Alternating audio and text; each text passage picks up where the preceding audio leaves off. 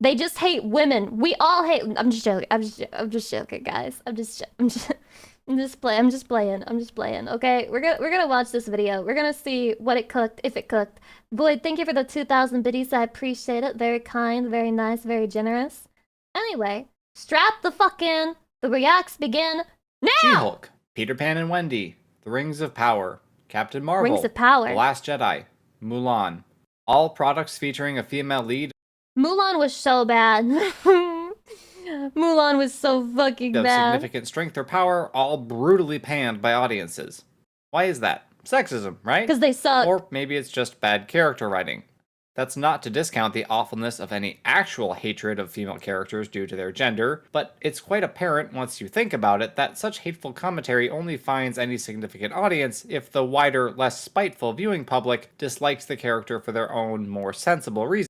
I do have to say, I find it super fucking annoying when people accuse, like, immediately. I think there's an argument for it, okay? Like, I'm not saying there's never, ever, ever, like, a character that people hate because they just don't like women, or even a movie that was created and it has themes of, like, fucking hating women. I think that those do exist, obviously, duh. As long as there are people who hate women, those things will exist. But I hate when people automatically assume that disliking a female character is because you hate women. Skylar White in Breaking Bad is annoying.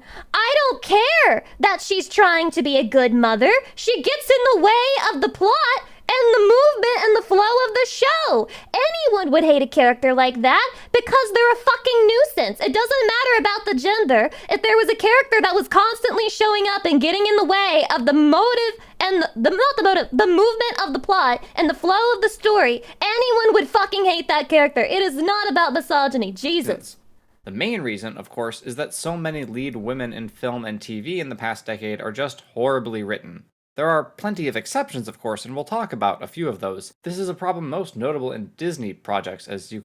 Shadi, you're gonna hate this, but my roommate, the one that I went to see Superman with, when we got back from the movie, she was like talking about how much she liked it, and she was like, okay, so there's like an ending scene that hints at a Superwoman movie, or whatever, I don't know what her fucking name is.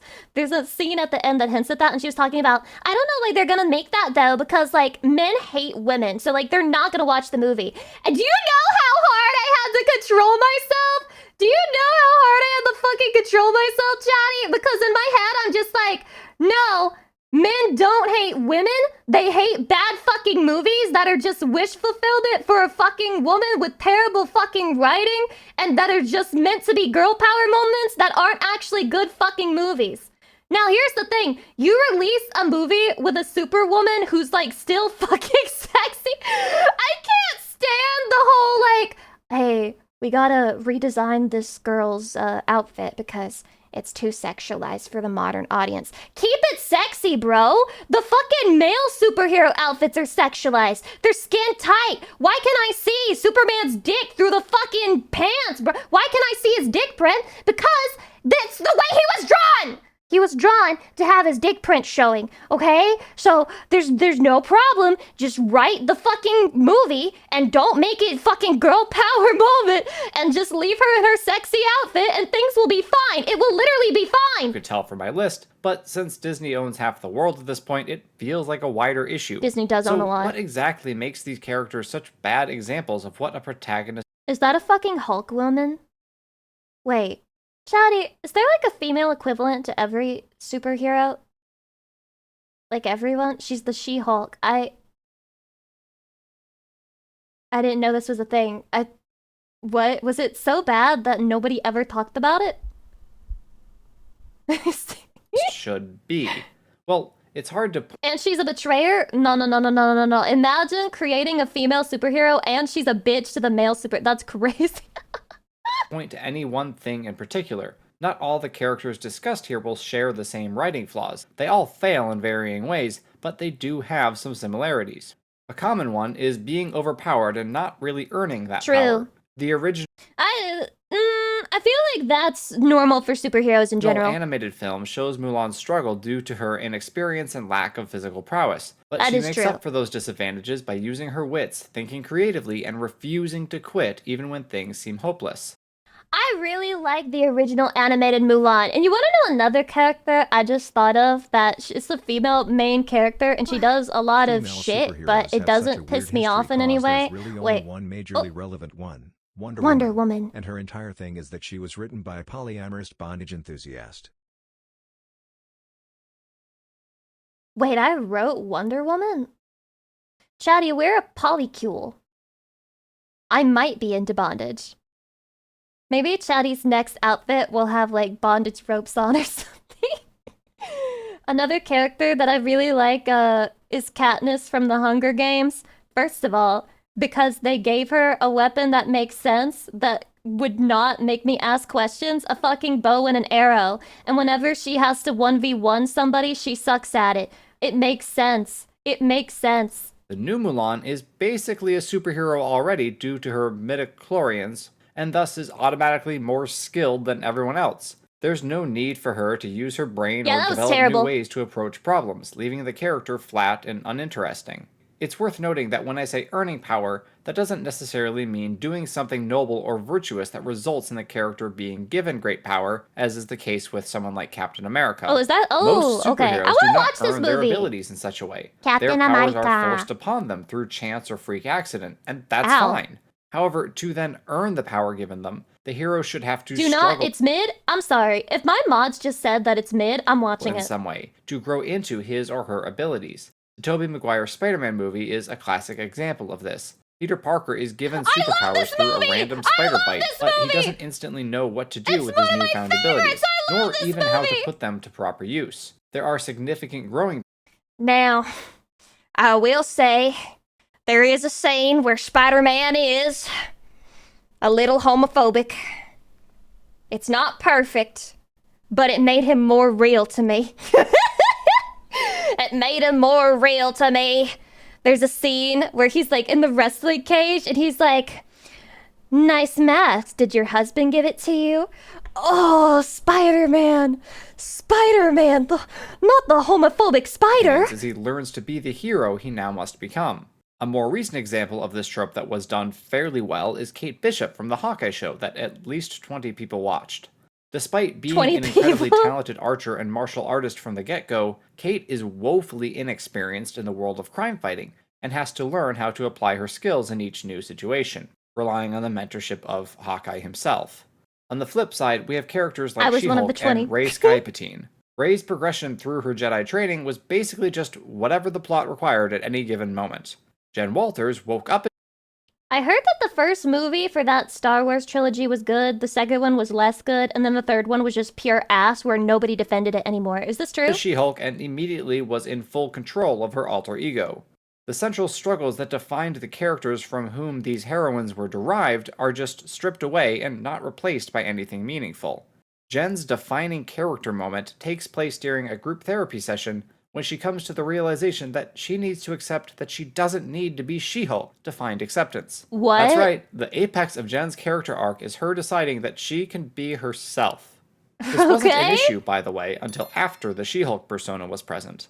Prior to her accident, Jen appeared to be quite satisfied with her life. For some unknown reason, she only decided to get into the dating scene after spending some time as a giant green monster, and then found out, apparently there's no market for a reasonably attractive 30-something-year-old lawyer in Los Angeles. I don't know about you, but to me that feels a bit contrived. Look, I'm not in the online dating scene. This movie wants to convince you that femcells are real. Don't buy into it. All femcells are just women who don't go outside. But I have it on good authority that women tend to get significantly more attention than men do on those apps, especially if they happen to be successful and not ugly. Does this show seriously expect me to believe that the only guys willing to even talk to Jen Walters are total creeps and losers, or, alternatively, men who are only charming and friendly because they have an agenda?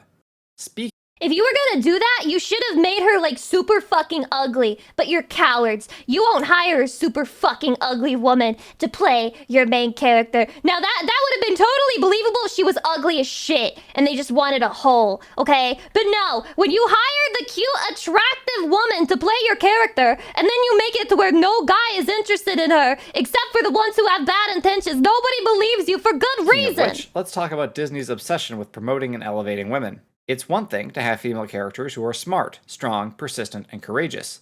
It's quite another to simply promote the power of women by setting them up on a pedestal. That kind of treatment is nothing more than pandering, and stories that contain it suffer greatly. Take, for example, the recent Peter Pan and God Wendy, damn it. which decided that the all-male cast of Lost Boys wasn't A inclusive lot of enough, superhero and so movies are tossed just some auto girls into cringe the to me. mix. I don't know Girls why. can be rough and tumble too, you hear? Do you know why? Not me saying this when I watch like magical girl shows and then shows where people would like transform into higher beings. Like it's okay. It's not cringe when Japan does it, okay? The Lost Boys were originally all boys. It's because they fell out of their prams, or strollers for you Americans, Prams? and were carted off to Neverland. And girls I think all British people should be murdered because who the fuck says pram? That sounds like something you do to your hair. I got a prom the other day. I got a prom for my hair. A prom. Got myself a little prom. I'm just kidding. If you're British, you're allowed to live, but you're on thin ice. are far too clever to do such a stupid thing. But apparently no one involved in the casting decision had ever read the original novel, so here we are. Or we could talk about Captain Marvel and the thinly veiled metaphor for the patriarchy embodied in the one dude who keeps telling her to not use her true power because that's cheating or whatever. And What? of course, She-Hulk seems to be mostly made just to complain about the pig-headedness of men. There's a hot chick over there. I'm gonna go talk to it. Yeah, nobody talks like that. It should come as no surprise that these shows and movies don't just It's not fair. Don't use your real power. It's not fair. What the fuck kind of plot is that? She told you. Hi, welcome. Hi. fail at writing good female characters. They're Yeah, the terribly real written Lucy, not across the fake board. one. The fake I'm one will the stream spy. tomorrow. It's not just Rey that the audience dislikes. No characters from the Disney trilogy won the hearts of the audience. Remember how great of a True, nobody character cares Nick about Fury them. was in Captain Marvel? Yeah, neither does anyone else. Elrond really stood out in the Rings of Power, right? Okay, he actually wasn't terrible. He wasn't good, but he could have been worse. Honestly, Galadriel could have been worse too. Not that I think she was well written. She wasn't. She's And kinda her hot, though. introduction in the first episode is basically a how-to course on annoying audiences. We first meet her She's as she's mid, being but, like, in a tormented hot by other way. elf children for how Can I say this about a real human being? Is it offensive? She's like hot in a mid way. I don't know how to describe it. She's like, wow, you know, a strong five. annoying audiences. We first meet her as she's being tormented by other elf children for having the audacity to think that her origami swan will float.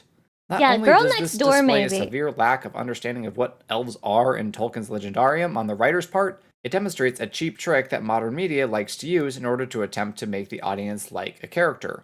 Forced sympathy. The mantra goes something like this. Look, this character is being mistreated. You must then feel bad for her and like her. The correct response to that is, of course, why is makes this me hate character them being more. mistreated? For all we know, Galadriel was being a complete twerp just moments before this scene, and is So totally true. deserving of having her boat sunk. There's no narrative reason that the show gives for Galadriel to be tormented here. It's just an attempt at manipulating the audience into feeling bad for the poor, helpless victim, and thus hopefully liking her. Contrast that with Arcane and the plight of Vin and Powder. The show opens with an actually tragic scene, and it doesn't stoop to the pointed, petty tactics of Rings of Power. Damn, I wanna Galadriel watch lives Arcane. in Valinor, a place of No. transcendent peace and harmony. So No, I the writers can't. contrived I can't an League of inane Legends. attempt No, at I sympathy. can't. Arcane is set largely in a brutal slum of a city, but it gives its main character a plucky, relentless attitude that rejects the victimhood status which so many can't, other I modern can't. properties confer upon their heroines. Because if you're a victim, how can anyone hate you? Well, it's pretty easy when you're incredibly smug and don't give a rat's ass about the safety of your troops. The me against the world vibes from Galadriel in the first episode are just so tired. You know what? I will take this opportunity to shit on Final Fantasy XIV. Oh, red free! Shut the fuck up, Yoshi P. Fix your damn game. Anyway, I think Dawn Trail had the same problems that are being talked about in this movie. I do. And overdone. We know she's going to be right about Sauron still being Movie? around because No, of course she is. this She can take video, down the Ice Jesus Troll Christ. single-handedly because of course she can.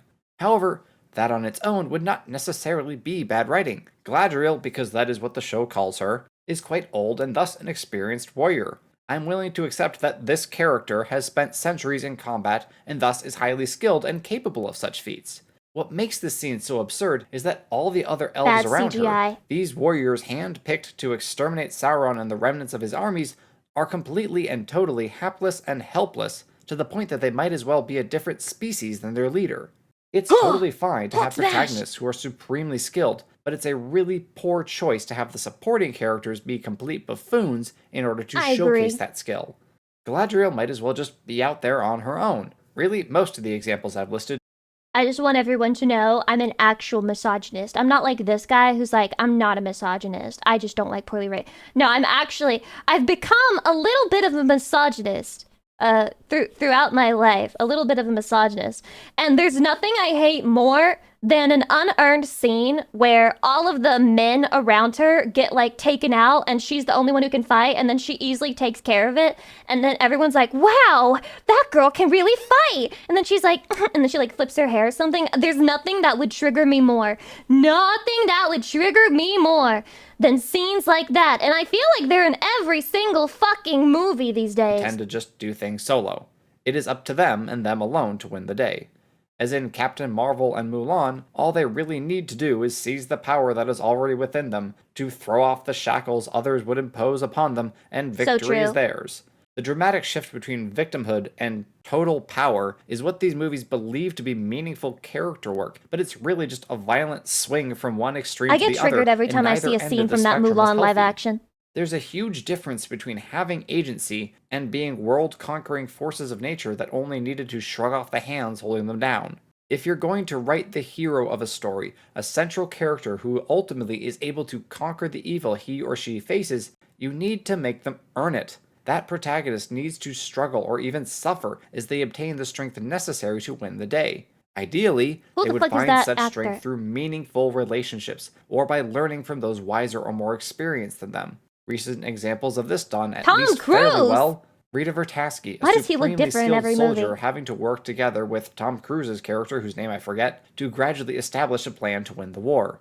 Vi being motivated by love for her sister, relying on others in her fight, badly missing the guidance of her father figure. Kate Bishop being mentored by Hawkeye as she realizes how ill-prepared she is for the world she has stumbled into.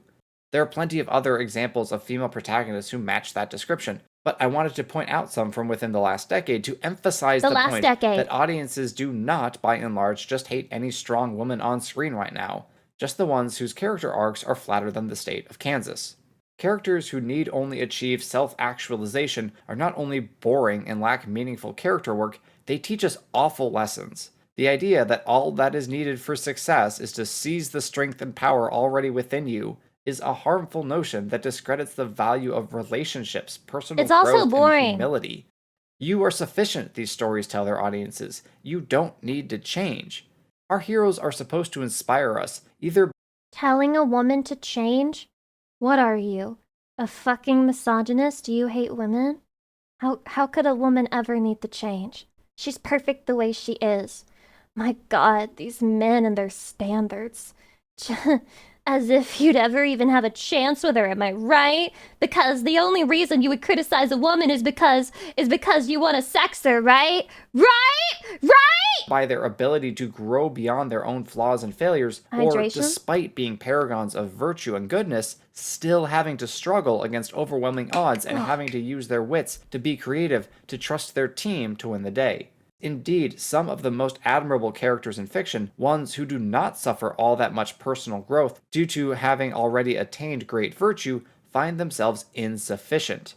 This is most clear in Tolkien's work, where characters such as Faramir, Theoden, and Aragorn, should I watch Lord of the Rings finally? Suffer little if any inner turmoil, at least in the books, are not able to win the day, but rather can only play their part in the war that will define the future of Middle-earth. They teach us the message we need to hear, the message that Disney and Hollywood want to keep from our ears, and that is, you are not enough, but you still can do great things. They may not bring you glory. They may even bring you pain and suffering. But if you put the good of others before your own needs and wants, you will find true and lasting happiness. Lol, Lucy, I love that joke announcing your stream. Good mom joke, but right now your car is morphing into a station wagon. I don't have a car. Many modern heroines fail to win the love of the audience because they take shortcuts to power. They are elevated by the story rather than having to climb up their own character arc. They are shallow character molds created largely to stop prove showing a me point this or push fucking an Mulan agenda, movie. I hate it so most much. Importantly, they tend to care for themselves, their own success, their own ideas of what it means to be fulfilled. Hollywood and Disney in particular seem to want so badly to provide us with examples of powerful women, but they fail to understand what makes for a good example or role model. The heroines they prop up are too often shallow, unlikable, and exhibit many of the traits, such as arrogance and abrasiveness, that their creators find abhorrent in male protagonists. How is this fixed? Simple.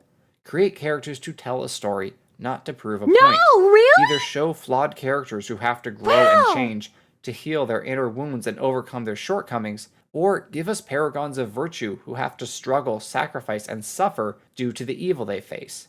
But most importantly, write characters whose defining moments do not come as they realize their own worth and value, that they themselves are sufficient, but rather as they decide to take selfless action for the good of others. I can't carry it for you, but I can carry you! Well, those are all my ramblings. Wow, that had a lot of strength to it, and I don't even know the context of the fucking scene. I feel like the idea that you're perfect the way you are is a message for a movie is... If that is the message that we're giving a lot of women, it explains why they act the way that they act and why they are the way that they are. Which sounds weird, but I just notice a lot of entitlement. I do. I'm gonna hydrate really fast. It's also boring because what if you're a woman like me who objectively isn't fine the way that I am? Like, I don't go outside, I don't really interact with people, I don't do a lot in life, I waste most of my time reading or playing video games. So what am I supposed to take away from that movie? Fucking nothing? Yeah, she's perfect the way she is, but you're not. Or am I supposed to believe that somehow what I am doing is okay? Like, you know, some people do need the change. In fact, the best stories are about people who need the change. A person who's already perfect the way that they are is not interesting to learn about or to watch a fucking movie about. Good video. I agree. Okay, so what the fuck you guys keep sending me Umamusume videos to watch, and I don't know who Gold Ship is. But apparently she's a character who's a horse. And she likes to horse around or something. In the sprawling world of Umamusume Pretty Derby, among dozens of legendary champions, one character has become the face of the franchise's unpredictable spirit. If you have seen any clips from the game or the anime, you have almost certainly seen her. The tall, gray-haired girl with a goofy grin. The one pulling pranks, breaking the fourth wall, and delivering a flying dropkick to her trainer. This is Gold Ship, or Golshi, as she is known to her legion of fans. And while she often seems like the comic relief, she is absolutely the comic relief. Her story is one of the most complex and fascinating in the entire series. Because the anime girl who acts like the prankster is a direct, faithful translation of a real-life racehorse, a multi-million-dollar champion who was just as brilliant and even more chaotic than his fictional counterpart. This is the story of that horse, and how his career, his personality, and his incredible contradictions were perfectly reborn as a digital icon. Let's get into it. To really understand the legend of Goru Shippu, you first have to accept that he was, above all, a contradiction. On paper, the facts paint a clear picture of an elite champion, a six-time Grade 1 winner with career earnings of nearly 1.4 billion yen. But the numbers never told the whole story, because alongside that breathtaking brilliance was a baffling, often maddening belligerence. He was a force of nature that operated entirely on his own terms. And the key to this puzzle, the source code for his unique brand of chaos, can be found in his bloodline. His pedigree isn't just a list of ancestors, it is a recipe for his entire personality. Let's start with his father's side. His sire, was a horse named Asmongold, a successful Oh, it's not Asmongold? A horse named Stay Gold, a successful competitor from the line of legendary American champion Sunday Silence. This bloodline is famous in Japan for two things: producing horses of immense, explosive talent, and that talent often being coupled with a fiery, difficult temperament. Stay Gold himself was known for his own quirks. The horse? This character! The fuck? Why are you saying it like it's the horse? What the hell? Some fans even called him a terrorist on the race course. Golshi's own half-brother, the Triple Crown winner Orfaver, was famously nicknamed the Tyrant for his fierce disposition. This is where Golshi inherited his explosive, unpredictable spirit. But that is only half of the story. On his mother's side, the influence was the complete Why would you say Stay Gold and then show me a fucking video of a hot anime girl and then say, haha, that's not her? opposite. His dam was a daughter of the Japan Racing Association Hall of Fame inductee Mijiro So women McQueen, based one of on the horse is better than women based on idea of cool woman from previous video? Unbelievable.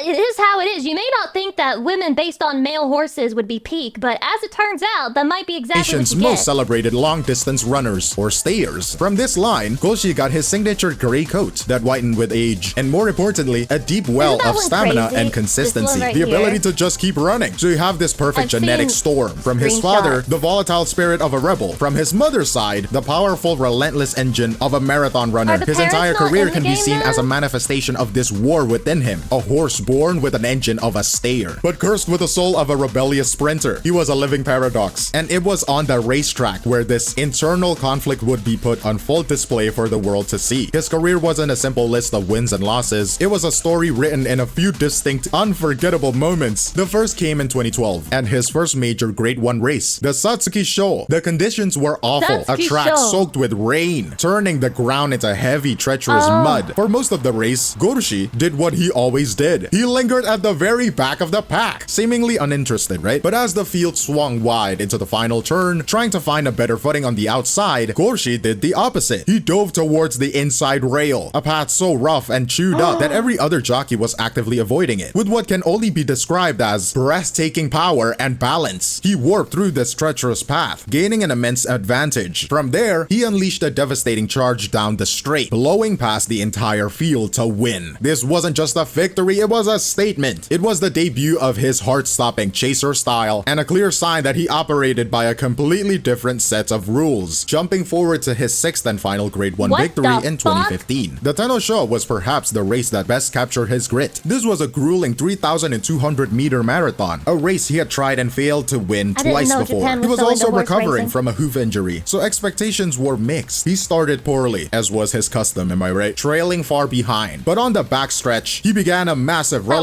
relentless horses. run, That moving explains a up lot of through the Dojin field, shit. and in the final desperate strides, he caught the leader to win by a mere neck. It was a victory of pure perseverance, and his jockey's comments after the race were incredibly telling. He said, "I was thinking of going front if he started well," which obviously wasn't the case. From there on, I just concentrated on following the pace and careful not to turn him off. That last part is the key. The him job off? wasn't just to What? ride him. The job was to actually manage his psychology, to keep him engaged. This win was a testament to the delicate mental battle required to pilot him. These moments showed that when Golshi was in the mood, he was a nearly invincible force of nature. But the Aw. entire sport, and everyone who bet Why on is it, it would acting like a soon dog? learn in the most spectacular way possible what happened when he was not.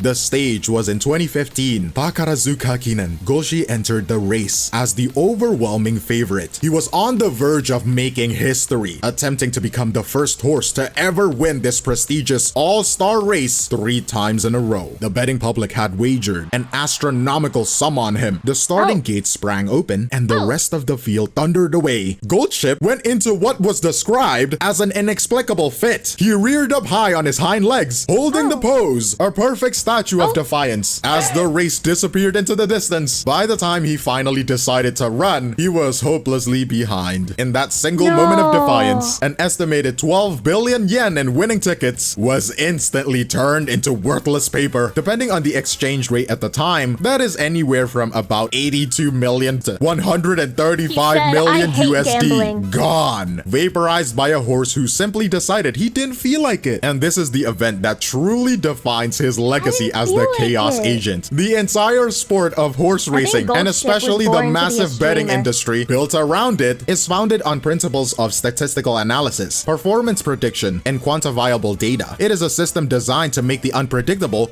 predictable. Golshi was a living, breathing refutation of that entire system. One writer at the time described him perfectly, calling him a divine punishment inflicted on humanity for daring to gamble on the enterprise of horse racing. He was my a God, force wait, of nature true. that reminded everyone in the most financially catastrophic way possible that something gamble, simply you get what you cannot be get. quantified. It was moments like If you these gamble of on spectacular animals, you get what talent you and fucking even get. more spectacular self-sabotage that cemented his legend. He was actually a character so perfectly formed. It was almost inevitable that someone would decide to make his story playable. This is where the Golshi legend was supercharged for a new era. In the world of Umamusume Pretty Derby, and the genius of his adaptation to the horse Horse Girl is how it was a meticulous and clever translation. It starts with her visual design, which is essentially a canvas she of kinda hidden looks like me. references. Chatty, It is chatty, designed chatty. to be a She's rewarding my experience for anyone who 12th knows the cousin. real story. For instance, her race outfit, the red dress, and the white and red sweatbands is a direct copy of the jockey silks his riders wore. Look closer at the dress and you will see 6 gold buttons running down the front. Each one represents one of his 6 grade 1 victories. And then there are the visual puns. A large golden anchor-shaped ornament hangs from her thigh. A playful nod to her name, Golden Ship. But the most brilliant part of his adaptation isn't the visual, it is the narrative. It lies in her most prominent relationship, her friendship with the elegant and proper Mejiro McQueen. Now, to understand why this is so clever, you have to know the reality. Mejiro McQueen was Goldship's maternal grandfather. They existed in different eras and, of course, never met. But in the world of Umamusume, where champions from across history can interact, they are reimagined as contemporaries, teammates, and the closest of friends. Their dynamic is a classic pairing. Goldship is the chaotic prankster, and McQueen is the easily flustered, prim and proper target of those pranks. This friendship is a living...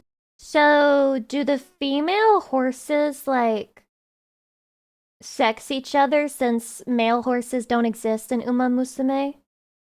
metaphor for Goldship's own pedigree. Think back to the source code, right? Mejiro McQueen, the elegant, consistent, long-distance champion, represents the... Yeah, I saw a post that said, my mother was a Umamusume girl, and then my father was a trainer, and I was like, oh. Oh, man. Discipline Stayer half of Goldship's bloodline, and Goldship's constant chaotic teasing of her is the personification of the rebellious, fiery spirit he inherited from his father, Asmongold. Their entire friendship is a visualization of his internal genetic conflict. It transforms the dry data of a pedigree chart into a compelling and often hilarious emotional story. This intelligent adaptation, translating both his story and his very genetics into a compelling character, is what allowed the legend of Goldship to find a new, even larger audience, and that audience would, in turn, take his story and make it their own, creating a phenomenon that transcended the game itself. His legend now lives and breathes on the internet. His most famous meme, the Umamusume character's flying dropkick delivered to her trainer after a victory, is a direct loving reference to the real horse's well-known habit of kicking out at his handlers. But these memes serve a crucial purpose. They are a cultural funnel. A potential new fan might see a funny clip of... Yeah, you wanna take care of Goldship? Go ahead. You might die, but like, go ahead. An anime girl drop kicking someone. Intrigued, right? They find out it's from Umamusume. A quick search then reveals that the character is based on a real one, and the drop kick is a reference to a real behavior. This might lead them to watch an actual race footage on YouTube, and suddenly they find themselves deeply engaged with the history of Japanese horse racing. The memes aren't the end point, they are the entry point. A hilarious...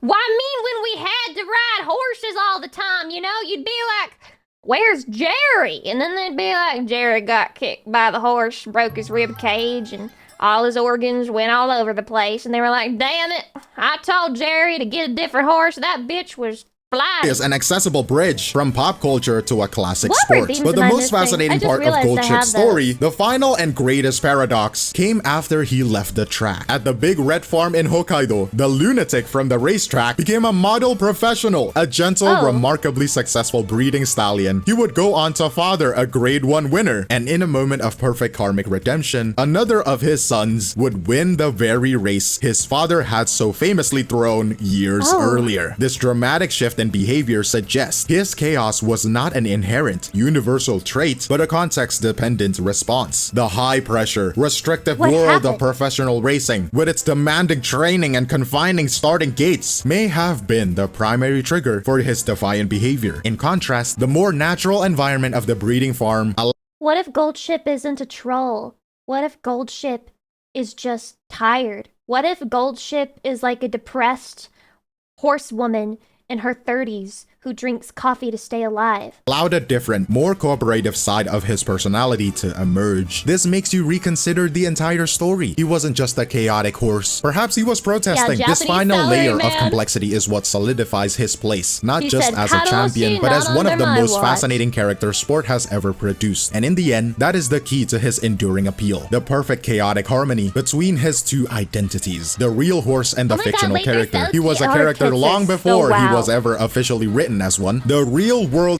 Didn't the Yakuza say that we're not allowed to sexualize the horse girls? I'm gonna get destroyed. The Rubreds' rare combination of elite, world-class talent, and a maddeningly defiant personality created a natural, compelling narrative full of triumph, failure, this guy has jerked off to horse girls, and he tells himself every night, it's just a myth, it's just a myth. The Yakuza won't come for you, it's just a myth, it's just a myth. Comedy and drama. The Umamusume adaptation succeeded so brilliantly because it didn't need to invent a personality. It only needed to faithfully and cleverly translate the complex one that already existed. The creators understood that Goldship's essence was his contradiction. They embraced his flaws as much as his victories, turning his gait antics, his mood swings, and his infamous kicking into defining and beloved character traits. The result is a singular phenomenon where each half of his identity enriches thank you for the 5 months. Steel, thank you for the 2 months. the other in a self-perpetuating cycle of discovery. A fan of the game is led to the history of the real horse. A fan of the horse finds new joy in his fictional portrayal. The real horse provides the substance, the historical weight, and the unimpeachable record of achievement. The anime girl provides the accessibility, the humor, and the modern culture currency of memes and fan communities. Now he is not just a horse or a character, a champion or a meme. He is Goldship, the unsinkable ship of chaos, a unique and unforgettable icon at the nexus of sports, story, and digital culture, and a perfect case study of how a legendary personality can be immortalized and amplified for a new generation. Goldship's story shows how much a real personality can shape a fictional character. But are there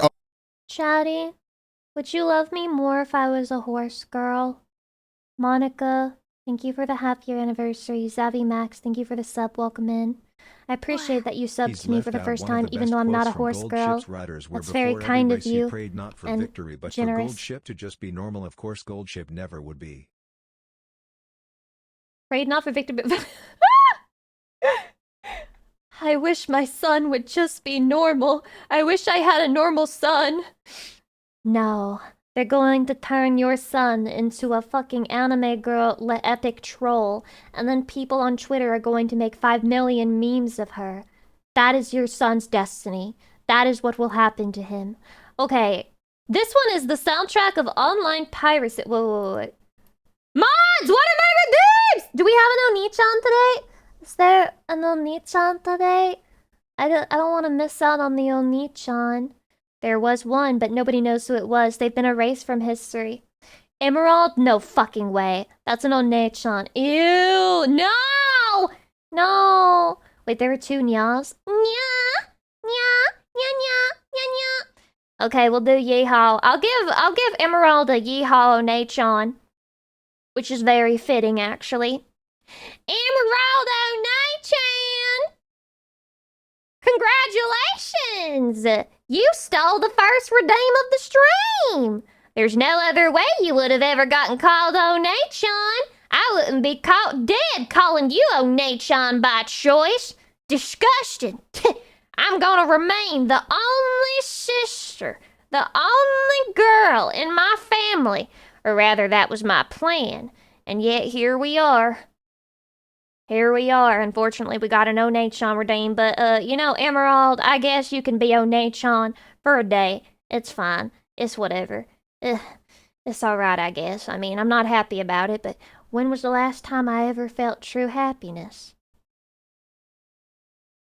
When I was streaming to Chatty!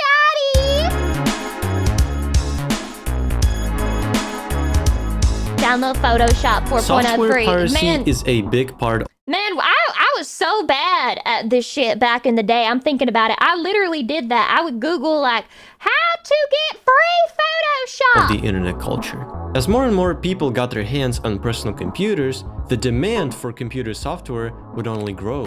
And usually it was quite pricey. So for someone to get a working copy of Photoshop or necessary... We didn't know how good we had it back then. They were like, you can pay $700 for the software. We were like, shit, $700? That's rent for like 2 fucking months. But guess what? It is better than the alternative where you have to subscribe for life. Office products, you would need to spend a hefty amount of money to get those. Some people just did not want to deal this with all editing that. style is so peak. it would eventually lead to this being created. Why did they always play that music? This is Keygen. The name is pretty self-explanatory. Is it like a flex? What this Or a kind of farming? program does is that it generates an activation key for a software that you need. And it was one of the most popular tools of the time when people had to use keys as a way to get to the other side of the paywall. I remember this. I remember it. Oh my god, it's all coming back. And access their software. Though in the If you recent watch or times, learn, shut up, Keygen's Afro. relevance has declined. But one thing was for certain. This period of software piracy left a huge mark on the internet culture. And you probably know what I'm talking about.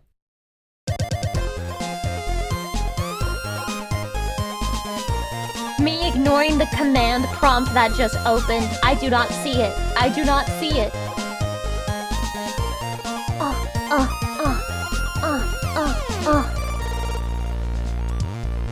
Yeah, my computer runs permanently slower, but it's worth it. Look, I can edit this picture of an anime girl and give her a different hair color. One of the most memorable things about the Keygens is the soundtrack that will blast your ears as soon as you open the program. Nowadays, we brain, refer to that morons! kind of music as chiptune. Good and song, I've it's heard a it direct before. result of early technical limitations. The kind of stuff you would hear in old console games, for example. And the same sound that became Megaman. synonymous with software piracy. But how did it even end up that way? How did it end up that In way? the early 80s, so-called crack intros would first appear. And what you see on the screen right now is what people saw back then when they ran a piece of cracked software. Intros like that were made to inform the user who was behind the crack. It's so stylish. And that's why they displayed a group's name, some various messages, That's and actually just shoutouts ore to farming. individual people. All of these intros came with super catchy yet really simple tunes, and it was made possible thanks to these sound generator chips. With one of the most iconic ones being the MOS 6581. It was a chip that was I know built what into that the is. Commodore 64 computers. And with being Trust. such an advanced tool, it was instrumental in defining the sound of that era. What is it, Lucy? It's technology. It's a piece of hardware. Inspired by the Question unique mark? concept of crack intros, a whole new digital art subculture called demo scene would emerge.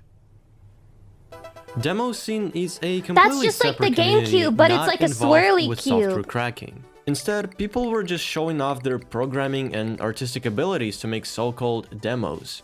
Base. These are audiovisual demonstrations of anything and everything that could come to an artist's mind. And as technology progressed, the demos would become much more advanced. Does anyone remember when, like, the Windows music player had a little thing that would just do, like, patterns and different, like, little things on the screen while you would listen to music? Yeah, I would also watch that shit for hours. And fascinating. There are websites like, Bring that shit back. Yeah, the What? visualizer. Bring that shit back. Quit, Quit. where you can look What? at thousands upon thousands of beautiful demos. Then Like the Second fucking video's Reality gonna tell by me. Now that's a Fujikuru, slur. If you demo repeated was that, made in you're actually evil. 1993 and has been considered as one of the best ones of its time. It was a parade of many different scenes, with each one of them showing just how far you could go with this kind of hardware.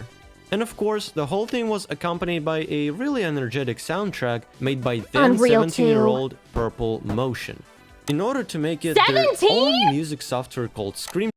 I just want the world to know that I am no longer interested in the ages of people when they do cool things. I'm literally no longer interested. Shut the fuck up. I stopped being interested in that ages ago. I don't care how old the genius is, especially if they're young. I really don't want to know. I'd rather not hear about it. Just if you're going to tell me someone is doing cool things, just tell me that they're doing cool things. Don't introduce it like, oh, they're 18, oh, they're 19, oh, they're 17. You make it feel like it's over. Shut the fuck up, okay? Just shut up. Just stop talking. Tracker was used. And this is basically how it looks. You might ask, what am I even looking at?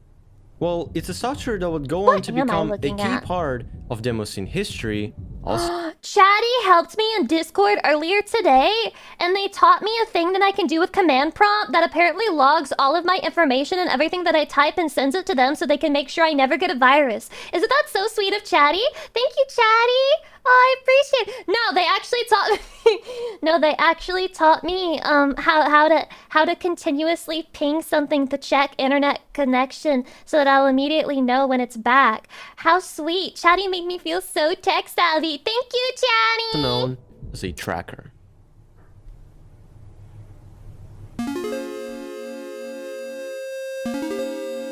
Ba-ba-da-da. Ba-ba-da-da. Yeah, keylogger. Listen, you may know girls who say, let me check your phone. There's no need to check your phone if I have a keylogger on everything that you own. And if I have a keylogger on everything that I own, so that we can both always know what the other person is doing. And that way, we don't ever have to check because we always know.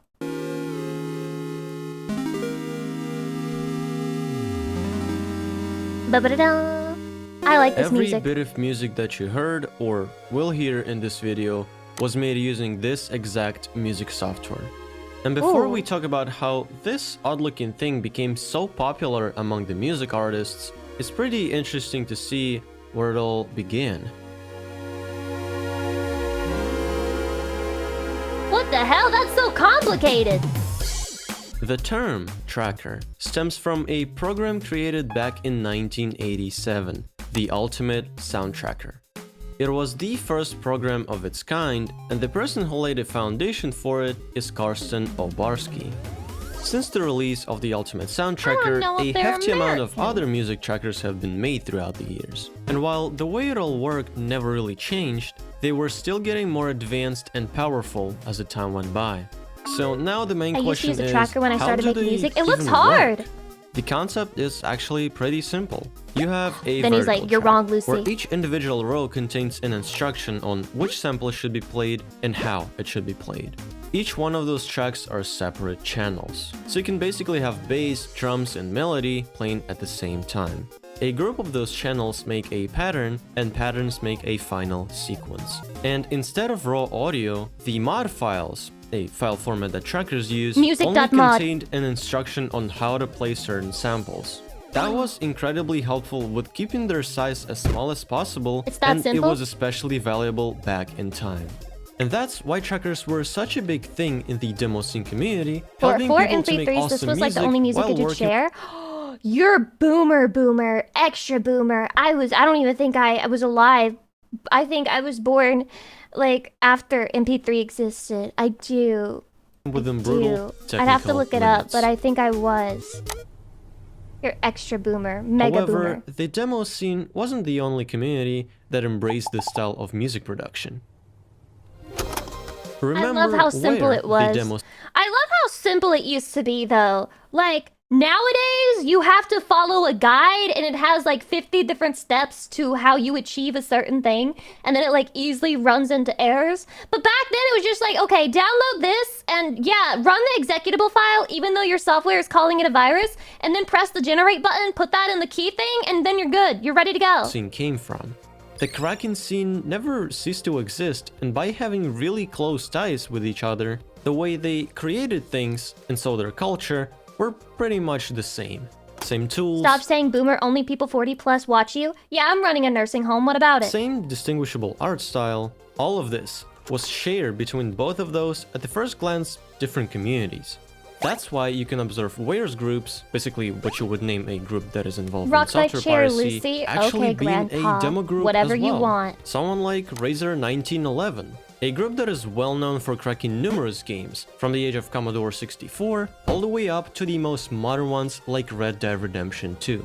But that's not Wow. the only thing that we're famous for, because the artsy nature of this group also played a huge role I in didn't its know that was popularity.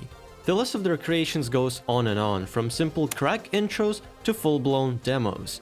And that's what they passionately did for almost 40 years since their inception in 1985. You can even see the resemblance between what these groups do nowadays and something that That's was the made years Triforce! and years ago. It was this recognizable art style that would eventually become a signature of software piracy culture. And in case of new tools like keygens or patchers, it was no exception.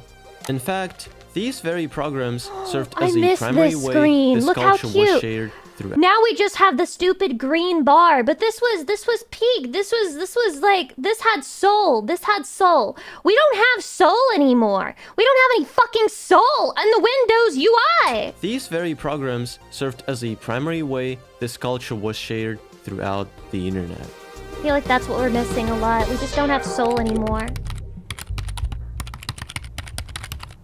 Millions of people Adobe all around the After world Effects. were suddenly united by the same and Everybody simple who wanted goal: to make AMVs to get wanted the that software they shit. want without spending a single dime on it. And each one of those in need was then presented with a program named keygen.exe that will play some nice tune while they're doing their very illegal shenanigans. The tune that would usually have no attribution whatsoever, and to a typical user it would only be known as that Sony Vegas Pro keygen music.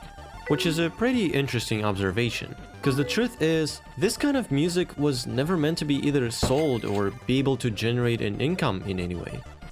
It reminds me of when you would go to somebody's MySpace page or like Tumblr page and it would start auto-playing music. That shit was so obnoxious. It was just art made for the sake of art. And that level of authenticity is what gave it its charm.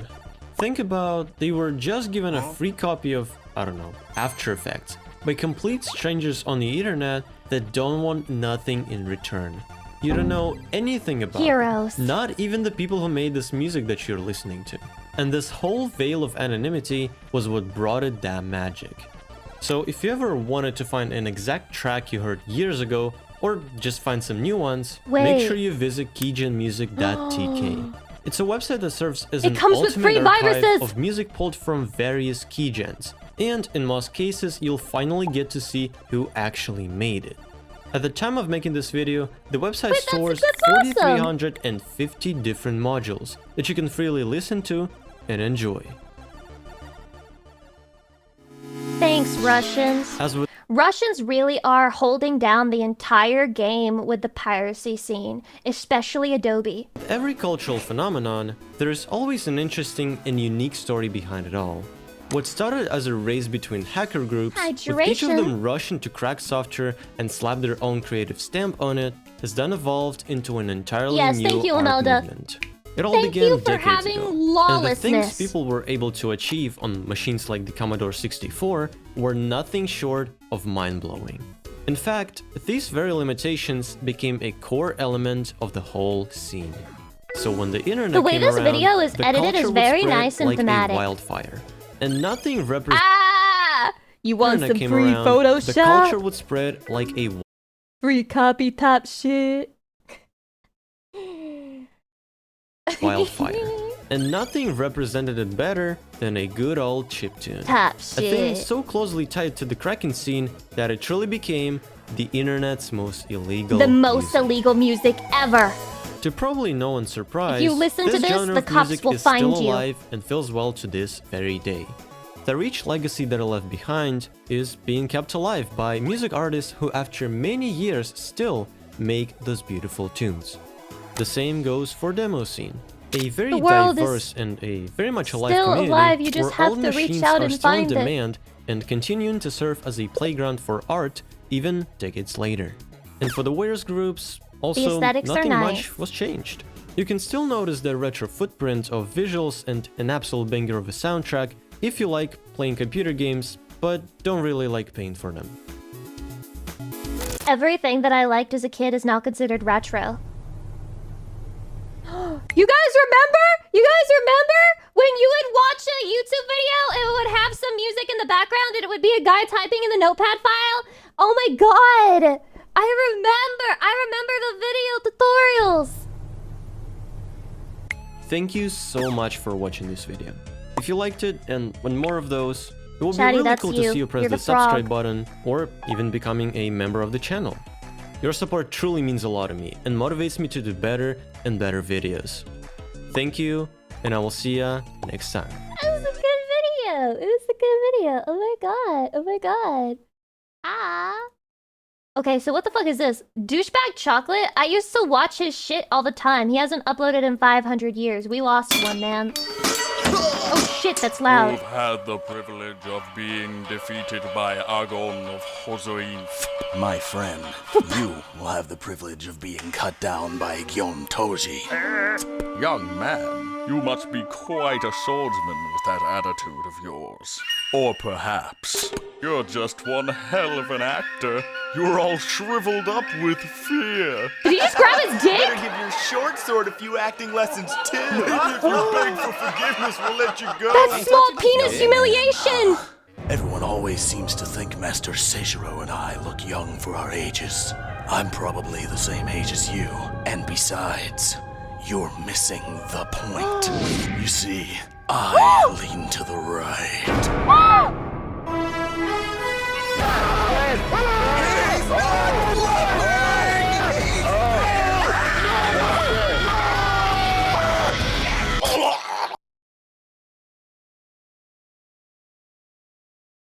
Fellas, is it gay to dick grab the samurai who walks into your house and tell him that his dick's small?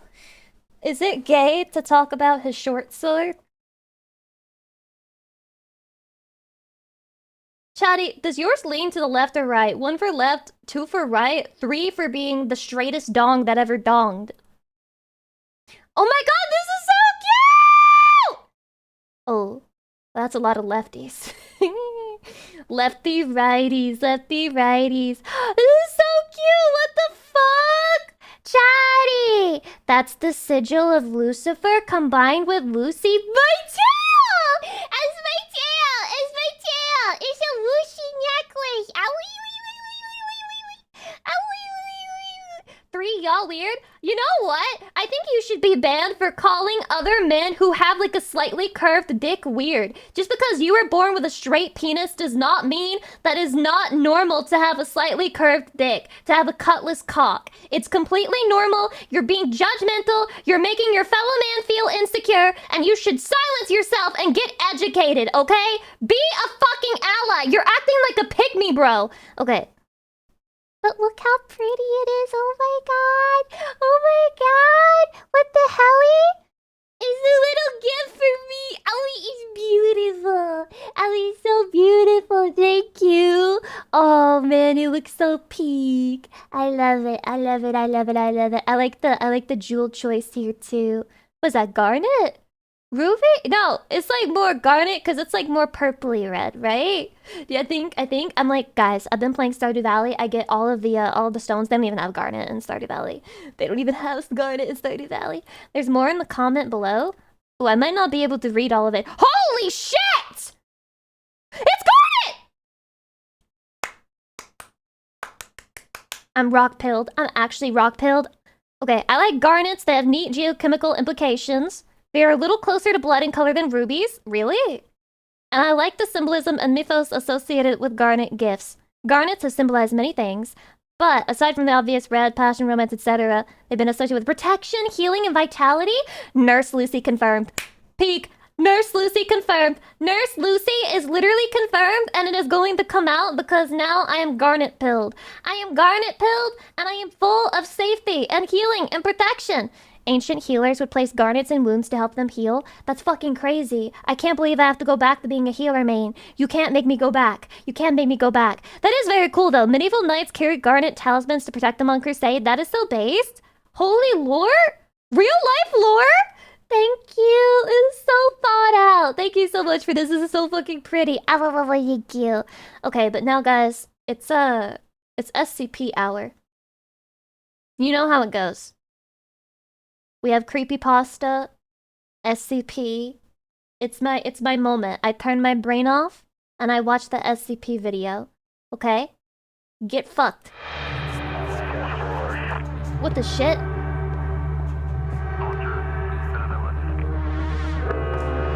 Chatty, things are happening here.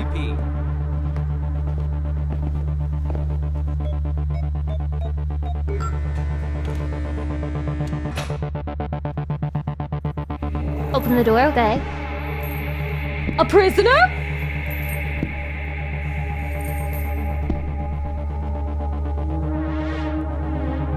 That's a plague doctor. SCP-049, enter your room.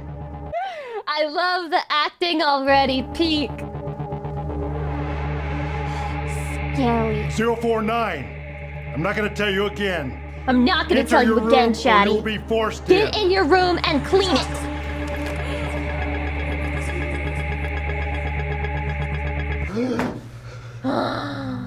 He was having schizo delusions. What's happening? Can you state your name?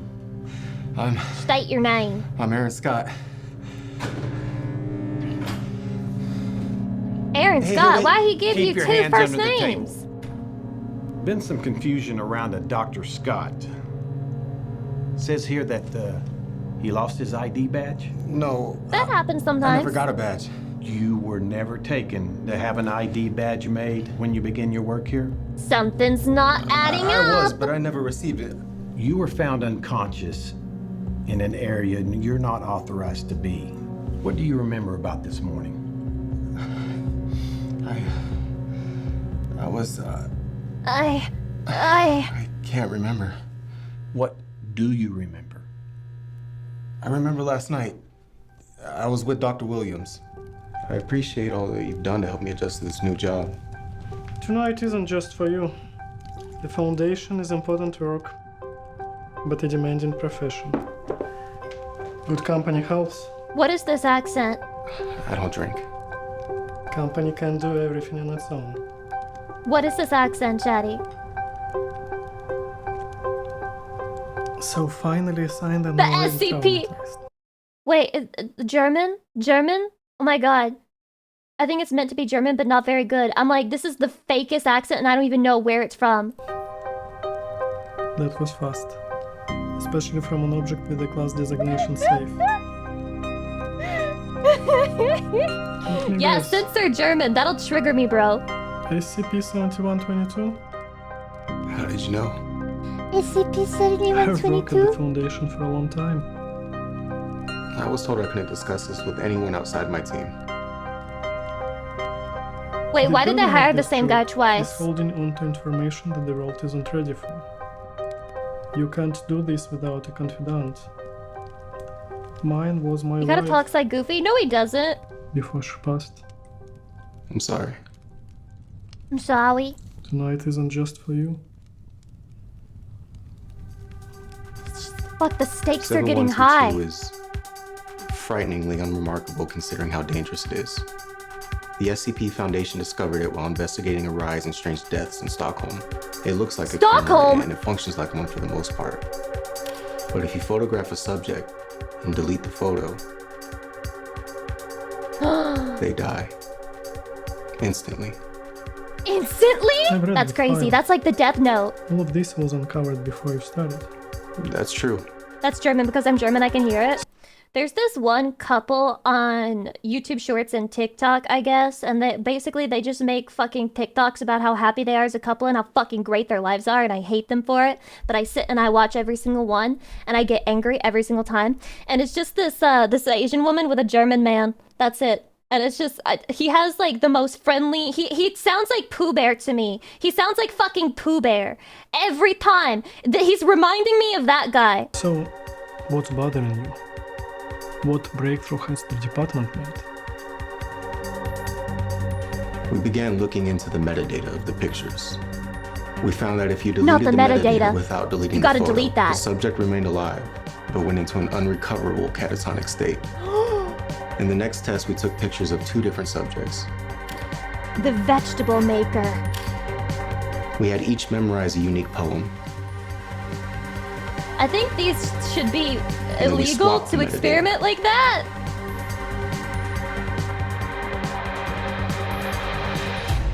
Please recite your poem. I look into my glass and view my wasting skin and say, would God it came to pass. Would God it came to pass. I know this poem. I don't know this poem. Finish the poem. Finish the poem, little bro! He started screaming. Ah! He began to beat his head against the wall. By the time we got in there, he was already dead. I can't. it's too What about cringe. the other side? That's too damn bad. She had a heart attack. She also expired during the test. My heart had shrunk as thin. The end of the poem. But whose poem was it? Not to interrupt this very amazing video that's honestly like a full-length movie. Snowing Fyre knows exactly who I'm talking about. Herletus mentioned her parents' ornate wood furniture that is not as comfortable as a real bed mattress. Many such cases. Sometimes things that are expensive are worse. Also, is your name IMAX or LMAX? Welcome, hi. It was hers. Well, Wait. Let me. I want to read the poem. I want to It read was the poem. hers. I look into my glass and view my wasting skin and say, would God it came to pass, my heart had shrunk as thin? This is bad. This is a horrible poem. I hate it. Hate that.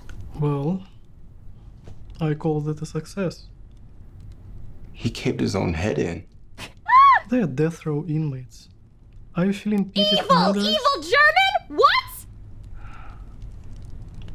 I didn't want to recite it because it was bad, yeah. I guess that's the risk of working with Euclid class objects. Containment is more challenging than safe class, more dangerous. What happened? SCP-049. Good evening, Doctor. Good evening, Jetty. I wanted to ask you about this mission you've referenced. To rid the world Oh, we're of the great dying. You've also called it the Right, they pestilence. threw her in like a pig to It the gets slaughter. everyone. Eventually. He stays contained willingly, Typical male VTuber design, by the way. provided we allow him to continue his work. His tests are an effort to perfect some cure. However, we've yet to identify exactly what this pestilence is. But if he thinks you have it, God help you. We need to discuss God some help things, you. 049. Are you feeling well, Doctor? Are you feeling well, Chatty? I was assigned to take over White woman shortly screaming! after we lost Dr. Moore. 049. I'm not gonna tell you again. Enter your room or you will be forced in. Go to your room, young man!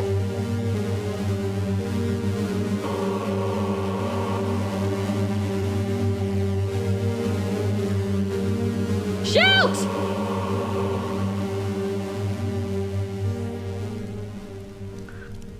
Do you know what SCP stands for? Sexy, creepy penises. Cure, contain, protect. And what are Okay. you protecting? The anomalous artifacts and entities. We are protecting the innocent. You can mourn Dr. Moore, but don't mourn the personnel. If I Wow, had to this guy's sacrifice evil. Did you know? Can 100 you tell he's murders evil? To save an innocent life, I would make that trade every day. He said the trolley problem? Multi-track drifting.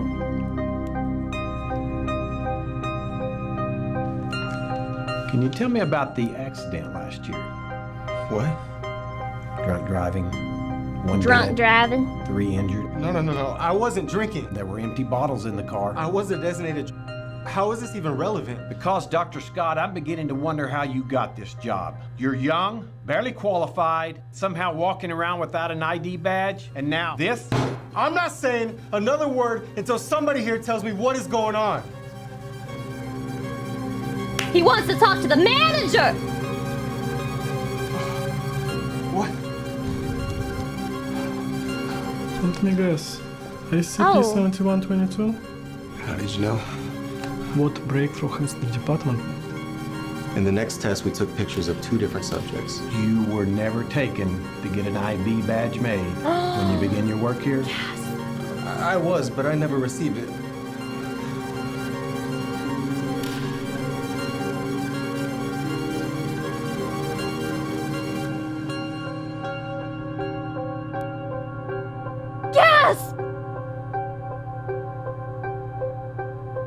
He's literally doing, guys, he is literally doing the gif of the guy who's like, no weighing. He is literally the no weighing guy. He's literally that fucking emote. Dr. Scott. Dr. Scott.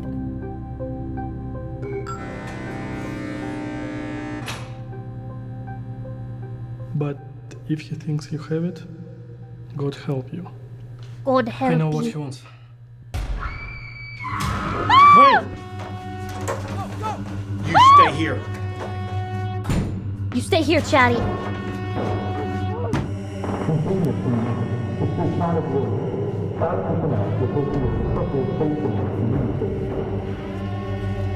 This is Ava when the lights came on for the emergencies. Murderer!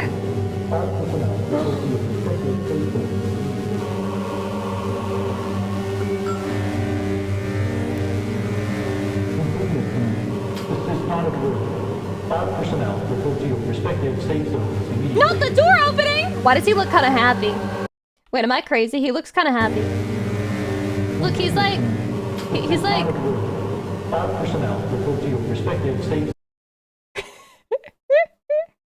He's like, oh! he's like pleasantly surprised.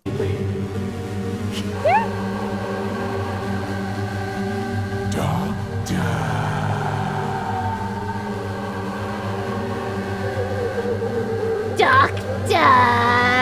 Is that his penis? Oh no, that's his nose. Whoops.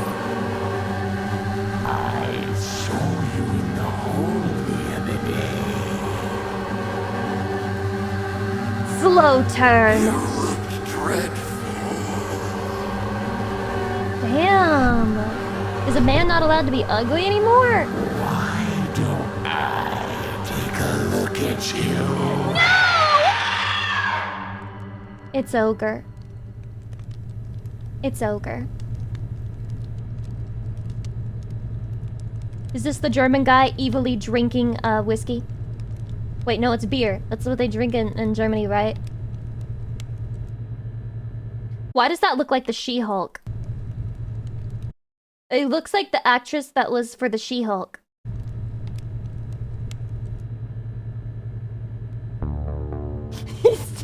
He's married to the She-Hulk. They're married. Wow. That was a pretty good short film. I'm not sure I understand everything, but I liked it. Maybe because I'm fucked up and evil inside. The failure of Fyre Festival. Nothing about it was a failure. It was peak, and we all made fun of it, and it made for great content.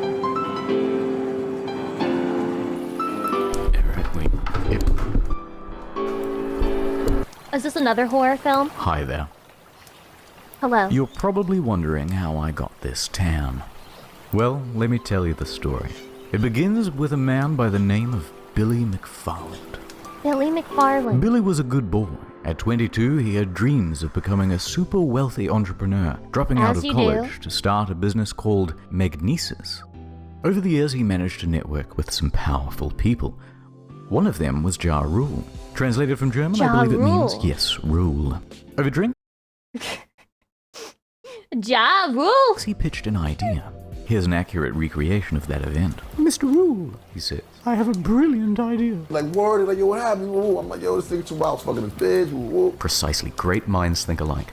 It will be 2 Yakai, weeks of welcome. absolute luxury in the Bahamas. The Bahamas! Oh. Mr. Rule. Promotion began in late 2016. Fyre promised beaches, ladies, gourmet food, luxury villas, hosted on a private island in the Bahamas called Fyre Cay, once owned by Pablo Escobar. I can see why this easily tickets up to scammed people. $250,000. Swimming pigs, Blink 182, Major Lazer, a steel drum. Welcome to Fyre Festival, the best 2 damn weeks of your life. I bought my ticket immediately. The day arrives. About 5,000 people are making their way directly from Miami Airport. Oh my And there are God. huge delays to get to Fyre K. Although I shouldn't say Fyre K, because it doesn't exist. In the marketing, they referenced this island, which is actually Norman's Cay, run by George Jung, not Pablo, by the way. But that doesn't matter because we're not going there either. We're going to Great Exuma. Private island? Forget that. Population, 7,000. In fact, we're basically in the parking lot of a sandals resort. In the end, only about 500 of us make it to the island. The remaining customers' 500? flights are cancelled. You're about to see why. They were saved. We're They hauled were onto a rescued. school bus and taken to the site. A gravel lot with a bunch of FEMA tents. Oh no. Remember those promises of luxurious villas? Pranked ya. Enjoy your stay. And don't forget your complimentary cup of UNICEF wrap. Once there, no one knows whose tent belongs to whom, so staff try getting everyone into a line. Then they abandon that idea and tell everyone it's a free-for-all. Oh my God. Expecting a party, this guy took all of his drugs on the flight over. He's the only one having any fun. I mean, Everyone else is grumpy because it's been 5 for hours and there's no food. In lieu of food, staff decide to start handing out tons of free tequila. This only exacerbates problems. Once the food does arrive, it's just as delectable as promised though. Gourmet craft single there. A few hours later, bags arrive on a shipping container. It was getting dark and there was no lighting. So everybody's walking around with their cell phones trying to look for their luggage. Plenty of people had their luggage stolen. But don't worry, if you have any valuables, the festival There's nothing else advertised to do but top-notch steal security. once you're there. Here it is. But no one told guests they had to provide their own lock. There are rumors of muggings by the locals. I heard rumors of feral dogs. A tent supposedly caught fire. The closest beach has a rampant shark. Whoa, there was a Reddit for it? Hold on. Tent. Tents are burning, someone raided the bar. It's fucked up on the other side of the island. Someone burned his tent and a group of people raided the bar. The barman fled, and the guys who raided are giving the alcohol for free to the other people here. I'm convinced that this was a social experiment. Supposedly caught fire. The closest beach has a rampant shark problem. Just throw it Staff right don't into have the any shark's mouth. uniforms or walkie-talkies, so no one knows who's in charge, and the people who are in charge can't talk to each other. Here's the bathroom. Many staff quit after only a couple of hours. No For shit. the few customers who were willing to just make the most of it and enjoy the music, they had some bad news too. All of the major musical acts pulled out. In fact, Major Lazer wasn't even confirmed to go in the first place. The event was promoted as cashless, so all people had were these useless Disney bucks on their Fyre band, Oh my God. which meant they couldn't buy anything or catch a cab if they were stranded. And even Holy with only epic 500 people, scam. there are too few tents and beds, so everyone is just stealing each other's. And for any of you thinking you could just escape to the sandals, bad luck. And then you have to remember there were multiple people who got their flights cancelled, so it could have been even worse. It's peak season and they are absolutely full. People are reaching out to the embassy for help. After a few hours, most people chose to go back to the airport, and the rest were forced back home when the Bahamian government stepped in. The festival was closed. No, it But was the so exodus from the fun. island made its own problems. Guests spent hours dehydrated and hung over in a hot building. Why staff locked the door isn't entirely known. But one girl fainted before they were Prisoners. finally reopened. You can never Everyone gets leave. home and that was the end of it. Except for After losing me. thousands of I dollars. was rescuing someone, helping them out, and I got lost in the woods. Anyway, back at home, the shitstorm on social media was just ramping up. The Reddit Fyre Festival was created, and it started documenting everything that went wrong at the event. People were circulating a fake tweet by Jar that the whole thing was a social experiment. Wait, I guess I've never had an original thought, even once in my life. Some festival memes there. And it quickly turned into a marketing case study of what not to do. In response, Fyre started serving cease and desist letters to stop people from saying mean things about Dude, it. why? What's Mr. the Rule released an point? official statement You got online, your money? both apologizing and saying that it's not his fault. Interestingly, he wasn't even on the island at the time. He was giving a concert in Chicago. Although, to their credit, they offer everyone a full refund. Or Sure. you could always let it ride and opt in for tickets to 2018's Fyre Festival. Oh yeah, 2018 Fyre Festival! Exactly. Meanwhile, Billy is on full damage control. He claims that a storm came in the night before and changed all of the marketing into lies. We got to a point that we were very excited about on Wednesday night with how the two sites looked, and we got hit by a big storm. But the apologies weren't enough. A few days later, and the first lawsuit Me when was I served. lie. Attorney Ben Misalis doesn't think it's funny. He's filed a $100 million. Guys, we had plans for everything, and like it was looking great, and then suddenly all we had were a bunch of tents, and not enough tents for as many people as we sold tickets to. But don't worry, guys, like there were plans, and it kind of just like it fell out somewhere. Class action lawsuit against the organizers. Then another suit. Then 7 more. Then the feds got involved, claiming Billy had committed wire fraud. Serious charges with serious prison time. More on that later. But first, right now, let's go into the history of Fyre Festival. The marketing was There's a clever. history? To get the word out, they got in touch with about 400 influencers, Instagram celebrities, Oh, and they offered them no. VIP tickets or cash to promote the event. They even managed to get Kendall I'm Jenner evil, to they post all about deserved it. Rumor has it she was paid $250,000 for this post. Their marketing worked though. The festival sold out. So how did it go so wrong? Let's start with the money. During the planning process, a consultant came in and said the festival would cost $50 million and require No another shit. year of organization. Ardo, thank you for the 5 months, I appreciate it. This is after they made all the promises, and they had nothing near that amount. So We'll they make started promises cutting for expenses cash! way back. Remember those luxury villas? They were going to cost $10 million alone, so they scrapped them. Now everyone gets a tent. Deposits for the bands? Nope. Food, infrastructure, staff, all were cut back. But, you may ask, how did they have so little cash if they sold out? It's the price. It was way too low. Now wait a minute. Up to $250,000 a ticket is too low. In fact, on social media, that's people crazy. were so merciless and unsympathetic towards the guests because they thought it was a bunch of rich kids paying for tickets with a The same thing happened with the Titanic submarine. Exact same thing. Only I still think it's funny. starting price of $12,000. And you can thank fake news for that assumption. You see that number What? repeated everywhere. But actually, very few were paying even close to that amount. The standard price was around $1,200.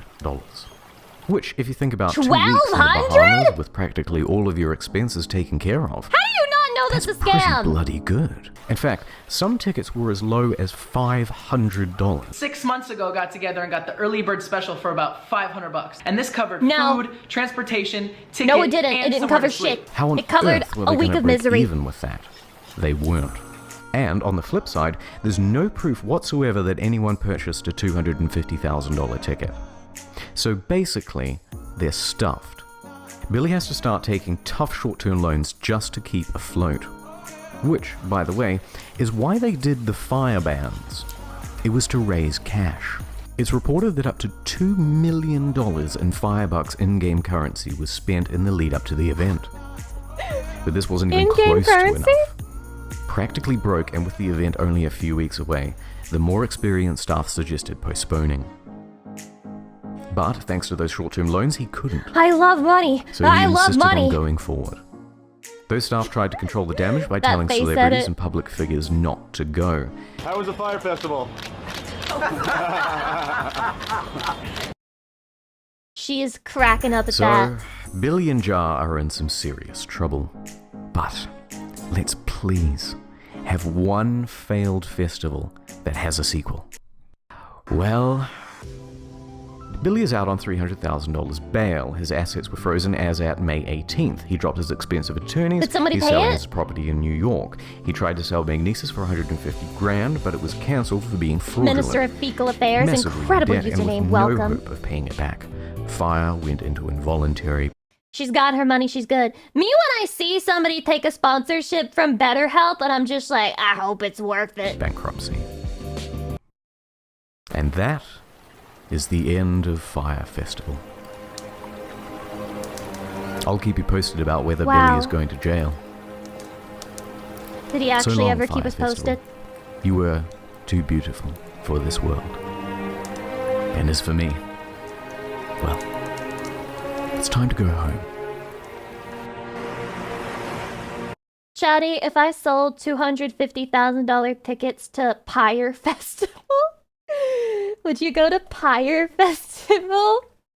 We don't do anything. We just basically get in a basement and we play video games and we barely talk to each other, but we bond emotionally simply through being in each other's presence. Would you pay? 9 months already? Would you pay Awesome. for the Pyre Let's hit the Festival? 1 year mark. Secretarial, thank you for the 9 months. Congrats on the baby. Oh, I'm stretching. Oh, I was gonna stretch anyway, but also I have a redeem, so that's convenient. Oh, stretch.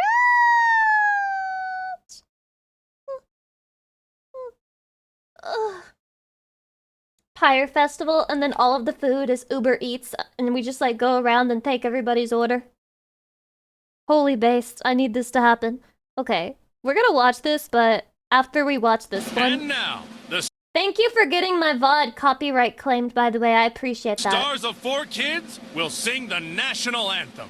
Oh, Say, can you see by the dawn's early light what so proudly we hailed of the twilight's last gleaming, whose bright stripes and bright stars? Should it be illegal to force a Japanese anime girl to sing the American anthem? Through the perilous night, what's the we watched, we're so gallantly streaming. Why did he go so hard on that shit? He's like, and the rockets run clear. Okay, we get it. You can sing the bombs bursting in air. They've proved through the night that our flag was still there. That accent. Oh, say does that star This is the most peak one. banner yet That's what Knuckles sounds like. This is the greatest thing 4Kids ever released.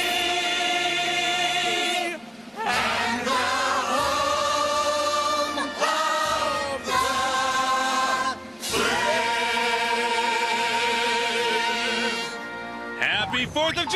Do you think they cleared that with like the Japanese creators where they were just like, okay, so we're gonna make Luffy sing the American anthem, is that okay? Oh, and also Ichigo from Tokyo Mew Mew. Live from all of us You cool with that? 4Kids TV. Whoa, whoa, whoa, whoa, just throwing that at the end there is crazy. What are you upset about? That was perfect. Also, why are people trying to Sonic pill me so bad? I'm noticing you guys keep sending me fucking Sonic content to react to. Who is trying to give me the Sonic pill? Scientifically accurate. Oh, he's so cute! He's so cute! Oh, Science defines Sonic the Hedgehog runs 6 feet per second but is nearly He's so fast. Sonic He's dead. Somehow alive. Skin of steel. Rabies. Eat their own babies. Hedgehogs defecate while they run fast. Jesus Christ! When hedgehogs find poop, they put it in their mouths. Mix it with saliva till it's a foam. Then rub it on themselves. How many people do you think have jerked off to this video because they have like a Sonic poop fetish? Doesn't know why they do this. Why would a hedgehog do this? They eat shit and then rub it on their backs. Sonic's got a lot of pals. Cats, bats, rabbits, frogs. His best friend is Tails the fox. Tails is so cute. But foxes eat hedgehogs. Do you think Tails' nice and sweet behavior is just a cover-up for how he's sneaking into their lives and he's going to fucking eat them alive one day? Knuckles is an echidna. They can't fly, don't have a punchy claw, but they're known for having a four-headed dick. It's the only one like it. Wait, that's so base! Holy shit! like a Cerberus for a cop. He's got the Cerber cop. Four-headed, but a Hydra has many, many heads. Holy shit. I learned a lot about Sonic just now. Okay, I don't know. First of all, I just want to point out, 2007? 2007! 18 years ago. What the hell kind of old-ass drama are you digging up to put in my face? I'll give it a chance. I'll give it a chance. Sense Chaos, welcome. It's not that old. It's pretty old. Yeah, that video can drive now. Still safe though. Lamau. Kassan, thank you for the 14 months. You're not safe. This is women? That's women. That's women. That's the man. That's man. That's a male. That's a guy. That's a bro. That's a penis. Oh.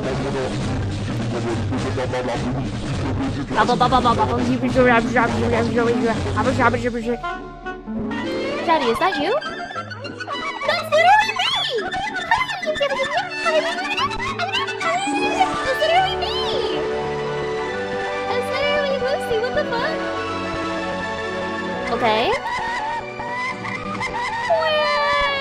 Where?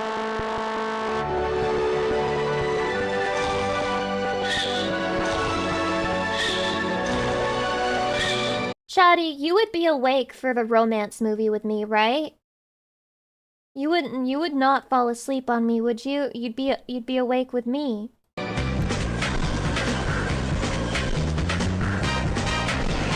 Oh?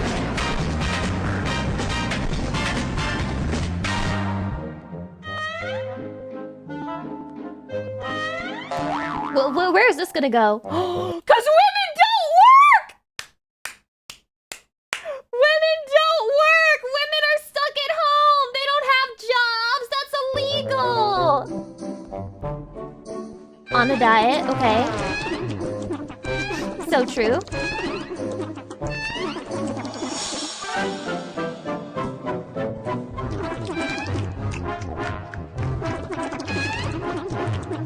Yeah. Yeah.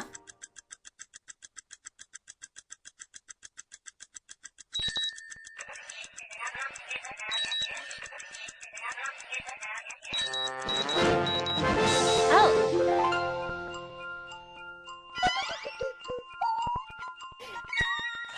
How dare you? How dare you? It is true. It is true. There are many women who put on makeup for a date. This is an incredible observation.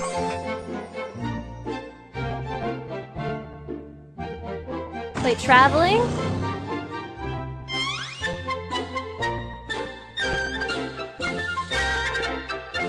I'll have you know, when I fly, I only bring one suitcase. I'll have you know. I'll have you know.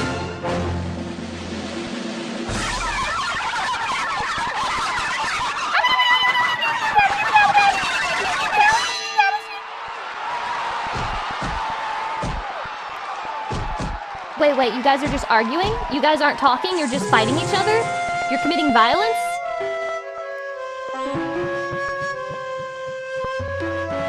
What the fuck? What the fuck?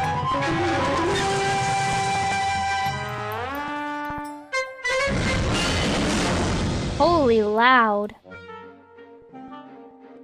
Seducing to the toilet? Okay. Okay. He just goes to potty, okay. She's gonna bring a friend. She's gonna bring a friend. You gonna bring a friend? I knew it! I knew it! I knew it! I knew it! I knew it! I knew it! I knew it! Handbag. Wait, men shouldn't have handbags. That's not a stereotype. Men aren't allowed to have bags. They need pockets. God forbid a woman be well prepared, which I do not fit the stereotype of, unfortunately. La Spesa. Yeah, you go in, you get the thing that you want, and then you leave. That's how you should shop. She's gonna make 500 stops. You just know it. You just know it. Yeah. This is why I hated going to the store with my mom. Holy shit. Yeah. You gotta go through the whole store first. It's important. It's crucial. Do you do that? No. I hate shopping. The ideal partner. Oh. Is that it? Wow.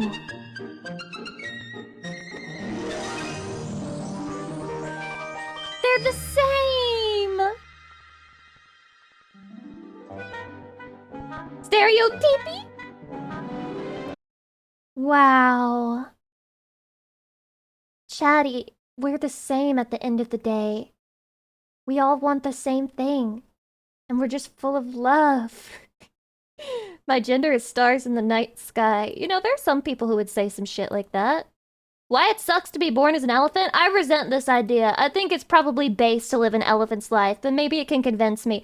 You guys always put one of these videos for the fucking react. You tumble into the world after 22 months in your mother's womb, not the elephagina. dropping nearly 3 Ew. feet to the ground with a thud. The Welcome to elephagina's life, little one. crazy. The African savannah doesn't care that you're new here. You better get those wobbly legs. Why does he working have fast. dick shame? He was just Your born. first challenge, standing up. It sounds simple, but when you're 200 pounds of shame? uncoordinated baby elephant, it's quite the task. The herd waits patiently as you struggle to your feet, your mother Horrible. gently nudging you with her trunk. Those legs feel like wet noodles, don't they? But Damn, there's that no made me time to hungry. waste. Predators are always watching, and a newborn elephant is quite the tempting target for hungry lions or hyenas. Your family forms a protective circle around you, but they can't guard you forever. You need to learn to walk, and fast.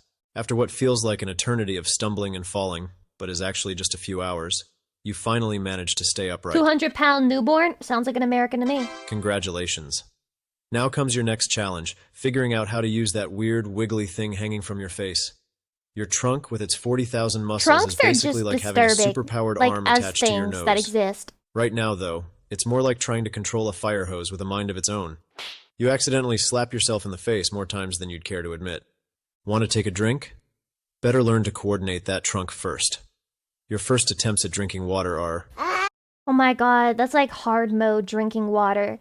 Imagine how long it has to travel. Every single time you want a sip of water, you have to wait, basically. Well, let's just say you end up wearing more water than you manage to get in your mouth.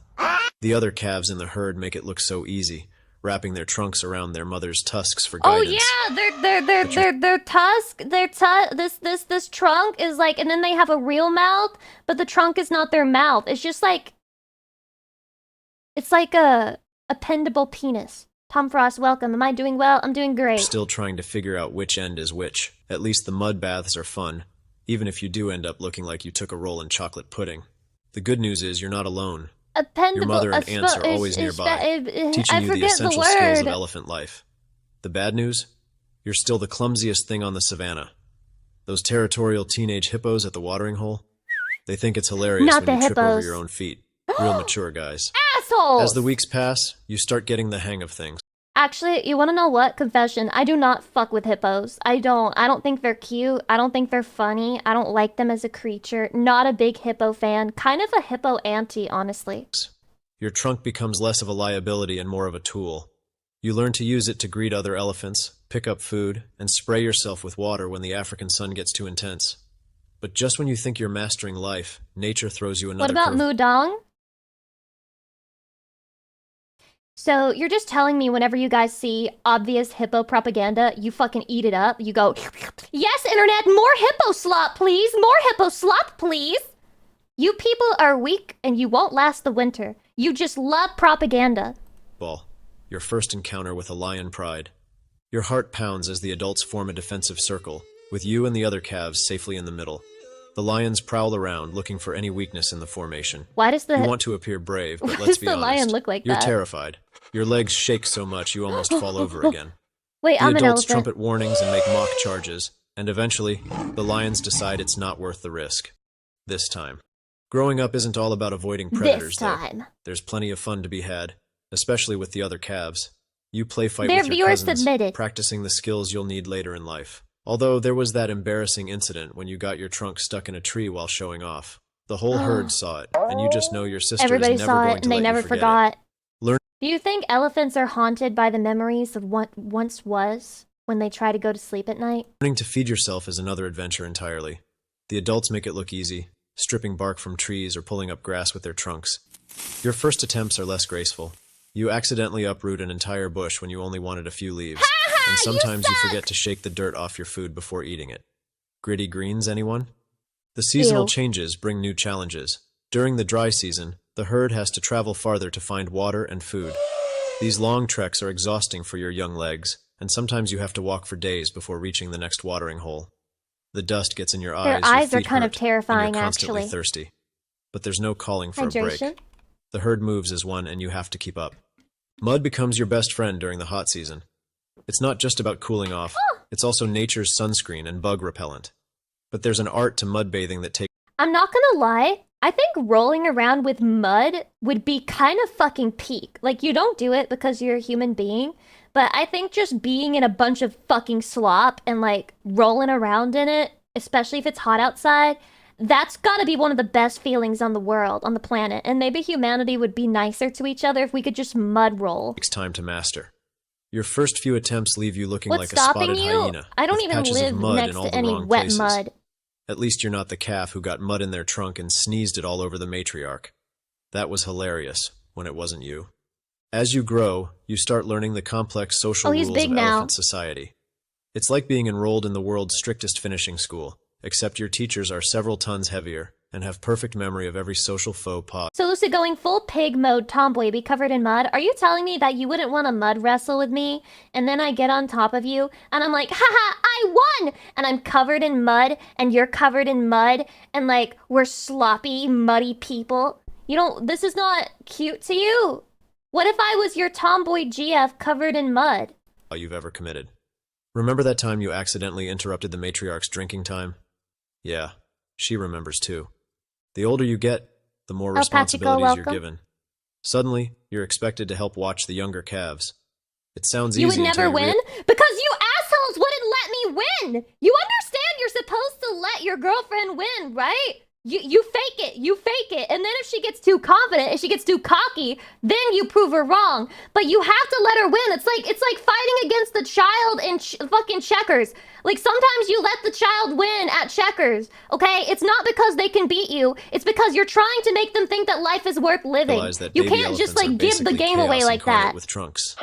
Try keeping 3 overexcited calves from wandering off, while also avoiding that grumpy old buffalo who's claimed the best shade tree. It's like herding cats, except the cats weigh 200 pounds each and have no sense of self-preservation. The cowboys can't come for you soon enough. Then comes adolescence, and with it, a whole new set of challenges. For young males, it's particularly tough. Around age 12-15, you're expected to leave the only family you've ever known and strike out on your own. 12-15? Talk about harsh. No more protection from the herd, no more aunties to show you live? where to find the best food, and definitely no more mud bath buddies. You have to find your own way in the world, joining up with other young males or trying to integrate into new herds. Females stay with their birth herd, but that doesn't mean life gets any easier. Women are so privileged, even in the animal kingdom. That's fucking crazy. You're a man, you're fucking out. Get the fuck out of here. Go spread your seed. You're a woman? Yes, honey. Yes, sweetie. You can live in the herd. You can live in the herd. It's okay. Yeah. No, don't worry. We'll take care of you. You're a precious baby girl. A strict hierarchy to learn, complex social bonds to maintain, and the constant pressure of living up to your family's expectations. Plus, there's the whole matter of finding a mate, which involves a lot of awkward trunk touching and even more awkward family introductions. Ugh. The years pass, and you watch new generations face the same challenges you once did. You see them stumble on their first steps, splash water all over themselves while learning to drink, and make the same mistakes you once made. But now you understand why the adults were so patient with you, because that's just what elephants do. Aww. We look out for each other, even when it means watching a youngster spend 10 minutes trying to figure out which end of a grass stalk to eat. Based. Did you guys know that elephants remember things, which is good and bad, but they'll, like, remember the people who did them dirty and the people who did right by them? They're petty too. Great VTuber model. Cheers from Germany. Duncan! Cheers from... Guess where I'm from. It's not obvious. It's not obvious. It's not. Japan? How the fuck did you know? How the fuck did you know? The savannah isn't exactly known for its gentle Holy weather. shit! During the rainy season, you have to deal with torrential downpours that turn the ground into a slip and slide adventure you never asked for. Your feet sink into the mud up to your ankles, and every step feels like you're pulling yourself out of quicksand. The thunder is terrifying at first. Imagine trying to stay brave when the sky itself seems to be throwing a tantrum. And don't even get me started on the lightning. The first time you saw it, you tried to hide behind your mother, forgetting that you're not exactly tiny anymore. Nobody warns you about how much time you'll spend eating, up to 18 hours a day. That's right. Goddamn! Being an elephant means you're basically a walking, And you thought you were a fat cow. breathing, eating machine. Keep it to 17 and During you're better the dry than an season, elephant. when food is scarce, you have to get creative. The adults know all the tricks. Which trees still have edible bark, where to dig for roots, and how to reach the highest branches. You, on the other hand, are still figuring it out. Once, you spent 3 hours trying to reach a particularly tasty-looking branch, only to have a giraffe casually stroll up and eat it right in front of you. How long do you think it takes for a giraffe to eat? Can you imagine starving to death, like, as a giraffe, because you found food, but a little bit too late, it didn't get to your stomach in time? The smug look on its face still haunts you. Living in a herd means dealing with elephant politics 24/7. It's like being part of a reality TV show you never auditioned for. There's always some drama Elephant going Island. on. Who got the best sleeping spot? Who hogged the mud bath? Whose calf pushed whose calf They're during just playtime? like us! The older females have perfected the art of passive-aggressive trunk flicks, and the teenagers are constantly trying to establish their place in the hierarchy. And heaven forbid you accidentally take someone else's favorite rubbing tree. You'll never hear the end of it. Then there's the whole dealing with humans situation. Some days you can't take 3 steps without running into a safari vehicle full of excited tourists pointing their cameras at you. Hey, shake Yes, your we trunk! get it. We're majestic. Ladies! But try having breakfast with an audience sometime. Not fun. The worst is when they make those high-pitched sounds that hurt your sensitive ears. Life They're as an autistic. elephant isn't easy. Between the predators, the long migrations, the complex social rules, and the constant challenge of managing a trunk that sometimes seems to have a mind of its own, there's always something new to worry about.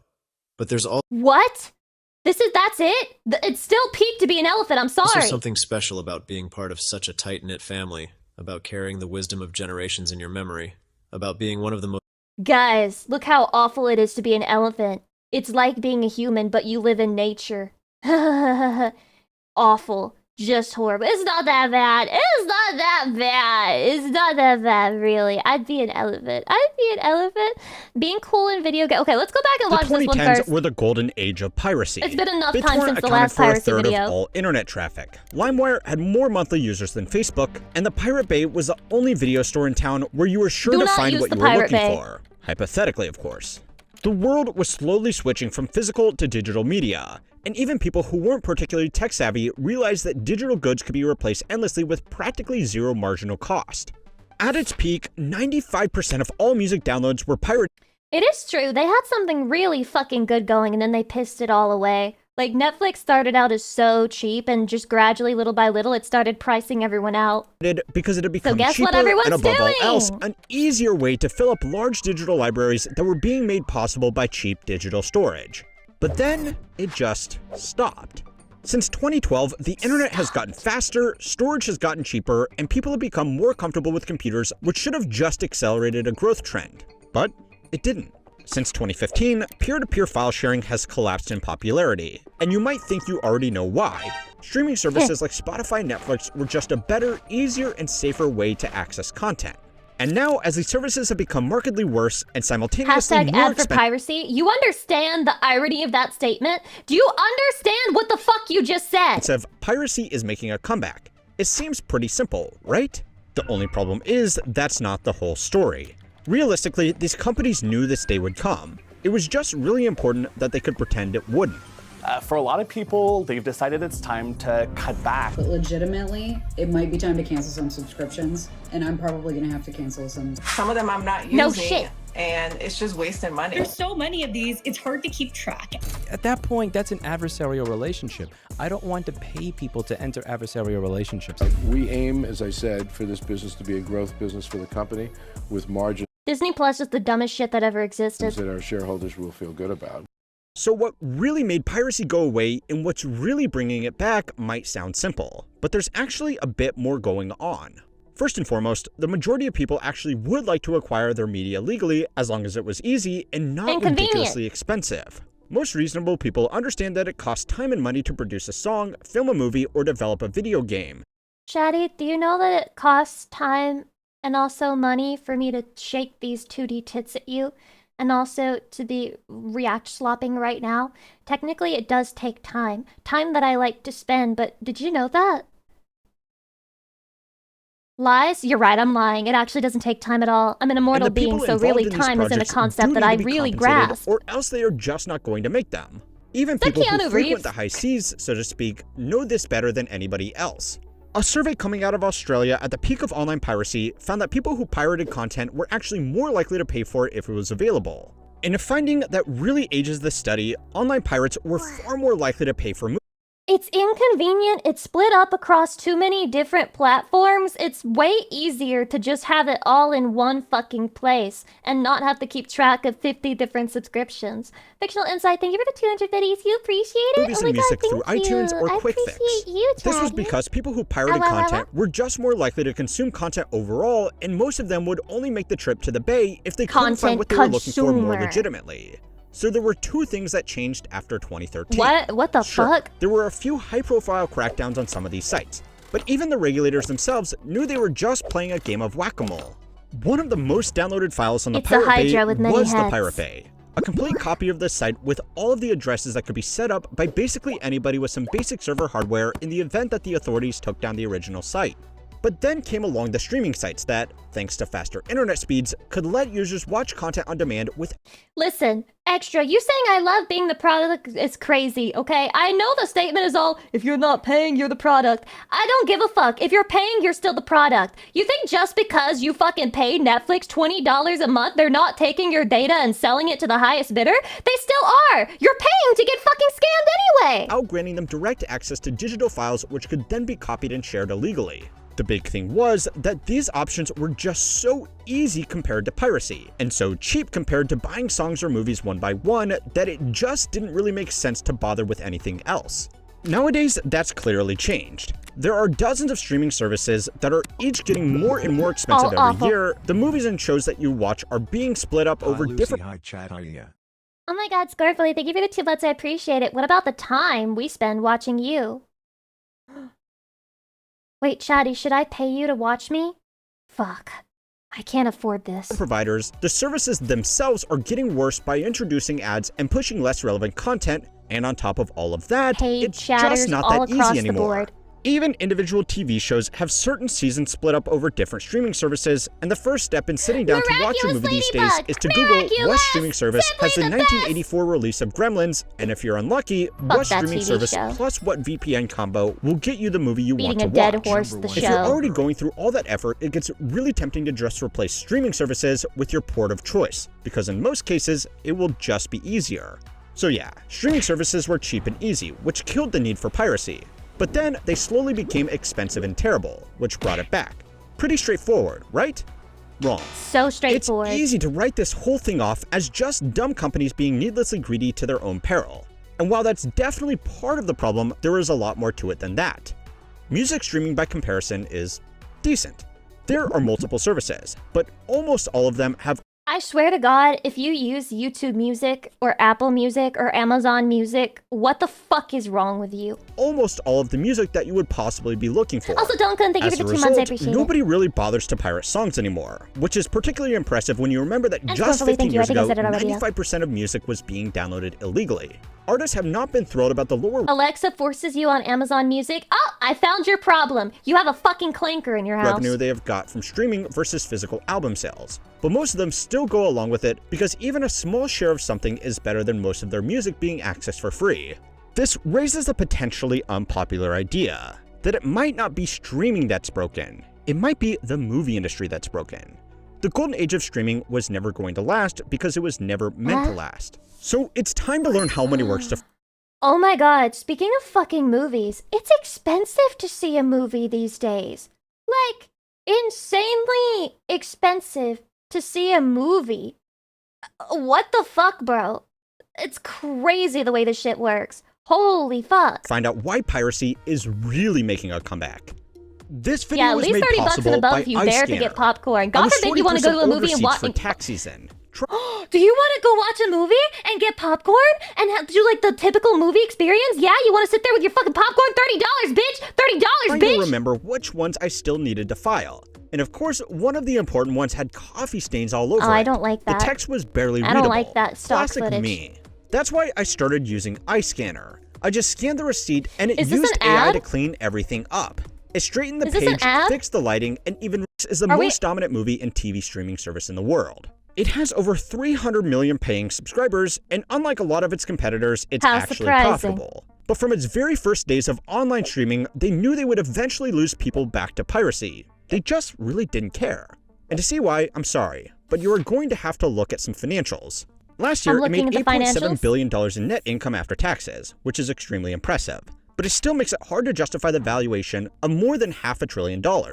At that rate, shareholders would need 57 years for their investment to pay off, which is not a reasonable bet for a company in an industry that has only been dominant for a decade.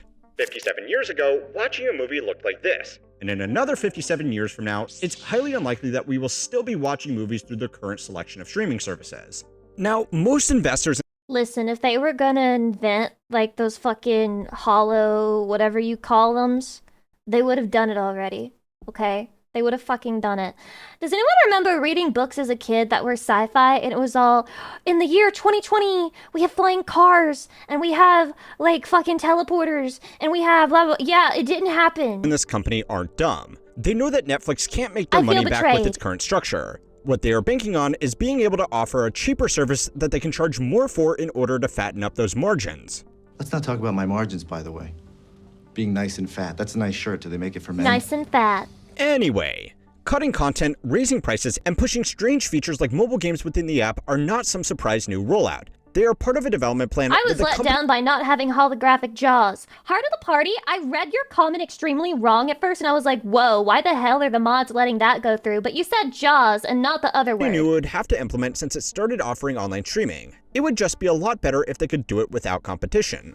Now, on the expenses side, there is some good news. As technology improves, network infrastructure has become cheaper for the same capacity, which means the actual cost to stream videos to users is getting better every year. Netflix's cost of revenue adjusted for inflation has actually been stable since 2022, despite adding almost 100 million new users in that time. Included in those costs are the aforementioned servers and network infrastructure, but it also includes the cost to license and produce their own movies, TV shows, and games.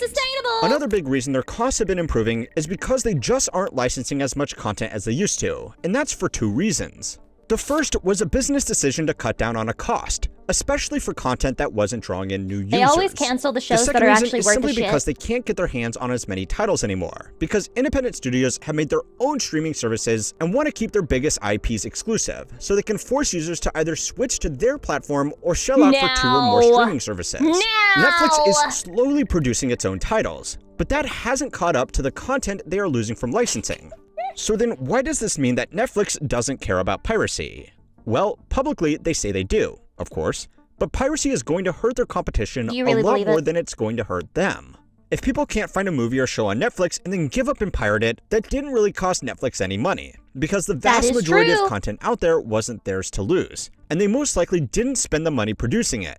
A 2023 paper in the Journal of Economic Behavior and Organization titled Pirate and Chill found that when movies moved off Netflix to another platform, piracy of that content increased by more than 20%.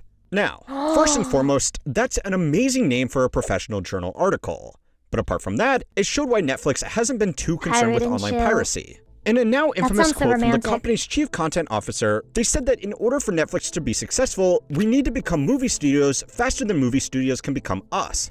Piracy that disproportionately hurt legacy movie studios and their libraries of content was not something that Netflix would encourage, but behind closed doors, they certainly weren't too sad it was happening. Another way to think about this is that obviously Amazon isn't encouraging shoplifting, but it's a problem that hurts their competition far more than it hurts them. Piracy has also been a handy little tool throughout the company's history. Back in because Amazon's a warehouse and it doesn't really have a store. And so they don't have to really worry about shoplifting because it'll not really happen to them. I mean, I guess you could break into an Amazon warehouse, but why would you, right? 2013, it admitted to using data from online piracy sites to find out what was popular and therefore what was worth licensing. Okay, so Netflix doesn't care about the rise of piracy, but what about the actual Hollywood studios?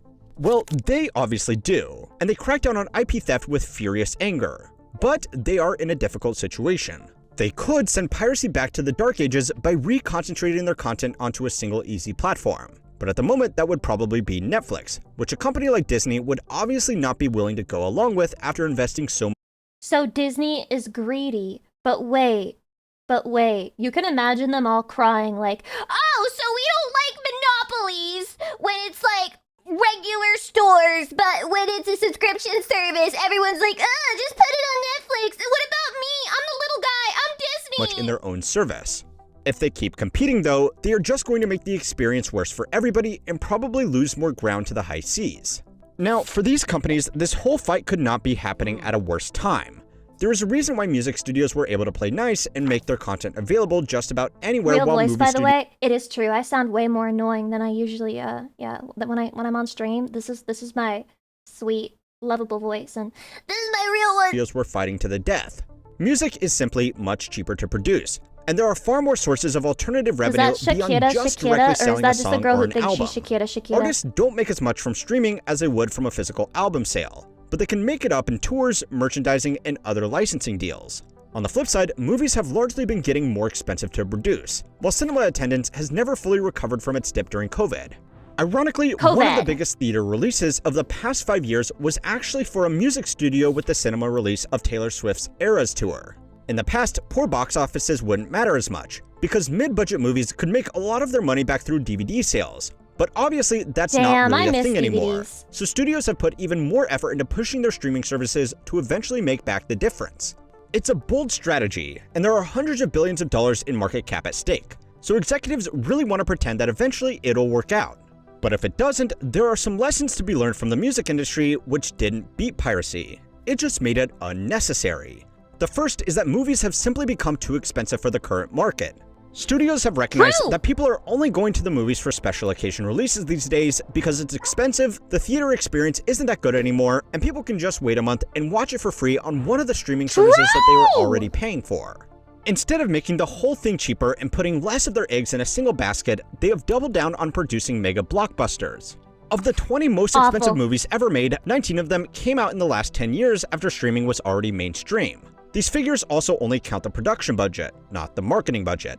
And on the revenue side, the box office doesn't include the share paid out to They need to make theaters more exciting, and they need to kick out teenagers when they're being loud and annoying. They should start killing teenagers. Like, if I hear you breathe in the fucking movie theater, I should be legally allowed to murder you. Theaters. With even extremely generous estimates of those arrangements, only about half of these releases made their money back. And some in particular, like the Marvels, Snow White, Dial of Destiny, and the latest Mission Impossible movie, are shaping up to be catastrophic losses. So far, studios have been able to justify these flagship productions to their investors by talking about their IP value, which can later be extracted by bringing in customers to their streaming platforms. But that isn't really happening. Customers who join because they want to watch a single movie didn't tend to stay subscribed for very long compared to those who enjoy a deeper library of mid-budget movies or TV shows. I don't know about you, but the process of signing up for a free trial is also like a huge fucking shit experience. If you've done it before, they want you to put in your fucking credit card information because obviously they're hoping that you'll forget you signed up for a trial and they want to charge you automatically. It already feels like you're being scammed when you're doing it. If you're offering a free trial, offer the free fucking trial. I personally think if someone is willing to create multiple different emails to get a free trial over and over again, at that point, let them have it. Because they could be fucking doing it, like just pirating it straight up. At least they're putting in effort. I tend to take my subscription to whatever streaming service is hosting The Office this month. These huge productions also put more strain on the business as these losses have to be made up somewhere, and that is more often than not increased prices, more ads, and worse overall service. Now, I would forgive you for not feeling sign up and then cancel at the same time. It's still a pain in the ass. The point is, it's inconvenient to do. They make it as inconvenient as possible to even try their fucking service. too sorry for Hollywood studio executives. But they are really you shouldn't in a be no-win collecting payment situation information here. for a trial. The harder That's they push back opinion. against the changing media landscape, the harder they push people towards the high seas. So anyway, now might be a good time to shamelessly plug that these videos are being made available ad-free on Spotify. So if you would prefer That's to crazy. listen... Ad-free videos on Spotify? Do you really believe it? The fucking music platform that forces me to listen to an ad every 2 songs? Sure. I mean, if you say so, it must be real. Being cool at video games. All right, gamers, I got a question for you. Would you Okay. rather be this guy? No. Immediately no.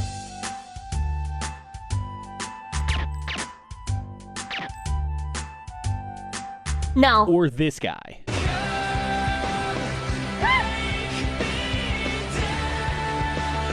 This guy...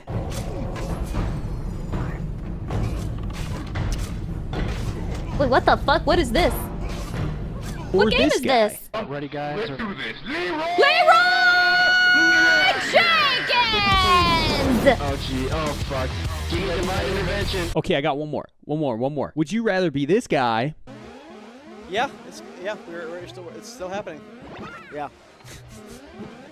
This is still happening, Toph. It is, yeah. How long has you're this set been going on, dude? I don't know. I'm falling asleep here. Or the motherfucking goat? Oh. Fox gameplay is terrifying.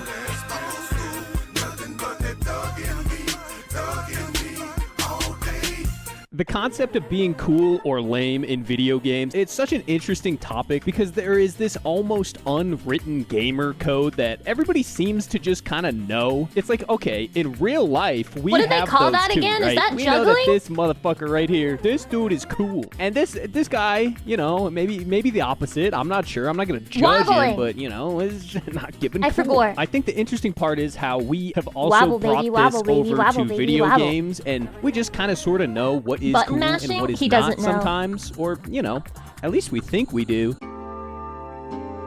What does cool look like? A what? Easy. Anything that I choose to play as is cool. Anything you choose to play as, it was cheap, you didn't try, you chose an OP build, you were playing the meta, and it sucks. Wise man once said, leave a man in a room alone and damn it, he will only upgrade strength. You cannot convince me otherwise, because if this is not the coolest way to play through a Souls game, then I don't know what is. Who doesn't want to fucking play the game as like guts, dude? But is that really all it takes? Just the idea of looking like a cool anime character is enough to consider the entire playstyle cool? Not exactly, right? I think this is where we need to break down what coolness really is in games. Are you Fillion with a little different voice? I am literally Fillion with the exact same voice. I think that your ears are broken. And the form that it kind of takes. Appearance is one. We also have playstyle. And then there's a lot of psychology shit we're going to talk about. Like I was just talking about with the guts thing, appearance is probably one of the easiest Reading and most deleted surface messages, level it's ways to funny let a to player feel cool in me. games. Maybe the game lets you put on different armor or clothes. Or maybe it's not that and maybe it's Back more when of a it was character peak? selection thing. People hate it. People hated Pokemon X and Y, but I think that those people are just soulless. I'll say it right now. If you were that dude who picks Mario in any Literally of the Mario brought us Mega Sports, Evolution, Party, and or everyone kart hated games, it for right? no Like, I don't know, reason. man. I just think we have a lot cooler options out here. I don't know. Have you seen this fucking guy? Favorite Mega? Gengar! But I like Mega Blaziken too. Because Blaziken is my favorite. Now, Well, it's my raw favorite customization evolution. for the sake of look alone is only Oh! the first layer of what really makes look a big factor of being cool in games. I mean, I guess it's cool to look like this in Fortnite, but it's Is definitely it? a lot cooler to rock some shit LeBron like this that was maybe earned or unlocked through hard work or a certain set of game parameters. There's a reason recon armor in Halo 3 was such a coveted look. It's because, yeah, Is I it? guess it does look pretty fucking sick on its own. I'll give it that. 5-star general with recon armor. The old camera. This is probably the sickest thing I've ever seen on This Halo. kid is But 12. the impressive part is that you also know the person wearing it must have done something that impressed the game devs, this is probably resulting in the them sickest giving thing them I've ever recon. seen on Or Halo. later on, you know, they completed the Vidmaster achievement, which that shit's no joke to finish. And even if it wasn't recon, I still think it was pretty cool to unlock other things like the Hayabusa armor and the sword. If you Hayabusa. continue on, Halo Reach kept that same trend of giving the player the options to unlock what they would be considered cool armor options. Everybody wanted to rock Halo will teach you so much about men. I'm looking at this armor and I'm like, this is what men see as cool. And I'm like, in my head, I'm like jotting down notes. I'm like, naruhodo, so desu inclement ka. weather, right? The skull helmet, whatever it was. Unlocking something that looks cool certainly feels good, right? But it's even better when you're able to unlock certain things that both look cool and are actually functionally significant. This is where the third layer of the appearance category comes in. Back in the day, dude, seeing an MF with the Thunder Fury Blessed Blade of the Windseeker in WoW, that was like a holy shit moment. For you non-WoW people, getting that shit required a massive grind of materials that were all pretty hard to find and come across, so like, you know that dude is really about that life if they have that thing. And then it's also just like the best tank weapon in the game, so damn, you know they're gonna be nasty at tanking too. That's a that tank means weapon? they're being good and they're looking good while doing it. That is just the straight up definition of being cool in games. Games are so afraid to add things like this now. They are so afraid to add like things that are extremely hard to get because they want the player to be able to achieve everything that they set like on the fucking achievement list, and it's kind of cringe. Dripped out with some badass weapon or armor and messing shit up with it. That's certainly one way to go about being good while looking good. But another is where I'm okay with the weapon being available, but I don't think the stats should be better than the one that I can get by just playing the normal content. Fuck you, yes it should! If you do the hardest content in the game, it should be the best weapon, sorry! the actual gameplay part comes in. But Okay, I'll do first like off, 2% sorry less all you DPS, sports I don't ball ass care! gamers out there, we're gonna go back to the real life comparisons real quick. We got any hoop heads in chat? I'm gonna ask you all to picture who are some of the coolest basketball players in NBA history, right? I don't know, I don't watch basketball. Chatty, who's the best? LeBron James? Michael Jordan? All right, cool. So we can all agree that it's this guy right here, right? AI was not only absolutely cold at basketball, but he was just exceptionally dripped out while doing it. He was fast as hell and flashy, but like at the same time, so composed and precise. Just an absolute legend, right? Well, this shit applies to video games too. There's a reason we all root for the Mangos of the world out there. He's playing what most would consider the sickest character while also just messing people up doing it, you know, and playing in an aggressive fashion, which is another thing people consider cool. Maybe it's Kazuya players in Tekken, or people who main op in CS, right? Or I seem to bring up... I thought, is Mango the Fox main? I remember watching a fucking Smash Melee documentary, and it was all about Mango and Armada, basically. Falco Fox? Okay, I thought trick so. shotting and quick scoping a lot on this channel now, but that is such a great example. People that used to top the leaderboard in a COD lobby while also sniping the whole time, like they were the ones that always got the metaphorical bitches. That being these dudes. Think of how the average game with roles in it plays out. Something like I think it's fine to have nothing but metaphorical bitches. Once you get involved with real bitches, your life is ruined. Marvel Rivals, an MMO, or maybe an RPG. For whatever reason, healing is usually not considered cool. Same with tanking in certain games. It's so and then sad. Everyone and their mother wants to play some sort of DPS or DPS carry. The dream of being that rare Spider-Man player who actually does carry the lobby, getting like flashy kills left and right. That's what so many gamers dream of. Hell, we could go back to sports, but don't worry, this time in video game form, all the 2K bros out there, they're gonna tell you for the most part that being the point guard, that's the coolest thing that you can do. What's a point you get to guard? be the guy with the ball the most, you get to attempt the most shots, you do... Oh, so for men, it's okay to want to be the guy who holds the balls the most. Okay, whatever.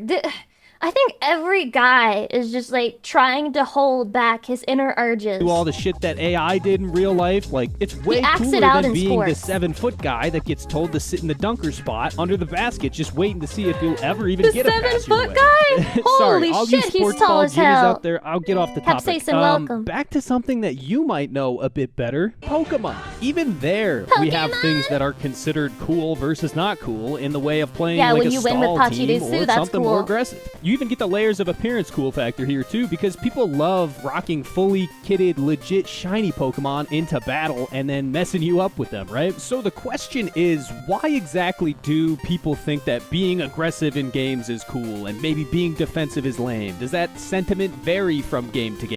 The man with the Pokemon stall team who causes the person to withdraw within 2 minutes of gameplay.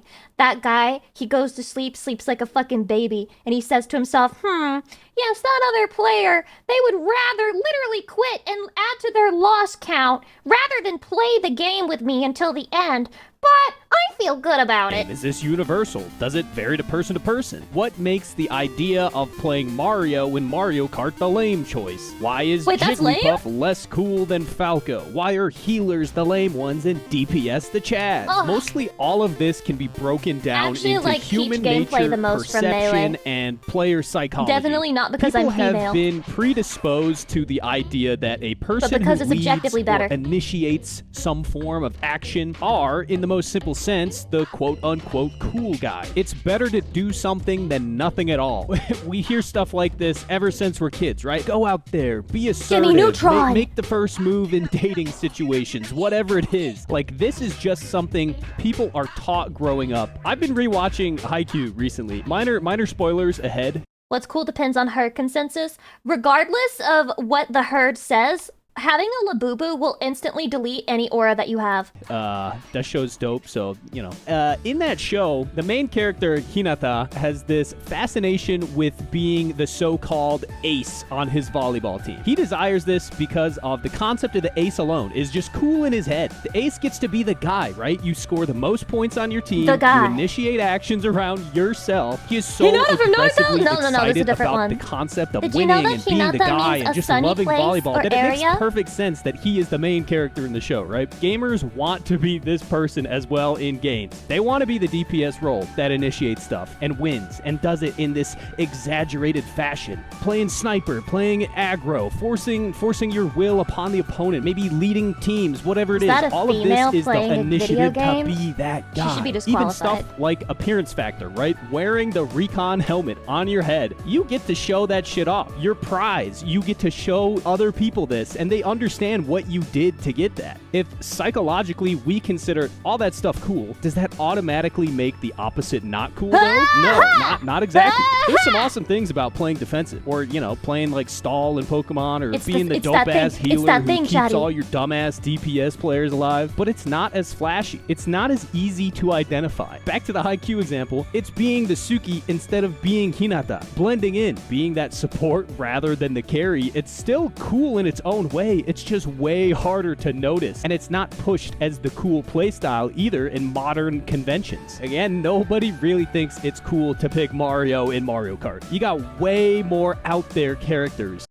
What's wrong with Mario? What's wrong with Mario, That dude? would make you stand out more. But, you know, damn it, there's no Mario Kart without Mario. Having this sense of cool or uncool in games, for as goofy as it might sound, is actually really important and leads to greater games because of it. For one, usually games that let players express choose your themselves as behavior cool based or on whether you uncool usually think it already have If a you great think it makes you look like an NPC to play as Mario, then actively choosing to not play as Mario means that you're trying not to look like an NPC, which means that you must be a fucking NPC because you care what other people think. creative gene in them. That, Got him! hey, I've talked about that type of shit in a previous video, so go watch that if you haven't. But what it does create is more gameplay variety through means that might not be intentionally designed. There is nothing in the game that says playing Falco in Melee is cool or Puff is lame, but those characters, they can create that I didn't know sense that on their Jigglypuff own was through considered maybe lame. the players they attract or what gameplay I style thought they people tend were to end up Hungry leaning Box towards. fans. I think it is pretty sweet, and it shows this level of personality within the characters. There's nothing in MW2 that It says you even get looks extra points on lame. your Jigglypuff is cute. You fucking take that back right team now. for hitting the sickest trick shot known to man, but because it is fucking dope as hell and cool on the merits of being extra difficult to pull off, it added a completely different layer of the game to those old COD games, right? It's like all cool really is. It's just another way for player expression I'm gonna have to start banning exist. people. It's essentially a psychological state of play that many people tend to enjoy leaning into, and I think that games that lean into this or foster this through the various means, it's usually a good, solid indicator that the game is deep and interesting. I just have to pause this video for just a moment to point out that somebody said Jigglypuff even looks lame, and then a chatty replied to them and said, you look lame. I just think we need to take a moment to really appreciate the fucking diss. Like, whoa, this is some next level stuff. You look lame!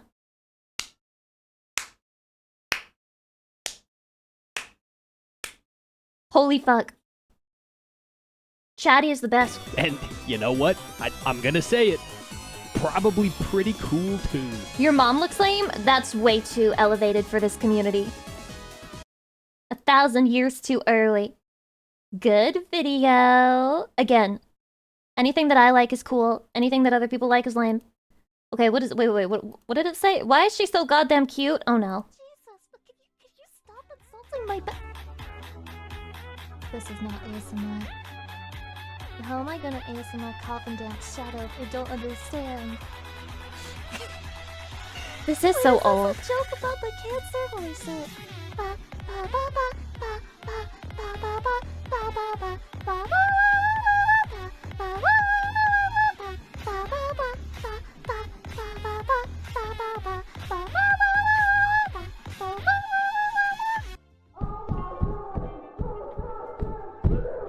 Holy shit. I'm cute?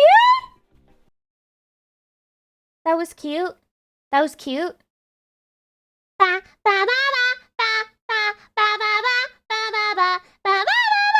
I like how shy you sound back then.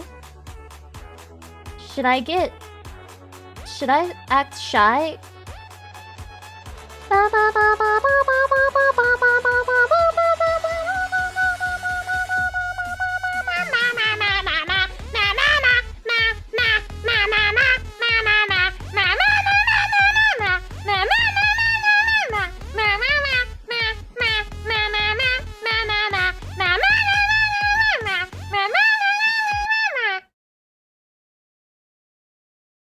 It's still cute, right? It was still cute the second time. Still cute the second time. Yeah, it's like you got an evolution, the mid-evolution that nobody likes. So true, so true. We have another one of those creepypasta videos. Let's go! Get it out of your system now. Say, ah, cringe! Ah, cringe! Cringo! Ah! Hello? Hello? Hello? Nobody remembers when they appeared. Some think they have Who been is here they? since the beginning of time and space. Or at least since the first human existed. It's just basketball players. Others think they Dude, came chill. into existence more recently. Stay inside. I personally don't care where they come from, or how they got here. Stay inside. I only really care about keeping myself alive. The Copycats. That's what we call them. You see a monster, but a basketball coach sees a potential star.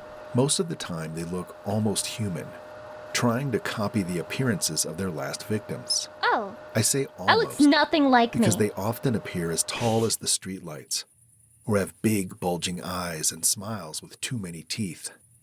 Some of them It can has speak just enough too, teeth. sort of as a way to lure us out.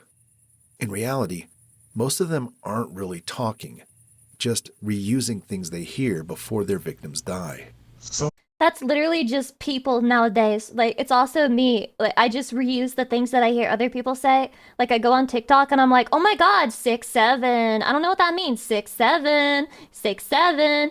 And then I see Crash Out. I pick up Crash Out. I put that in my pocket, like my little verbal vocabulary bag that I just pull out whenever I need something to say. Someone help me, please. Their mouths never move when Yeah, they 5 speak, big booms. Boom, and they boom, never boom, move boom, an boom. inch when they do. What if these were all based off of Philly and it would literally just be dead-ass brain rot? But those who can speak don't sound human. They speak in tongues with deep voices that sound gentle, masking their violent natures. I closed the calling door. out for their victims, I closed the door. asking them to accept their fate. Just close the door. To finally accept death and come to them, the Reapers. Kids, come out of your room. They like to live in No. dark spaces, areas where you can't tell if Chat, they're human or come not. to the stream. Basements, alleyways, anywhere with a shadow to conceal them. The feds say to keep every corner in the house, or in my case, apartment, bright, and to make sure all doors or windows are locked. Because once they get in, anyone inside will never come back out. they'll be turned into one of I them. was sure that my apartment was safe, that I could live there forever. Nico from But GTA recently, 4? Shh, don't. People have been running low on food. Shut up, don't They say it. have to risk Don't say going it. outside, opening the doors and letting the monsters in, forced to run through the masses of inhuman faces that flood the streets, growing as I just want to point out his wrists are so fucked up here. They're like his wrist. The flick of the wrist. restless as we are. He's I see some of the skinny. braver He's people skinny sometimes from my king. window. I see them running through the streets, only to be devoured by the copycats who fight over the Hate when scraps that of the bodies. happens. It's been weeks now. I'm almost out of food. I'm pretty sure the other people in my apartment building have died, either of starvation or by running into the copycats. I've noticed that the lights have been flickering in the apartments, and that the rent forms have Damn, the stopped coming power's in. coming out. I don't know if anyone else is alive. What the fuck? They're still collecting rent? We're being overrun by monsters. Who are they sending to put these fucking papers in? Imagine you're in the apocalypse and some fucking landlord is like, hey, but they got rent to pay. I'm gonna need you to go by and put these legal notices in the door, because otherwise we're not allowed to evict them. Like, what the fuck, bro? I don't know how long I'm going to last in this hell. Some people might say I'm the lucky one, surviving this long. Hopefully that guy just quit his job and Personally, didn't die, I you think know? it's hell. Watching as people I love die, as the world around me dies, as this new race of monsters climbs its way to the top of the food chain, wiping us out in the process. I'm keeping this journal in case I'm not the only one. In case there are Yeah, others least out there insane who landlord. somehow managed Least to greedy survive landlord. against these monsters. In case someone finds me, dead or alive. Day 1. Oh my god, they split it up into days. This shit's serious. I can't What do the anything fuck? Is but that a keep the drone? doors locked and keep my neighbor's shotgun at The my golden side. drone. Though I doubt that gun will do anything against them. From what I remember from the news, the military tried to use tanks against them, barely making it. Lucy, would you still stream to us if the world was ending? And if I said that VTubers invented COVID so that they could get people to watch their streams and be stuck inside and have nothing better to do with their lives, they would call me crazy. a dent in the copycats' numbers before being consumed by the freaks. Of course I would stream if the world was ending. That's prime streaming hours. He looks so silly! I'd be cracking up at those I managed to get into a videos. few apartments and snag some food, but I was almost caught by one of the monsters that got in during the food runs. Oh! They know I'm here now. How'd he get in?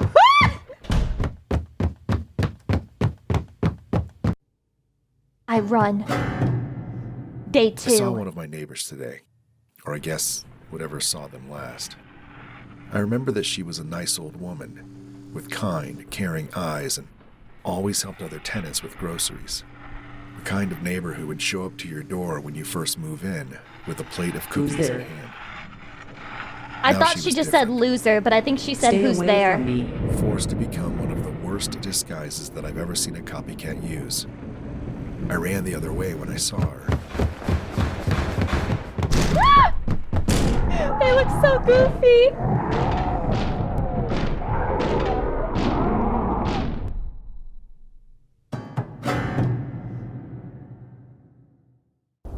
I think it's given up now, but I can still hear it shuffling around outside. I'm gonna wait another day before I go back out.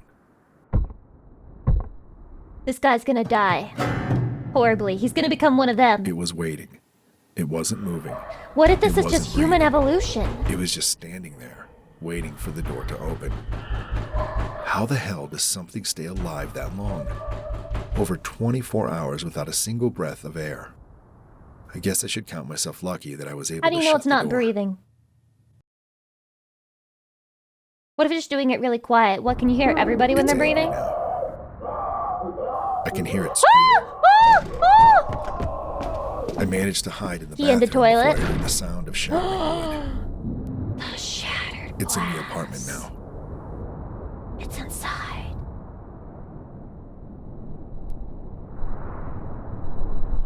I managed to sneak out through the window. Luckily, I was high enough to be out of reach Convenient from the flood ledge of for copycats on the street. climbing. I almost fell several times. But I made it back to my apartment without dying. What the fuck is he holding on to?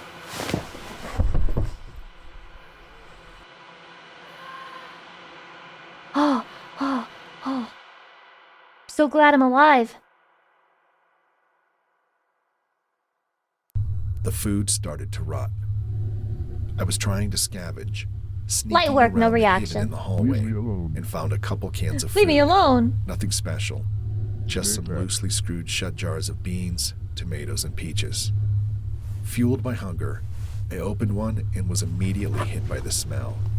It was horrible, like the smell of an egg after being microwaved until it was burned. I don't know how long I can keep this up. I think I'm gonna have nightmares from this. You can't have nightmares from it! I'm sitting here making fun of it for you! I'm all out of food. The hallways aren't safe, and it's not like I'd risk going through the window again. All I can do now is wait to die. Through the window, copycats to the wall, or starvation. do the sweat drop down my balls. All these monsters crawl. Since Oh, I'm skeet, skeet, probably skeet, gonna skeet, die skeet, here, skeet. Oh, I skeet, think it might skeet. be helpful to Got make a list of as many copycats as I can. How they look, how they act, stuff like that. First off are the hidden.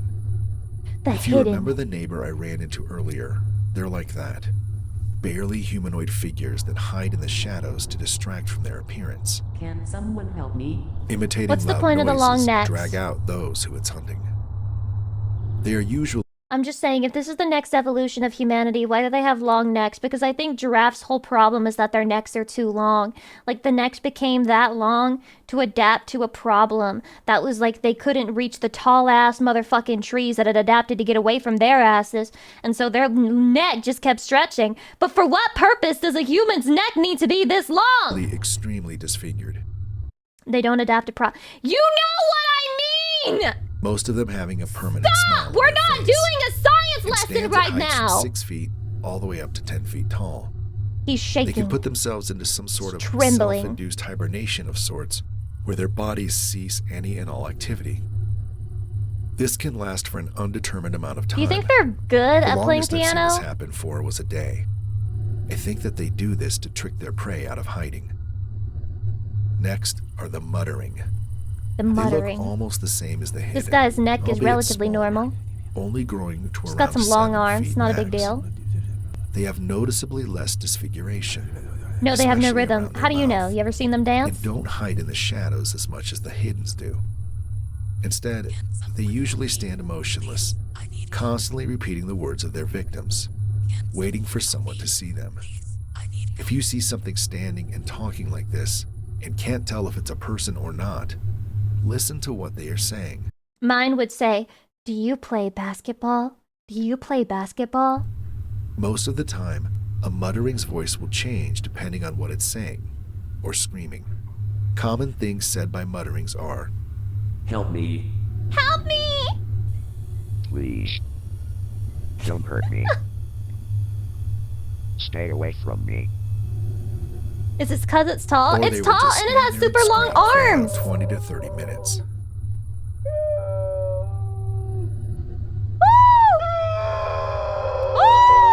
The third kind are what I like to call stalkers. They're some of the Stalkers? most dangerous of the copycats. They grow to around 6 feet tall and can go weeks without eating. They hide behind doors, completely They're like still bed bugs, and but motionless, people. and strike the moment the door opens. They don't have legs and walk around on their hands. I think we're when they having need the to. plot of Silent Hill If you think F you might be being trapped by a spoiled to us right now. I recommend finding anything long and sharp.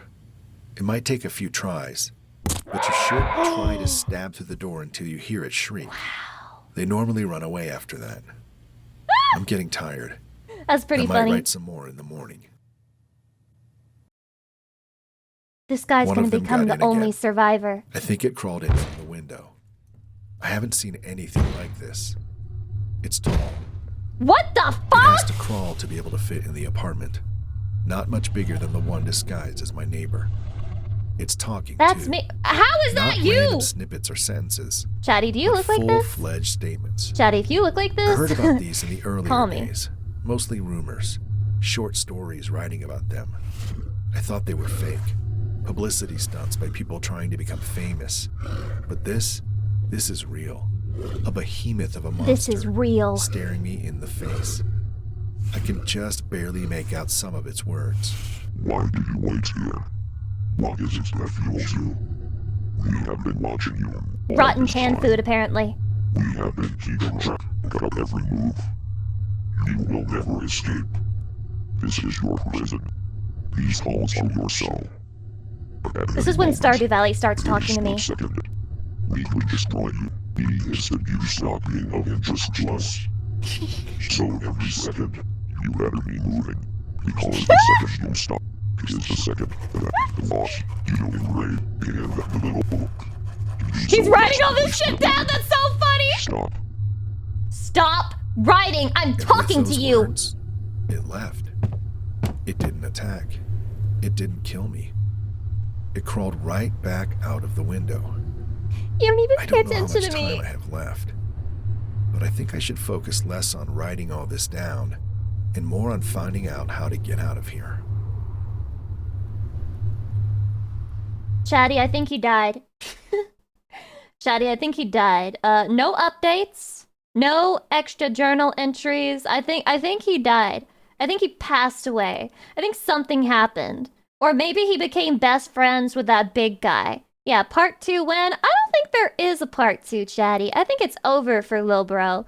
Depressing meals tier list? There's nothing depressing about any of these. Is that cocaine? Okay. What's up? Are you No, that's Gamer Subs. Don't know yet? Well, if you've eaten any of the following meals this past week, then you probably are. But what qualifies me to rate these depression meals? Well, I have zero regard for honoring nutrition or the Who the fuck sent me a video of a cute girl? I'm going to kill you. So, I think I know a thing or two about sadness cuisine. And we're starting my list very strong with really old, dusty-ass glass of water. If you weren't depressed before Glass drinking of water. this one, you certainly are now. Congratulations. Saddest fucking thing. Wait, it's Tastes dusty? like whatever your D. crusty-ass carpet smells like. It's been sitting there for like 3 days collecting all the dust and depravity of your room. Like, moths D. have periodically been dry humping it. There's a Water's unironically peak though. It's not any water. It's water that's been sitting out for a long time. fucking nematode It's a D. giving birth on the top layer.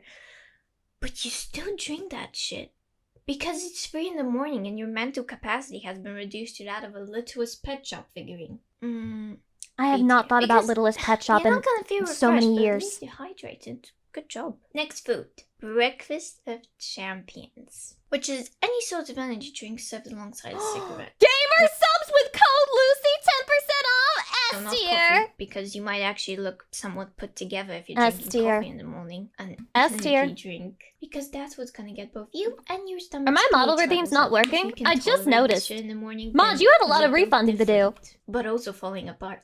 For me, this breakfast option is chef's kiss, but only if the energy drink of choice is Coke Zero. No, not Diet Fuck Coke that. tastes like Fuck piss. Coke. Coke Zero. And anyone who says otherwise Horrible. needs to see a girl boss winning. Solid S tier. But then we have your own tiers. Sodium is What? bad for you. F tier. You need to watch your blood pressure, dumbass. Moving on. A favorite among the depressed people community, instant noodles. Somehow this seems okay. Oh, S but tier! only if it's S just the tier! noodles, S tier! because it's fast and it's cheap. I but love the instant more noodle. things you add to it, the I don't more add depressing anything. it gets. No, I don't Because add shit. You're being delusional and trying to fool yourself that adding hot dogs and green onion on top of them will make it look like an actual meal. when I'm it's not just fooling a anyone. 30-cent pack of How dare you That's criticize just my my depression? You also have to get the right kind because I had instant What the noodles fuck? That's not where even a real all I can brand. You taste made that is shit up. MSG, and my mouth feels both dry and I love slimy at the MSG. same More time. MSG, please, I'm a chef. huge fan.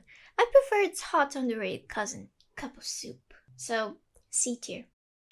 Russian plant. I Literal prefer- Russian plant. Like, I'm not gonna notice that that's like Russian plant letters? Absolutely not. This is fucking propaganda. Its hot underrated cousin, cup of soup. So, C tier. The next one is good, I promise. The loose skin around your fingers The what? and your mouth. Not even Who gonna eats pretend that that's not the shit? tastiest shit right there. Who Pure eats that? protein. Throw it away. It's like little morsels of meat jerky. Finally some good fucking food around here. A tier. Sauce on a carb. That's what's pretty good for me. But I'm just going to It's say pretty good. That's like a A. spaghetti with ketchup is F. not a depression meal. I'm excluding pasta as a carb, you know, as a whole on this list because who in their depressed mind is going to boil themselves some pasta? Get real. F tier. This next one is a masterpiece and some people might not get it, but Iceland's 1 pound pizzas. So cheap. So y'all can afford food in Iceland? Get out of my stream. That bringing it to your mouth and biting in will make you look like one of those mining children from the 16th century. Solid B tier. Even if it's an actual disc of pure cancer, it's What so the fuck? satisfying. It doesn't look like getting that, to does the it? middle and having just the perfect pizza. It's like working your way to a good slice. Well, not an actual slice because, yes, I eat frozen pizzas like they're fucking cookies. If we don't sin, I like Jesus died for Tostinos nothing, and so DiGiorno. Next is shit that doesn't fit on a slice of bread, but you make a sandwich with it anyways. This includes I've never hot done dogs, this. entire Never done fucking this. uncut pickles, Never done this. boiled egg, leftover Italian. Never done this. This one isn't bad. I think it's something you might have in the early stages of a depressive episode because I go about making that sandwich like I have a fucking master's in engineering. This girl has a serious mental illness if she eats pizzas like cookies. How do you even manage it? You put a cookie in your hand and you can hold it on both edges of the circle. So how the fuck are you supposed to do this with a pizza? A master's in fine arts. It's gonna fall apart. You grab it frozen? No. Don't eat a frozen pizza. That's evil. That sends you to hell. Cocaine is far. S Oh tier. my god, she heard cocaine. S tier. Ah, we love cocaine. As far as I'm concerned, that's not a depression meal. It's a depression solution. S tier. Anything not on a plate. For this, I made a little diagram. Look. As you see on the diagram, the closer the food containment method of the food is to that of a drinking one, the sadder it is. And here, right in the middle, we have a mug. It's not ideal for either food nor drink outside of warm ones, but it's also not sad. Like microwave mug cakes, fucking cup of soup, it works. Also, there's this little gray area here. That's the paper plates. There's really too many variables surrounding paper plates, so I'm not even gonna get in there. C tier. But which paper is plates something are I so cannot say wasteful. about any British dish. I also feel like they make food UK taste is weird sometimes. I depression don't know in the why. form of a country. You can't expect them not to make their national dishes fucking depression meals. And I What think the hell that's is that? hilarious. In fact, 90% of them look like they're from a Great Depression cookbook still, which is double depressed. But D tier because I like Yorkshire pudding. You know what's C tier? You can't just call anything a pudding. No. D tier. Because British you people have the balls beg to call differ. anything a pudding. Good job, UK. Toothpaste. I don't mean like That's an eating F it out of the tier. tube. Just You're you're eating done it? brushing your teeth in the morning and you just look at yourself in the mirror. Think about how you cannot form any meaningful relationships with your peers and you don't spit it out. You just swallow that shit amidst I've never done that in my life. Now, I thought I was crazy because I don't rinse my mouth after I'm done brushing my teeth. I just spit out like the excess toothpaste and then I go on with my life. And people made me feel like that was disgusting because they were like, ew, that's so gross. I can't stand the taste of it. But you're just swallowing the fucking toothpaste saliva? You're dissociate. crazy. This is B tier, and I'll explain why. You're brushing your teeth in the morning? Pop off your eminence? Great job, my liege. Slay, king, queen. I'm gonna bust my own kneecaps. Lucy doesn't Last one swallow, is only spits? I do not swallow toothpaste. I'm sorry if this disappoints anyone. I guess I'm a fucking quitter. Controversial, but a fucking smoothie bowl. Who are you trying to fool, Caitlin? You know those overnight oats you spend 2 hours decorating are gonna taste mediocre as shit. You're eating healthy because you saw some chick on Instagram eat healthy. She looks like she has her life put together, so you think if you eat healthy, you'll have I've never seen an Instagram model in my life, and I don't plan to change that now. together. You think that buying maca powder and You better not cheese show me a will solve picture of all your her. problems. And guess what? It won't. Eating like a fucking bird solves absolutely nothing. Anyway, what depression meals are you guilty of indulging in? I really want to get... Listen. She forgot the top tier depression meal, which is air. That's the best and the biggest depression meal of them all. Air. Raw dogging air. Sometimes it just hits real good. It just hits real fucking nice. I can't believe that she didn't include that. That's crazy. What a misplay. Analysis playing fast and slow? What the fuck is this about? We tend to like people who put in effort. We're inspired by stories of people succeeding against all odds through hard work and dedication, and we're less impressed with people who are just famous for being famous. All you had to do was show up. Yeah. This also applies to the way we play. Let's say all you do is jump back to get away and throw fireball, or jump forward heavy kick sweep, and when the opponent is close, this playstyle has been encapsulated in a meme known as Flowchart Ken, a game plan so basic you can fit it on a sheet of paper. But what makes people rage is that this flowchart is surprising. Let me read this flowchart. Let me read this You can fit it on a sheet flowchart. of paper. Okay. Fight. Jump backwards. Hadouken! Did I hit him? No. What'd he do? Knock me down. Is he close? Yeah. Shoryuken! Am I KO'd yet? No. Okay, then we go back to the beginning. What a great flowchart. But what makes people rage is that this flowchart Did I learn? plan so basic you can fit it I on missed one. a sheet of paper. Did I learn anything? Yes. Seriously? No. But what makes people rage is that this flowchart is surprisingly effective. The player Gandhi in the previous analysis video won by playing this way. There's something frustrating about losing to the same simple pattern, Oh my god, now I'm getting pissed! and it feels especially annoying to get hit by the same move over and over again. Ow! Quit it. This might be why in Smash, hitting someone with the same move in succession makes it weaker and weaker until you do a different attack. It's called stale move negation, or just staling. Regardless, What the a terrible wise feeling comes from idea. the fact that your opponent seemingly beat you without doing much or thinking much. You might call them or their character brain dead and say all they were doing is this one thing, or maybe you might say, You didn't do nothing. and while you could be right about all that, why should anyone have to use any more brain power than needed to defeat their opponent? Doing certain tasks while brain dead, or at least without much thinking, is often the best way to do it. For example, how much do you think about when to shoot and when not to shoot in the vertical scrolling shooter Raiden? Hopefully. Oh, I've never played this before. Looks old as shit. Mower! Thank you so much for the 20 gift subs. That is very generous. Thank you. Blah blah. Or I guess since you're a mower of grass, I guess we should go. That's the sound of the grass as you cut it. Never, because you have unlimited ammo, there's no need to reload, Basically a and bullet there are hell. no I'm idiot so bad at bystanders those. in the way. Don't shoot! The shooting aspect of this game is something you just do. This mode of thinking that's unconscious, effortless, automatic, and fast is called System 1. System 1 is why it doesn't take long for you to know which of these you'd prefer to eat, and why you can quickly know how to finish the phrase bread and butter. Butter! These things are brain dead easy. But the game Raiden has one other button, the bomb button. You only start with 3 of these, so you need to think about when to use them and when not to.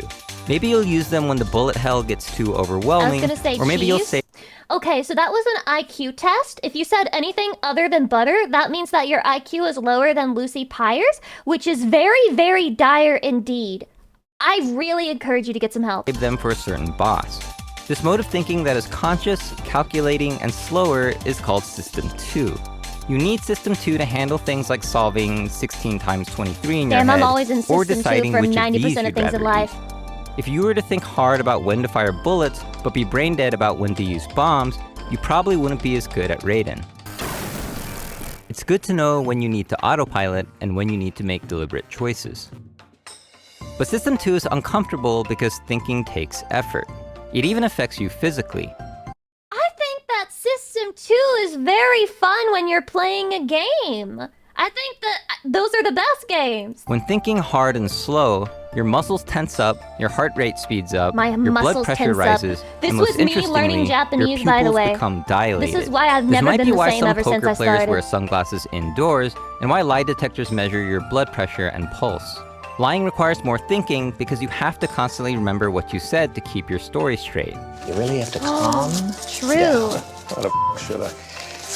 You'll fail the test. In fighting games, your blood pressure might literally rise from having to remember moves. From For salt. new players, your system 2 will be working From hard to rage. learn motion inputs. Things like the Dragon Punch motion are especially difficult because it's so unlike anything else you do in life.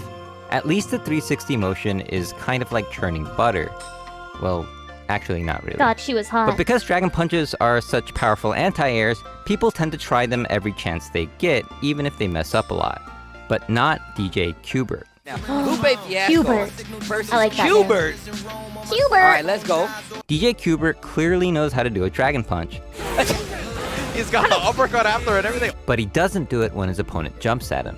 He uses this move instead, crouching hard That looks punch. like an uppercut to me. Oh, he's got the anti-air? With the anti-airs? This is much It easier looks to like do an uppercut because to me. you just input a direction and a button, and you get pretty damn close to a Dragon Punch.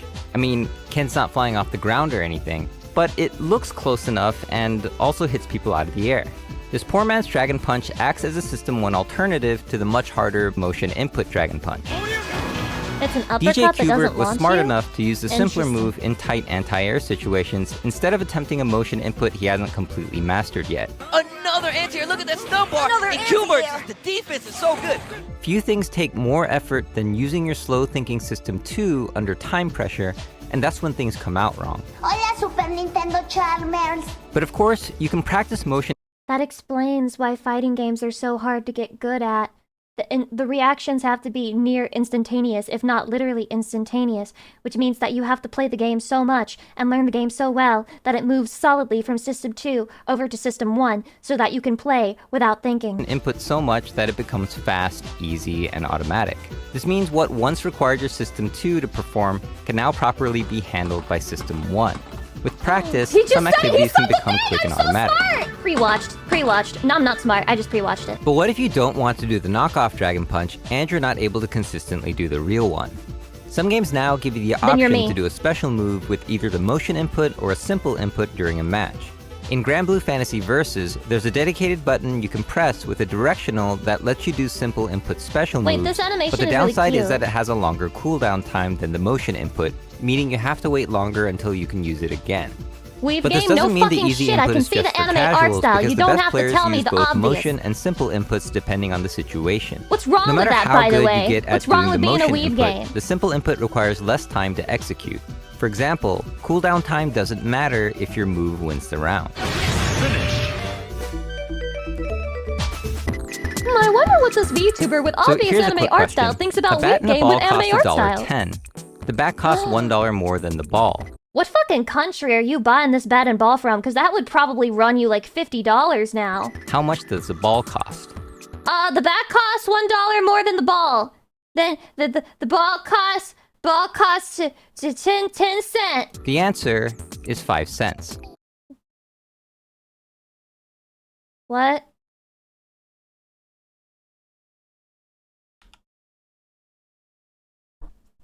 Ball. How much does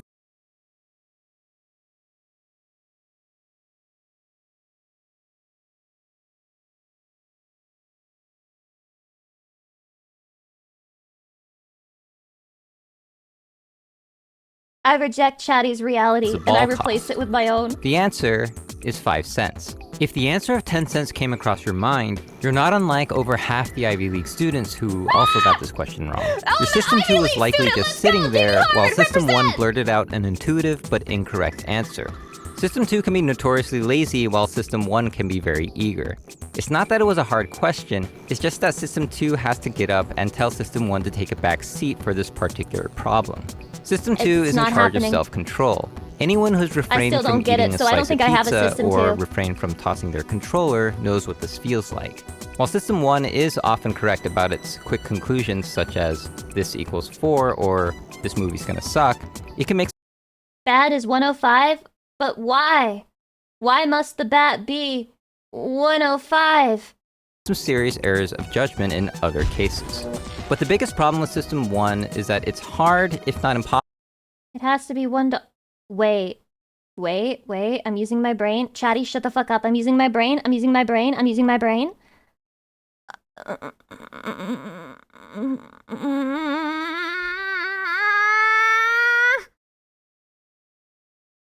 I got it. Eureka. I got it. I'm not gonna explain it to you, but trust me, I totally understand. Possible to shut off entirely. If you doubt this, try to play your favorite fighting game with all your buttons reversed.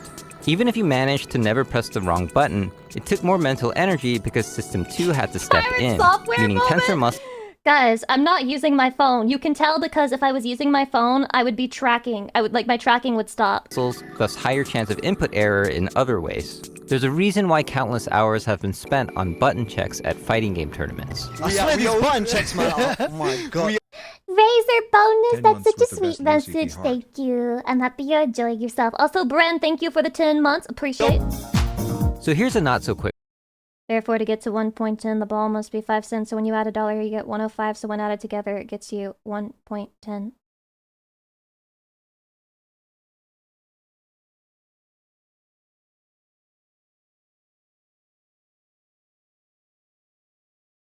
I think I just don't understand math. Question. Extra, I'm gonna ban you. Like, can we time out Extra for like the next 10 minutes? Because I feel like that's how long this math question is going to keep going. And Extra is just like continuously making me feel dumb because if I am at the same level of intelligence as Extra on this subject, that is really bad news for me. Count how many times the players wearing white pass the basketball. You can pause the video you're watching now, go over to this one, and count for yourself. No, it's gonna be when you come back with your problem! answer, you may or may not have realized that there was a gorilla that walked through the scene. What Even though it was there for No. 9 seconds, about half the people who are counting the passes in this video did not see the gorilla, which suggests that under System 2, we can be blind to the obvious. Anyone who just sees this video without doing a How would you not task notice will see the this? gorilla. This How would you not explains notice why this? some of the best players in the world do not respond with an anti-air when their opponent jumps at them. No anti-air? But what occupies the player's attention are other mentally intensive things like the neutral game going on the ground. The opponent's jumping attack acts as the invisible gorilla here. Oh boy, that jumping is the uppercut! What a great start! This shows that as much as we want to think hard about each situation to make the best decision possible, System 2 takes too much effort to do so. Your brain will be completely fried. But what if you could fry your opponent's brain instead?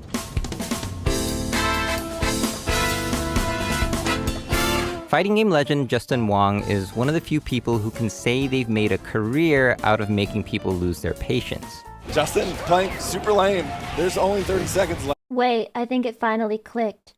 Zesty, you helped make the problem click. But, oh my god, I love how we paused on her with her fucking legs up in the air and her fucking fat ass cheeks. Then again, it is Chun-Li, so I think you could pause on any frame and you would still be looking at her fucking legs and her fat ass cheeks. It's kind of irrelevant. I finally understand, Chatty! I get it now! I get it! It makes sense! Because they both cost $1.10, which means that if the ball must be $1 this must be the ball must be $1 off. $1 off from the bat.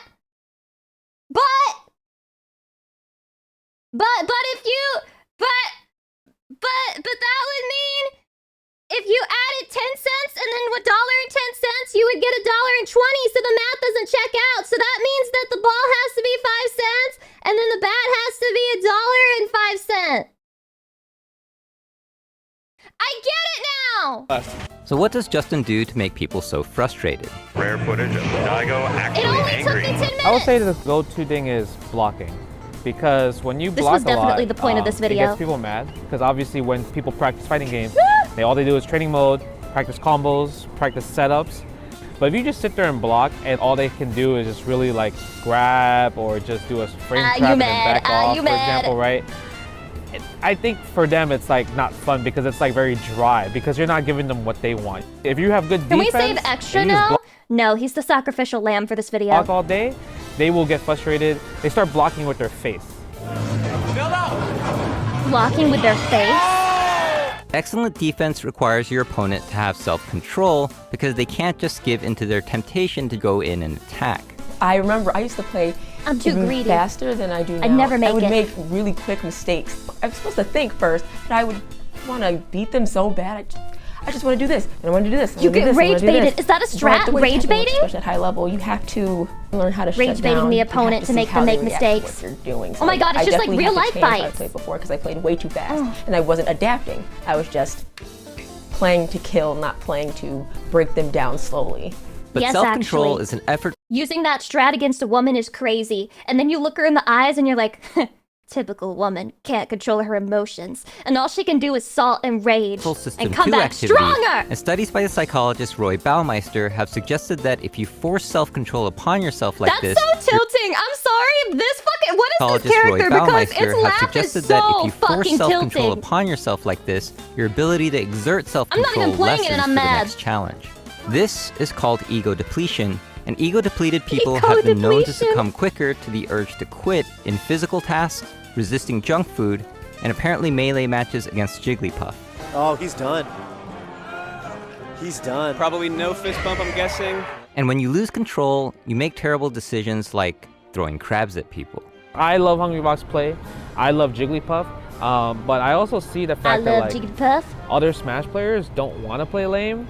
I know Melee is exciting, it's very hype, but all I see is aggressive, rushdown, Fox, Falco, you know, like those characters. But then you see Hungrybox just timing you out, laming you out, and even just like other Jigglypuffs is just sitting there. We just watched a video about this. Stalling the clock. And people called him smart, lame. man. The fact that that guy got that Ice Climber to rage quit, that was great. I love that. I love seeing rage quit stuff like that all the time. It's a weird and controversial idea that we all... Damn, that guy is truly chaotic neutral. He's like, if you win, then you win. Razorbones, welcome. Possess some kind wait, of what? I did this again, dude! I'm getting deja vu! This happens! Every time I start reacting, I start saying thank you for the fucking gift sub or something, and it's 200 bits or some shit. Stop! Fuck! I'm sorry! energy meter that causes us to lose self-control as it goes down. But effortful thinking actually does cause your blood sugar level to drop. Glucose gauge. So the question is, would it help to maintain your self-control if you just replenished yourself with more sugar? Is this Baumeister's real? team tested this by Spawn giving off, see, subjects thank you for an the gift ego-depleting sub. task That one and then was giving real. them some lemonade. But half the lemonade had real I actually sugar, do have a while the glucose other bar half during had an stream, it's artificial true. sweetener, Splenda. When given the next challenge, the ones who had the real sugar actually performed better than the ones with the fake sugar. So does that mean the key to beating defensive players... Drink real sugar. Load yourself up with sugar. Be sugar-pilled. You don't want to be bad at fighting games, do you? Eat fucking real sugar. ...is to have sugar between games? Let's not get too carried away, but it is something to think about. Especially when you get to game 19, final game, final round, and win.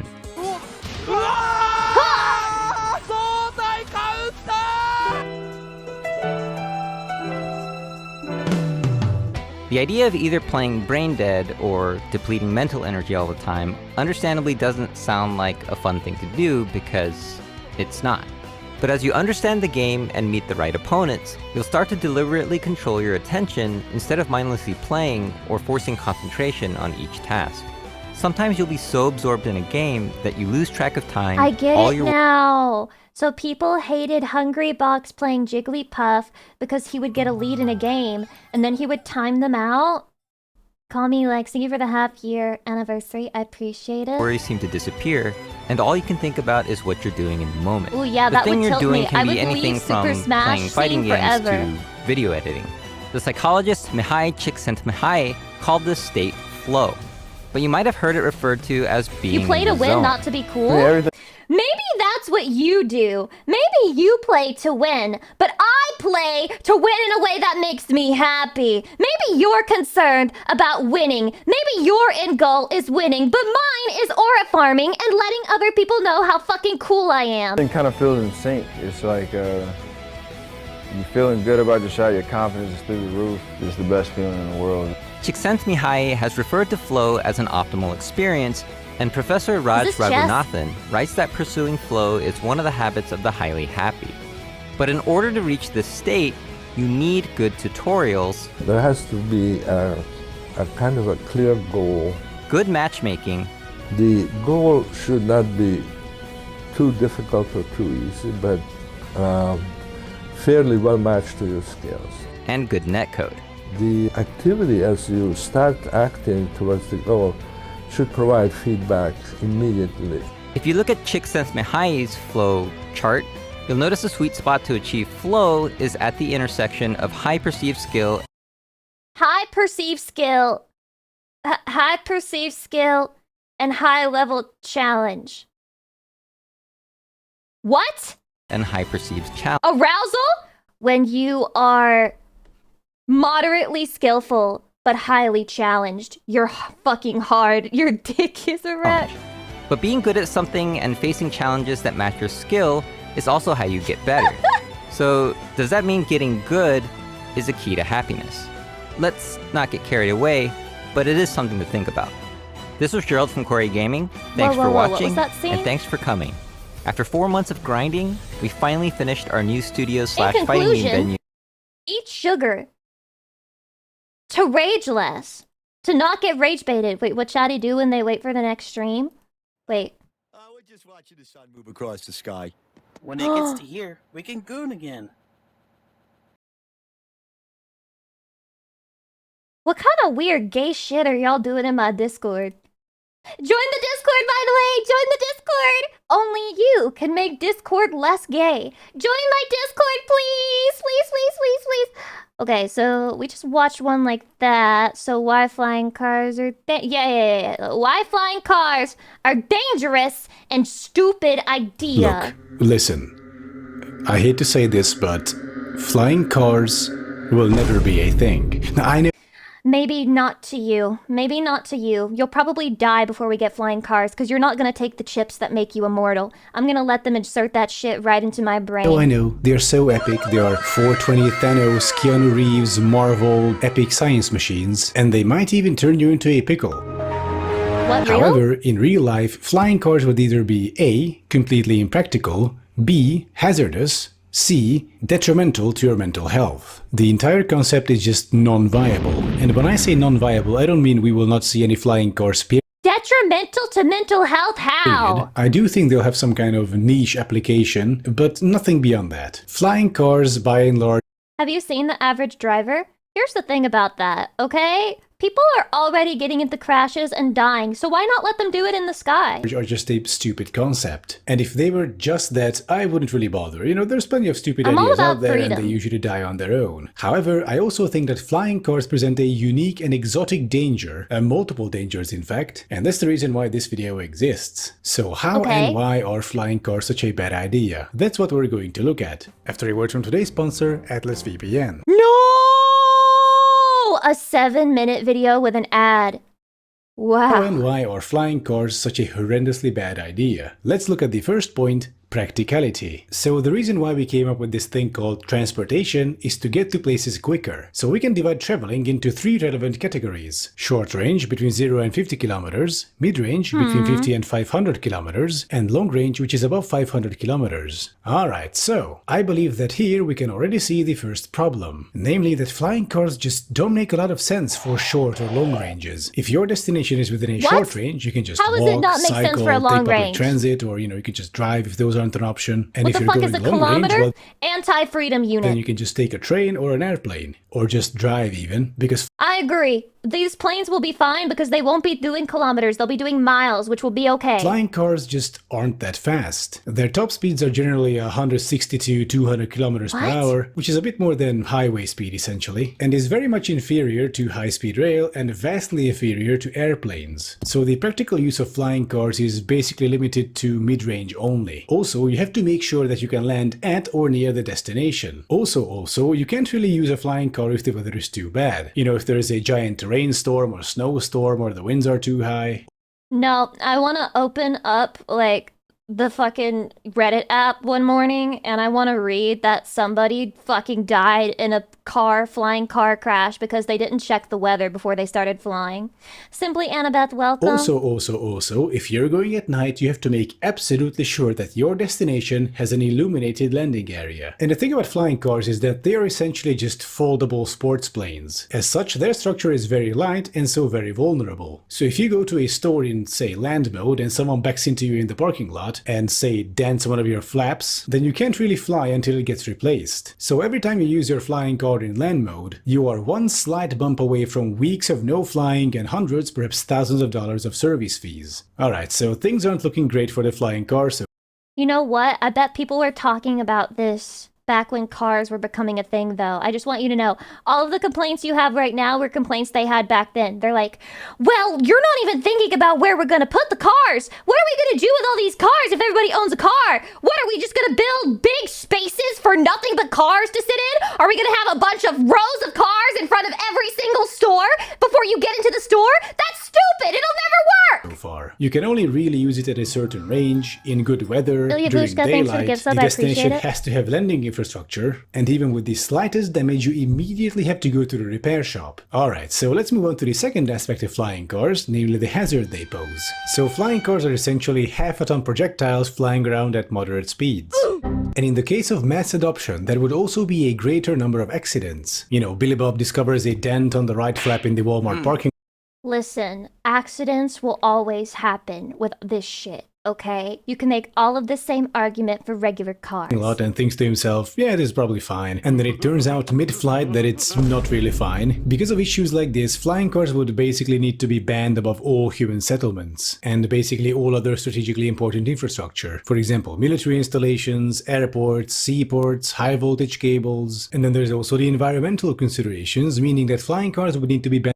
Oh, environmental considerations, right, because cars are known for being environmental fucking masterpieces. Never had a problem with emissions or any of that shit. Cars are totally cool for the environment, and flying cars are so irrationally bad for it. Nature reserves, migratory bird Why do you routes. want flying cars so much? I don't even want regular cars. That's my hot take. I don't even want regular fucking cars. But if you're going to be a hater of flying cars, you have to explain why normal cars are okay and flying cars are especially worse than the normal ones. And any other areas where they might end up damaging or disturbing the local wildlife. So in order to really mitigate the hazard posed by flying cars, you would need to organize things. Consider this map of Budapest and its surrounding Big car areas. paid him off.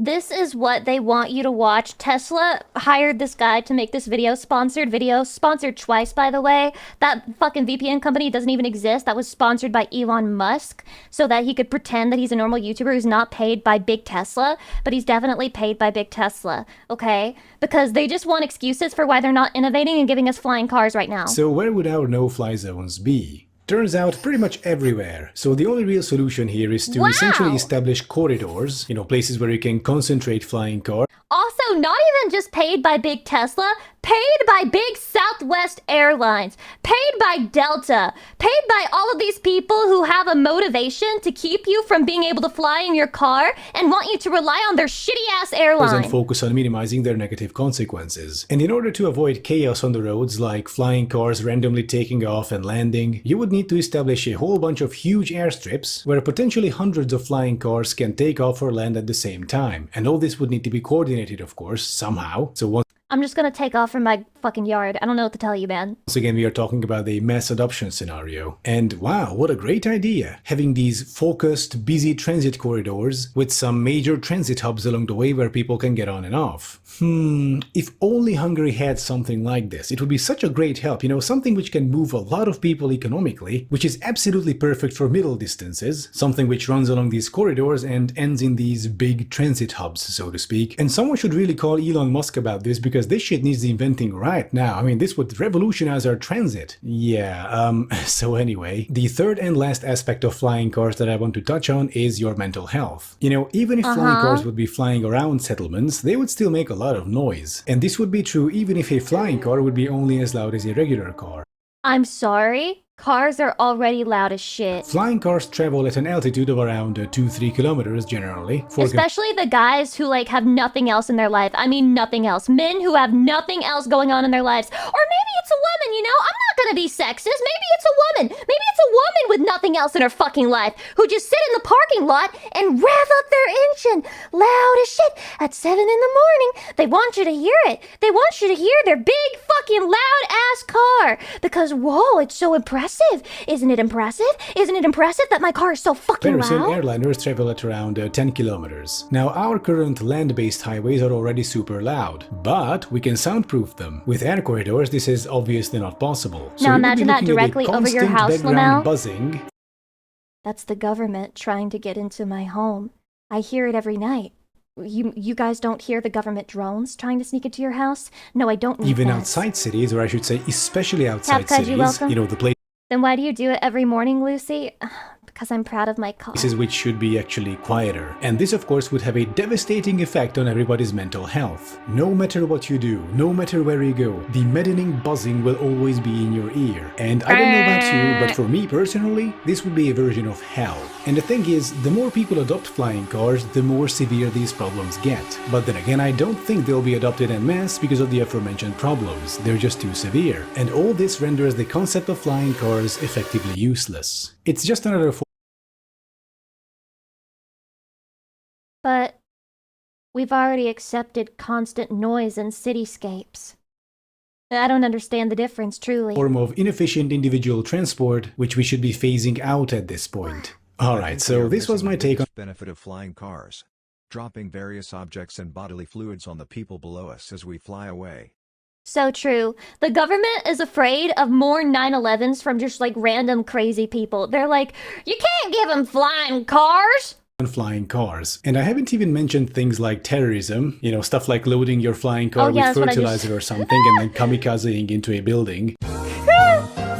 Or, you know, load up a bunch of Molotovs and use it as a bomber. Even without these, the government don't want you to have freedom, okay? You may think that all you have to do to get away from TSA is to not fly. That's not true. You not owning a flying car right now is the TSA up your ball sack fucking frisking you, trying to make sure that you don't have fertilizer that you're gonna pack into your car and then run into the Empire State Building. the case against flying cars is strong enough, I think. So anyway, thank you for they watching. clip Don't your forget to wings, like and they do. subscribe, and do check out my Patreon if you Flying cars now! I need the freedom to die in the sky!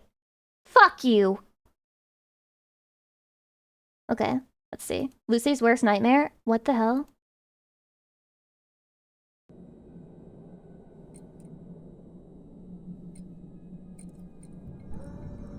Why? Why? Yes, I will. You don't need to ask. What? Who? For what? You know what? I just want to put it out there. My Funko Pop looks way cuter than the other Funko Pops. Mine is so cute. Wait, what happened? Why did you make a creepypasta out of my Funko? 3 easy payments of $69.69. Supplies won't last. Plus only $69.69 shipping and handling.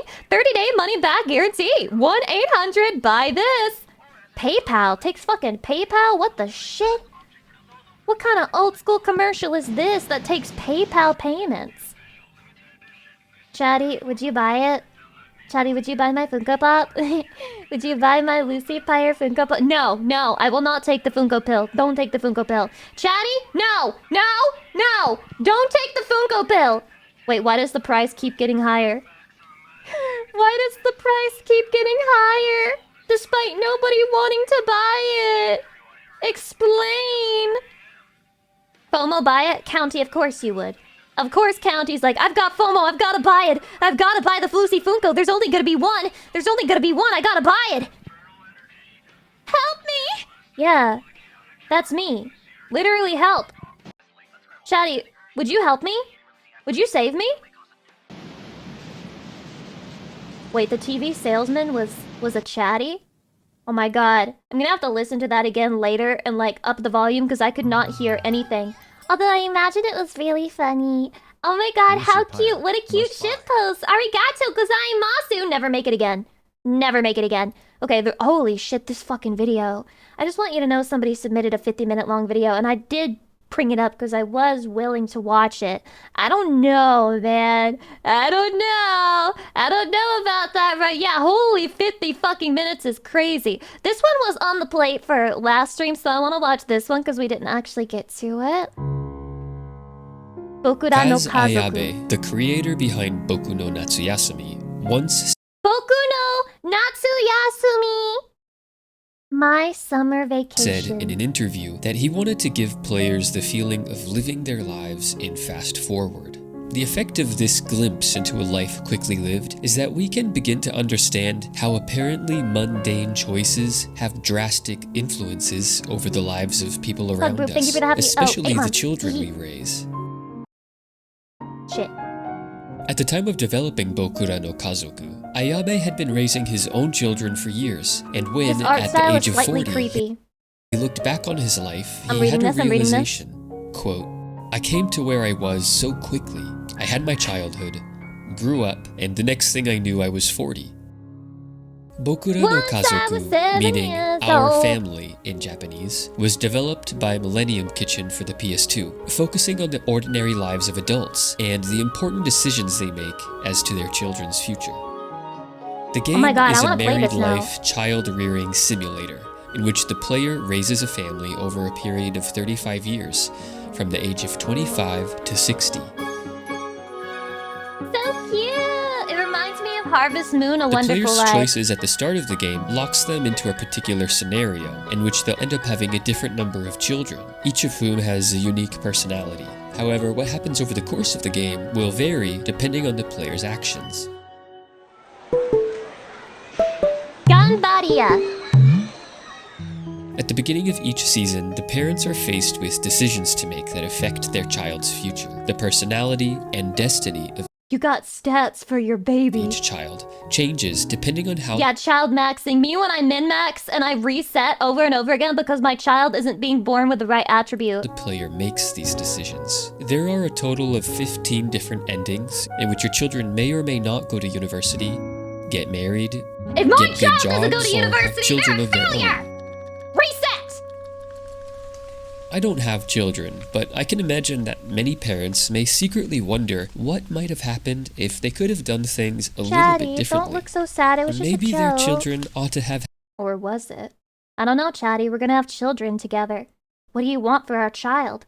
What's the future that you want from them? And don't say any lame shit like, I just hope they're happy. No, no, no. What do you really want your kid to become? had a bit more freedom. Maybe their children had too much freedom.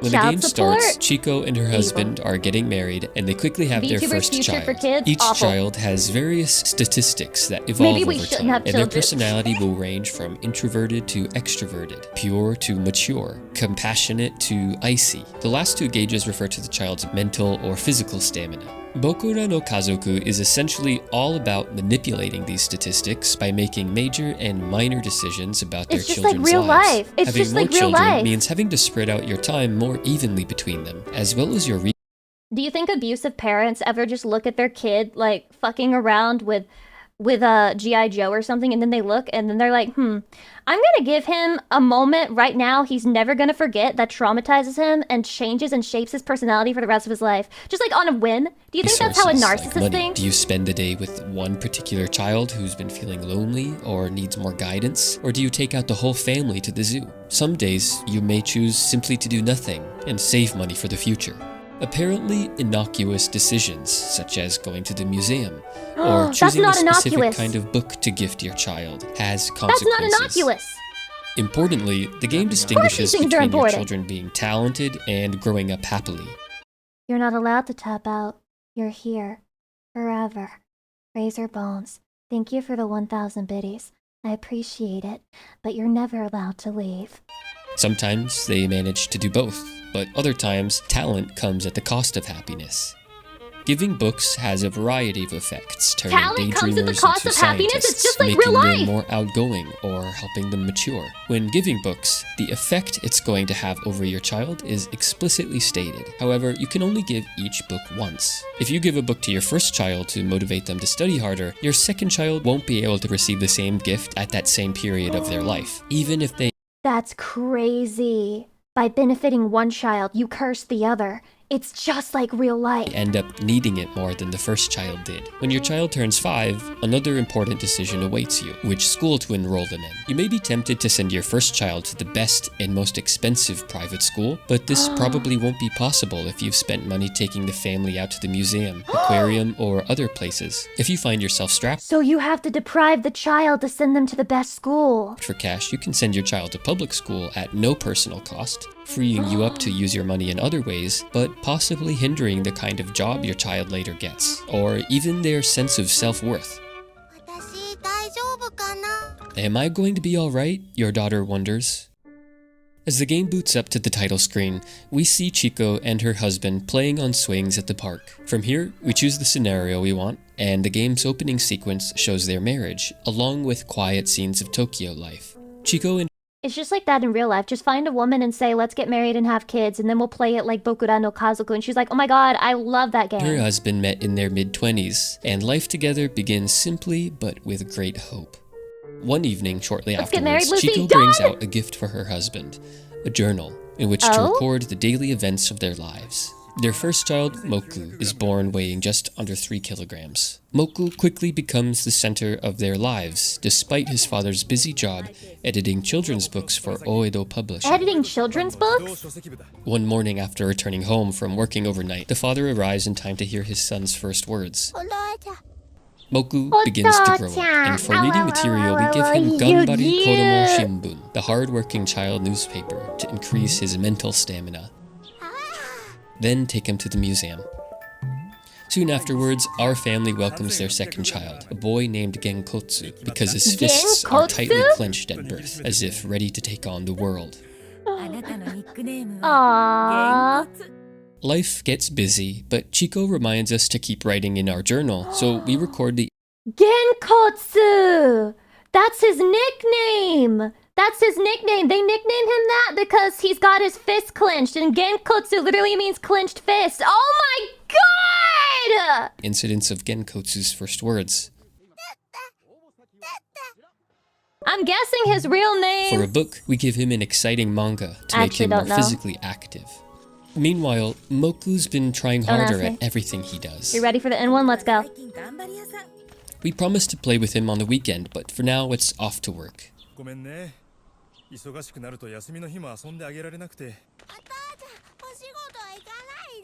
Later, our Dad, stop neglecting me. third child is born. We name her Pooh, and now things are really getting busy. Moku starts kindergarten, and as usual, does his best. For good luck, we take the whole family out to the local temple, the quietness and solitude of which makes everyone a little more introverted. The next day, we take just Genkotsu to Tokyo Tower. A day out with him makes him a little bit more mature.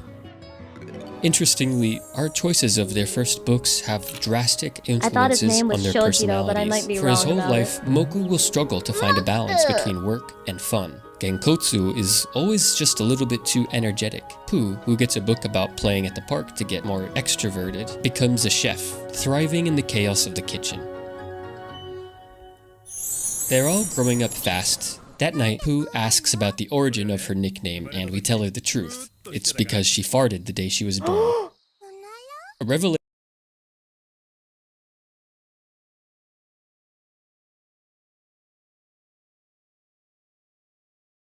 Do you hate your daughter? Do you hate your daughter? Do you hate your fucking daughter, you piece of shit? Which I'm not sure she ever recovers from emotionally. Yeah, but no to make up for this, we treat her to a day at the park, which puts a smile back on that face. We keep saving No money and forgiveness. working No hard at the forgiveness. office. Trauma forever. From here, the game starts to get a bit predictable, but never anything less than charming. The kids are growing up in front of our eyes. We help them through emotional ups and downs, and try to give them the kind of books they need for whatever problem they're facing. Before you know it, life is passing us by, and all those little moments start adding up.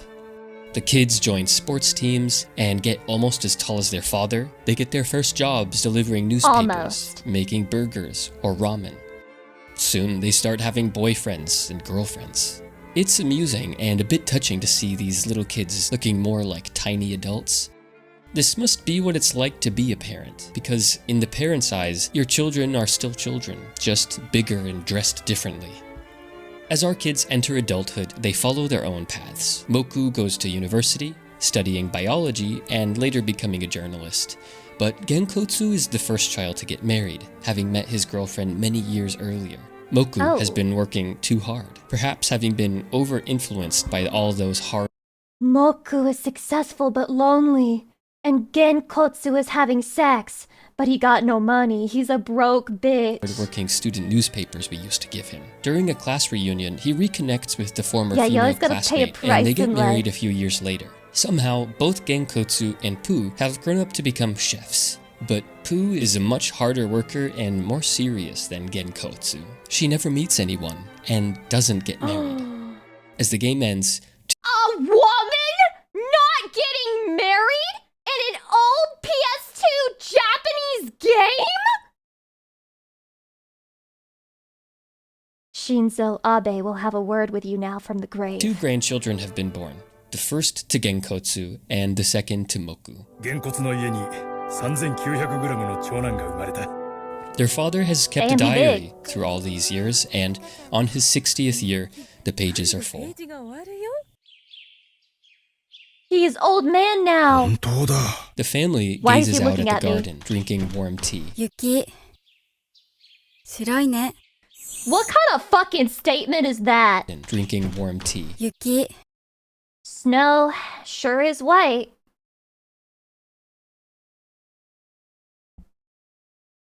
Fucking riveting conversation, thank you.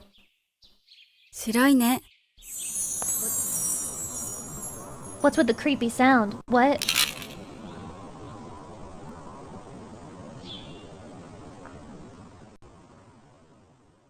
Sky sure is blue.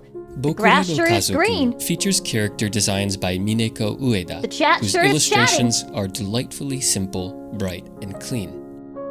Millennium Kitchen has done a wonderful job of bringing her drawings to life, which can be surprisingly expressive and show a huge range the of art style subtle a lot. human emotion.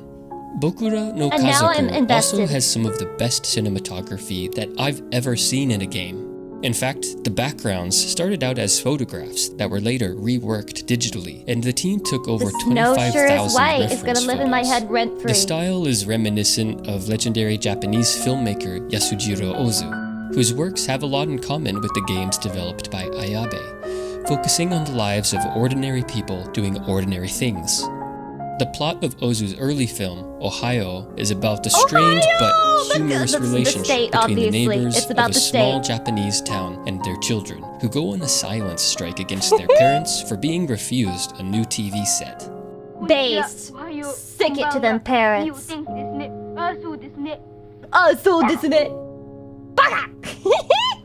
Growing up, I would sometimes indulge in a fantasy about being transported back in time and being able to relive my life from a particular When he said I had a fantasy of being trans and my brain froze for a second. age. However, this fantasy always led me to a question that I've never been able to answer. Hydration. If I could be transported back in time, would I make the same choices, or would I do things differently? Yatta garasu, thank you for the 7 months.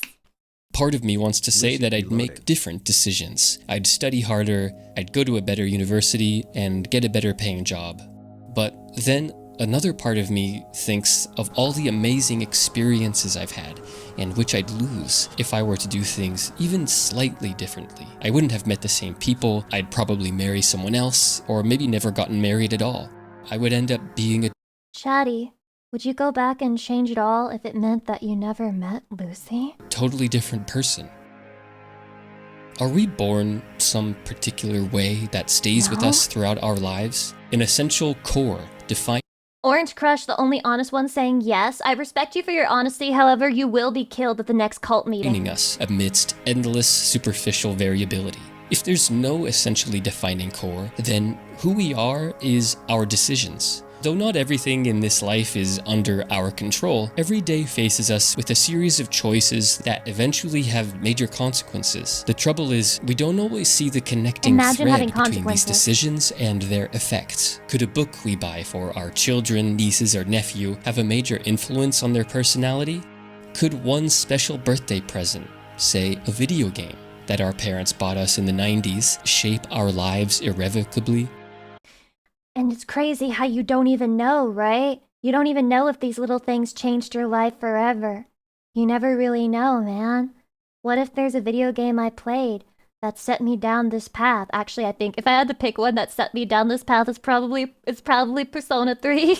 So much of my personality is the result of an accident, of my mother buying me a game about a massive sword-wielding hero in 1997 at the age of 6, because I just so happened to be into swords at the time.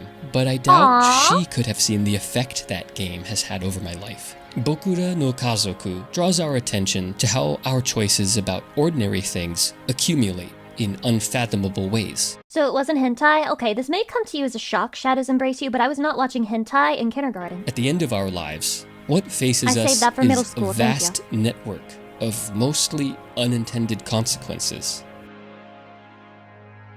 Therefore, perhaps the message of Bokura no Kazoku is pay attention.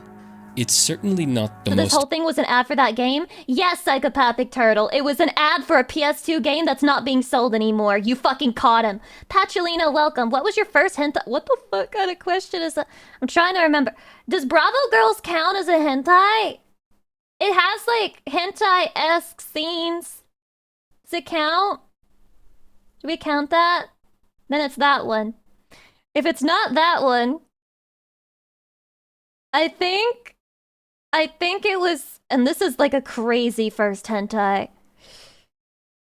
Inochu. Immediately engaging or exciting game out there. But as far as games are able to speak to us on an existential level, Bokura no Kazoku is up there with the greats. Not despite, but because of the fact that its subject matter is purposefully and completely ordinary. And, like all of Ayabe's games, the beauty— There, it was very popular. How the fuck did that get popular, by the way? Because it has like a lot of crazy shit in it. Of the ordinary. My first hentai was the Bible. Yeah, you're talking about that scene with Lot and his daughters? Yeah. Oh my god, I'm gonna play Bokura no Kazoku now! Okay, one more video. I'll let Chatty decide. Do you want to watch How to Reduce Salt or Career Date? I'm not sure what this means. But, salt because longer? I'm seeing salt. I'm seeing salt. So, do you like making people feel salty? No. Oh, yeah, I love making other people salty. It's one of my favorite things. Like, especially when— And this marks the difference between these people who play these games and me. I can make someone's family salty. So like someone's family will travel to a tournament with them or something, and they're right behind them playing. I love that feeling when I beat them and I see them either crying or they sad or whatever the case may be. That is the best feeling ever in my—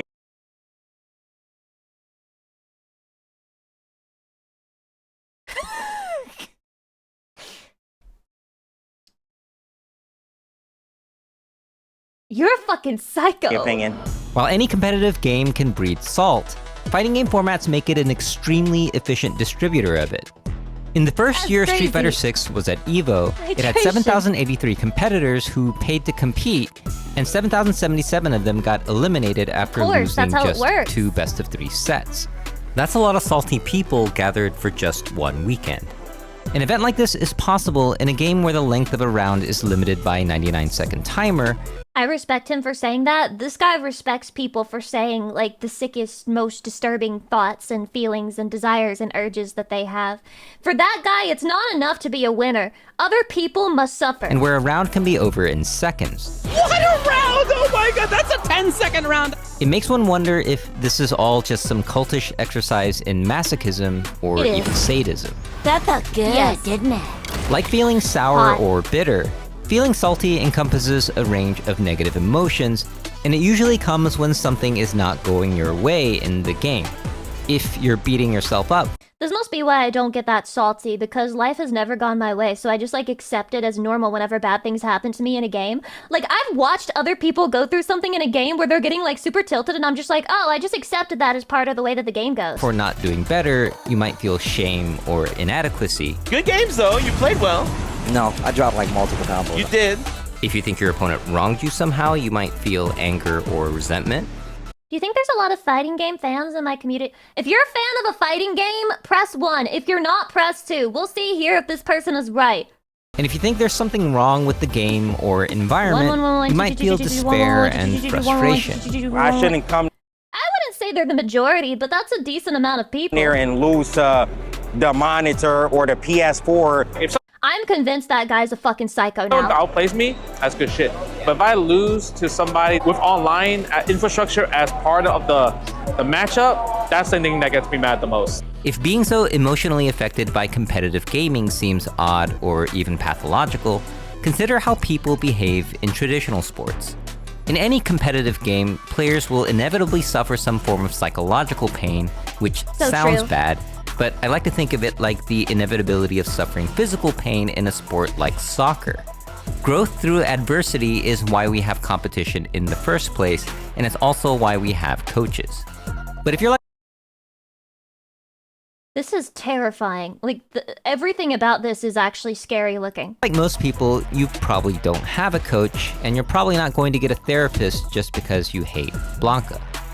So is it possible to Shadi, would you get a therapist if you were getting super tilted over a game, and if the game was like your job and like you went to tournaments and so you had to like keep it together? Would you go to a therapist and explain like what the game is and explain the combo that got you killed and stopped you from winning the tournament? use salt on your own?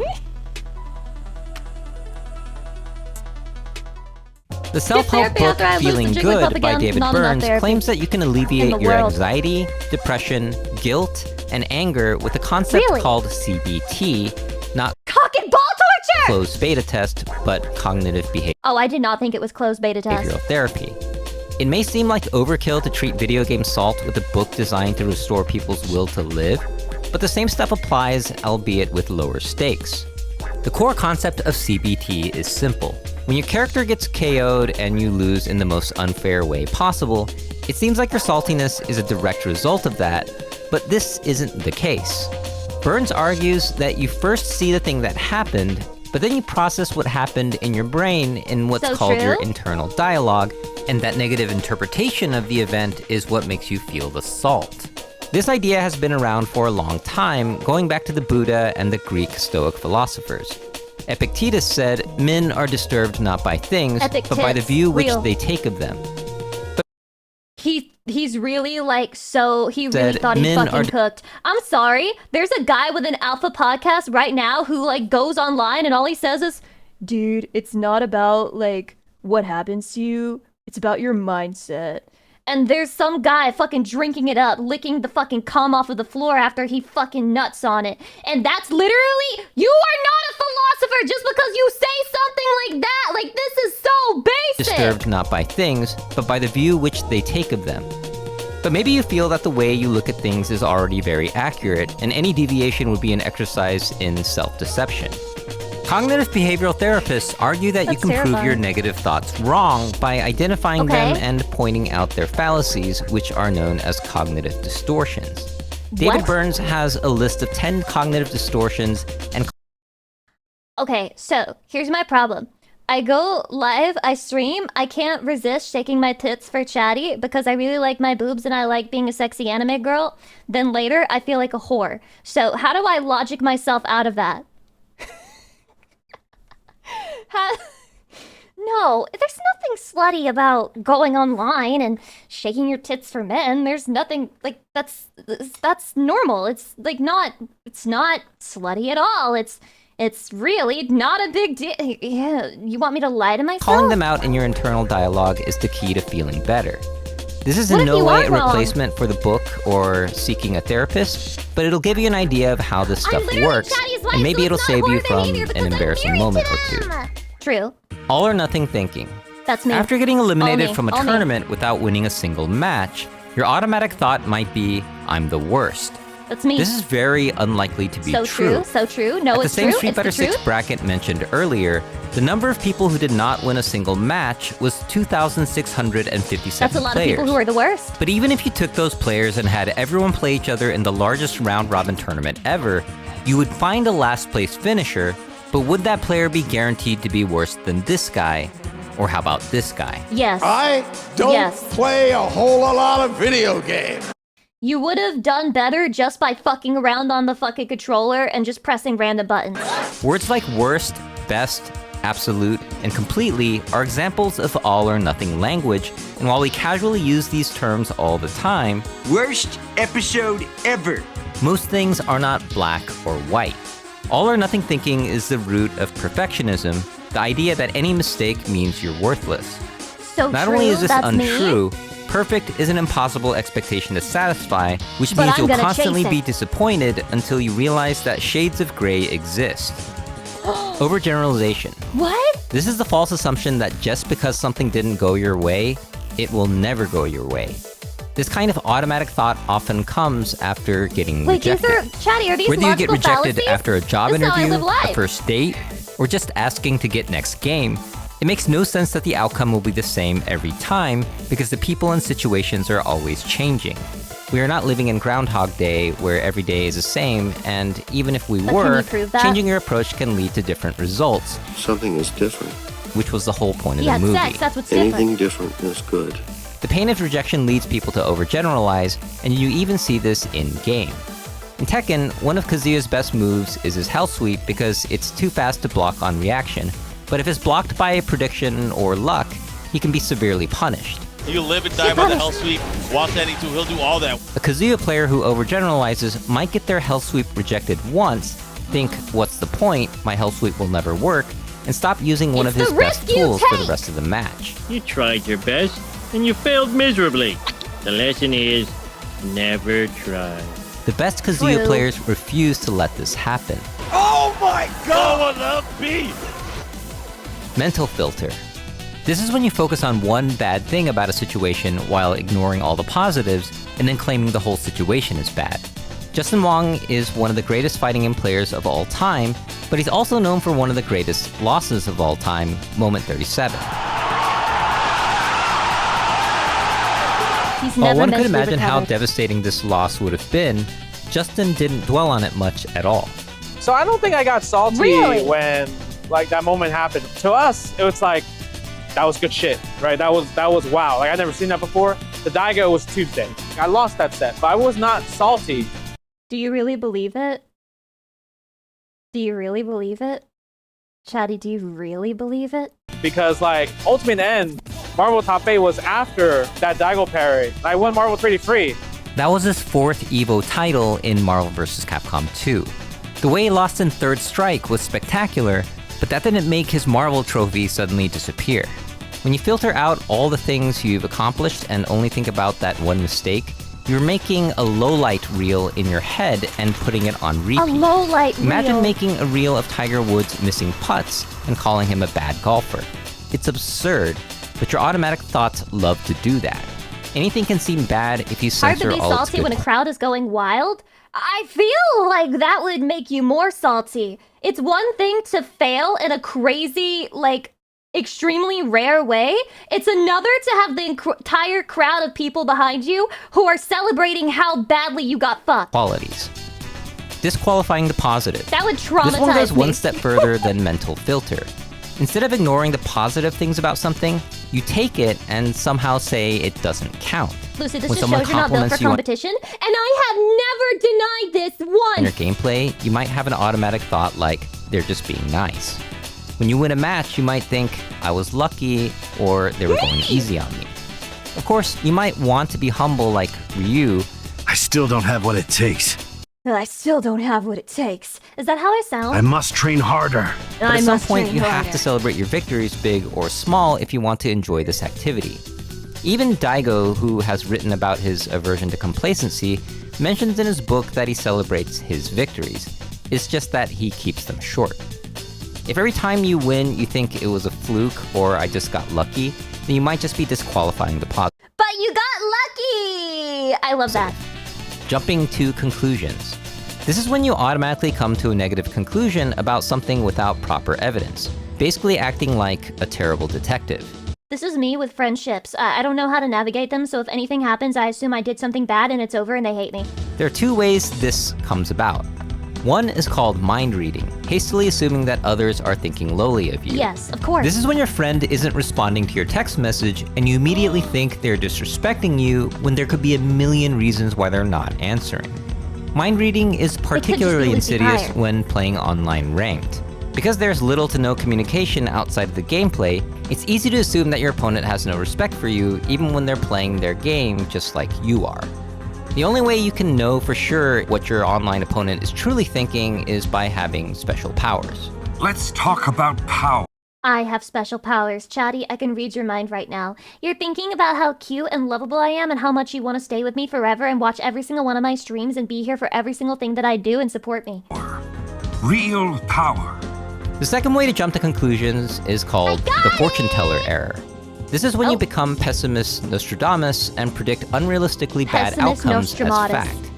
It's one thing to go to a tournament and predict I probably won't get first place, but it's another to think when I lose, they're all gonna laugh at me. What's more realistic is that when you lose, you'll be like over 99.9% of the entrants who will get eliminated in bracket.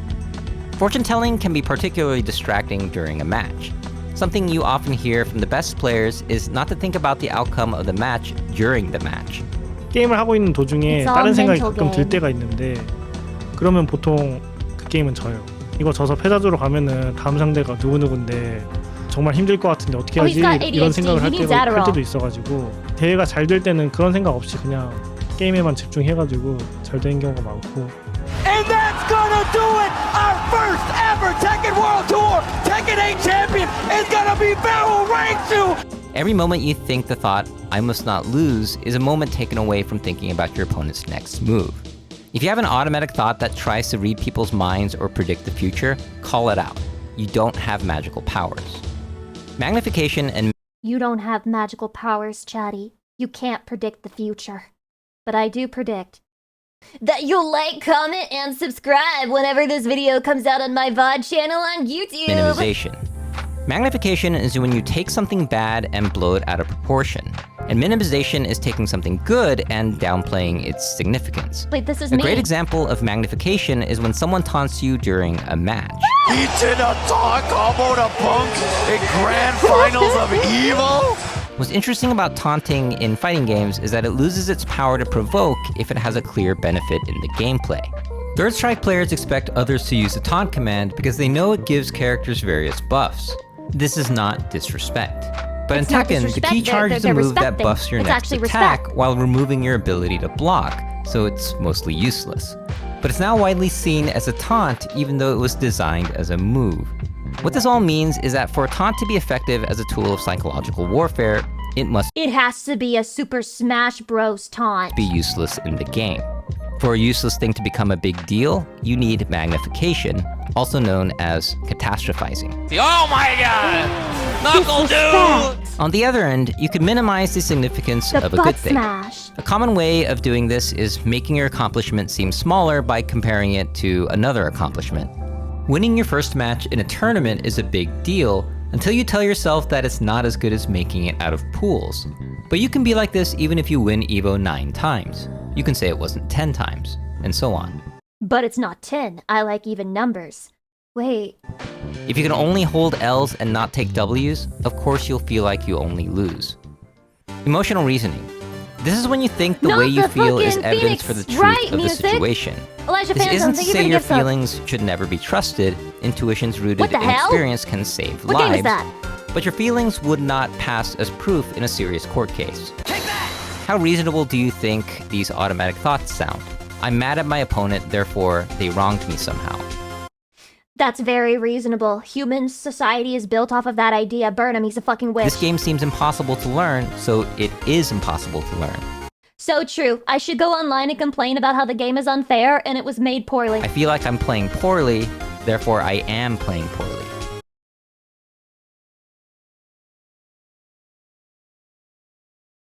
This one actually makes sense to me. Case closed. Is this crazy? Well, look at that. When spoken out loud, these statements sound ridiculous. In competitive gaming, you often need to be your own coach and spit out some facts to counter your emotional reasoning. Are you actually playing worse than usual, or did your opponent find a counter to your strategy? Should or must statements. The psychotherapist Albert Ellis described 3 thoughts we're that getting hold us back. psychology in here, okay. One is the idea that I must do well or I'm worthless. The second one is that others must treat me well or they're worthless. And narcissism. Finally, the third one is that the world must give me exactly what I want now or the world is worthless. Because of the must. If you didn't masturbate, then you wouldn't awfulize, terribilize, catastrophize, say I can't stand it, and put yourself down. The problem with saying I should or must do something is that it creates pressure, guilt, and anxiety. I must train harder. This makes training feel like a burden because it's now an obligation you can fail to uphold. But if instead you were to say, I will train harder, it changes the focus from pressure to passion. There are many alternatives to saying should or must that convey your values without whipping yourself. If you're only stuck with... So you gotta gaslight yourself into thinking that you want it? No. Implant the information into my head, make it instant, make it easy. No effort, I'd like very much to do well, but I never have to, then you wouldn't disturb yourself. Now, when you say someone else should or must treat you a certain way, you're putting your expectations of people unreasonably high, and when they fail to meet those expectations, which is inevitable, you will feel resentment, hostility, or anger. When playing online, someone might taunt you and you might think, God, her fucking fat ass is taunting me to put my dick in. They should not disrespect me like that. But if the Roman emperor and Stoic philosopher Marcus Aurelius were alive today, he would not be surprised in the slightest. In Meditations, he writes, begin the morning by saying to yourself, I shall meet with the meddling, the ungrateful, arrogant, deceitful, envious, and unsocial. What an arrogant statement by itself. I shall meet with the meddling, the ungrateful, arrogant, deceitful, envious, and unsocial. What? You're assuming those people are all those things. Maybe. Has he ever heard the saying? Do you think Marcus Aurelius has ever heard the saying that if you, everywhere you go, everyone's an asshole, you're the problem? A Stoic reminder that instead of spending energy on things you cannot control, use it on other things like getting good. He was the last emperor? way to use should or must that statements is that the world should be a certain way this instant. When it's not, you feel helpless and frustrated. Perhaps you want a fighting game to be more balanced. You can't change it right now, but you can adapt. Gaslight yourself into being okay with bad circumstances. What if in Street Fighter, instead of saying you lose each time you've lost, it said you are a loser? This change would not go unnoticed because we know there's a huge leap between losing a game and becoming a loser. That's because the word loser is a label, and the problem with labels is that it reduces a complex human being into a simple stereotype. If losing in a game made you a loser, then the best players of that game are all losers because they've lost more games than anyone. Using negative labels on yourself only serves to make you feel worthless. Conversely, you can use negative labels on others to protect your ego, but it generates hostility and prevents self-reflection. If you call your opponent a coward, it's on them to change, but if you call them a defensive player, it's on you. It might feel good to label others, but it won't help you win. Oh my god. At Evo next year after learning to control my salt level in this stream. Will you cheer me on, wife? Happy 16. Of course I will cheer you on. Chatty, if any of you go to Evo, I will cheer you on. Aggie, thank you for the 60 butts. I appreciate it, by the way. Good luck in all your fighting games and in anything you're doing in life. Maybe this really will help you. Personalization. This is when you put way too much blame on yourself for a negative outcome. It's me. This can lead to guilt and even apologizing for things out of your control. I was playing against a player and I was about to lose the set. It was like a pretty close set. I played this character named Hawkman. He had the super that he could charge up to full charge and it would become unblockable. It's really bad. You have to be like asleep at the wheel to get hit by this. But I was like, wow, I'm gonna lose the set. I gotta make something happen. So I go for this really gimmicky setup and I win. And I'm like, oh my God, I am so sorry. It turns out when you lose in a tournament set, the last thing you want to hear is the guy apologizing to you. Being a stupid kid that I am, I was like, I'm sorry for saying sorry, and then it just like kept getting worse and worse. And then eventually, one of my friends said it, Willie, he said, They shouldn't call you Wall Jump Man. They should call you Apology Man. We do this because taking accountability is respectful, and it's why when accepting a loss, we say things like, this loss is all on me, I didn't train enough, and I will work hard to do better next time. But is anything really the result of one person? Imagine how strange it would be to win a tournament, go on the mic, and just say, this win is all because of me, and I deserve all the credit. Holy Not base! a single person helped me in Holy any way to base! get to where I am today, so thank me. This win is all me. I did everything. I am responsible for it. And if anyone doesn't like that, they can slob on my knob. Goodbye. And good night. I hope that whenever they have the VTuber Awards, whoever accepts their awards will just say shit like that. Like, yeah, I won this because I'm the best, I'm the funniest, I'm #1. The fans voted for me, not because they had to, but because they knew that. It was just a matter of course. And honestly, it's not thanks to them. It's all thanks to me for being the funniest in the world. Neither of these statements make much sense. Whether the one who loses can attribute the loss to anything else without sounding like excuses monitors at the is venue were another super matter. laggy, barely But the playable. truth is, no outcome, good Yeah, or most bad, humble can too. be entirely Number attributed to one, one most humble. person. Now that you've gotten an idea of the 10 cognitive distortions, you might have noticed a couple of things. A person who purposefully tries to exacerbate your distortions is often called a bully, and someone who tries to fix your distortions troll. are usually called a friend. We tend to be our own worst bully. You'll die by your own hand. But rarely do we treat ourselves like a friend when we have a He was negative spitting, automatic though. thought. That's a nice jacket you've got there. When you call yourself a complete failure, you're basically saying a villain character's win quote to yourself when you would never You call are a your friend a failure. complete failure who's in the same situation. You would likely say something like, a single loss doesn't make you a failure, which is true, so you Yeah, wouldn't you're just be right. lying to spare their Aw. feelings. Why not treat yourself like your own best friend when you have cognitive distortions? This is what David Burns calls True. the double standard technique, and it's powerful because it makes sense. Yeah, that makes sense. Yeah, that makes sense. But even I with like ways that. to I like reduce that. salt, not everyone wants to be salt-free.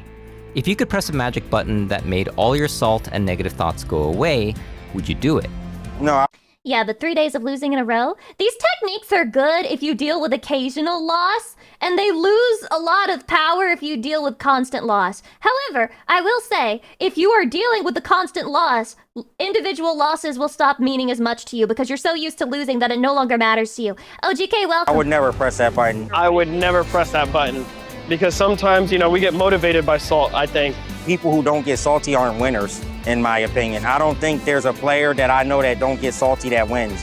Every single player that y'all see win Street Fighter or NBA championship, NFL, Super Bowl, whatever the case may be, every agree. last one of them you can find He might be a psychopath, but he's completely right. People who don't get salty aren't competitive. extremely salty clips about They them. wouldn't So want to do something like I this think anyway. no one who wins anything in life is happy all the time. It's just impossible. You have to have that little salt because that's like the competitive edge.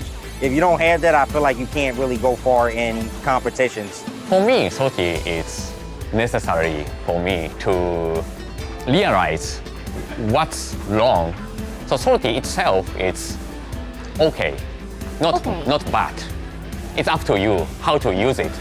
So if salt is the fuel that motivates players to get better, then why are we trying to eradicate it? Thinking, 'Cause it I'm a feels complete bad. failure It after feels losing bad. means you have high standards for yourself. Getting angered by your opponent taunting you likely means you have a sense of dignity and fairness. When you personalize a negative outcome, even if it wasn't your fault, it shows that you are empathetic.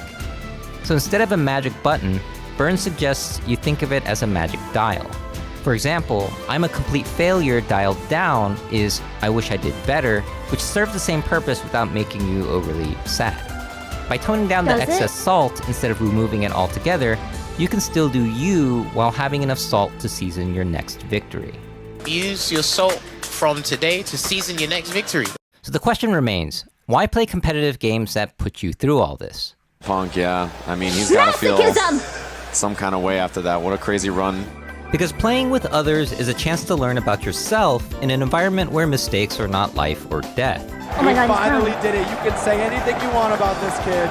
He is an Evo champion, and you can never take that away from him. In the book, The Anxious Generation, Jonathan Haidt argues that children need to go out and play more with real people instead of being isolated to their smartphones and other screen-based activities. We have overprotected our children in the real world and underprotected them online.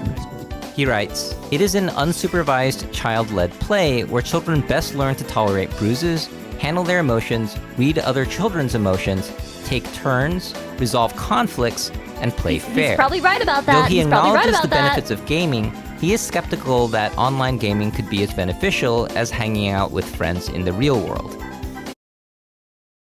As a sci major, do you agree, Lucy?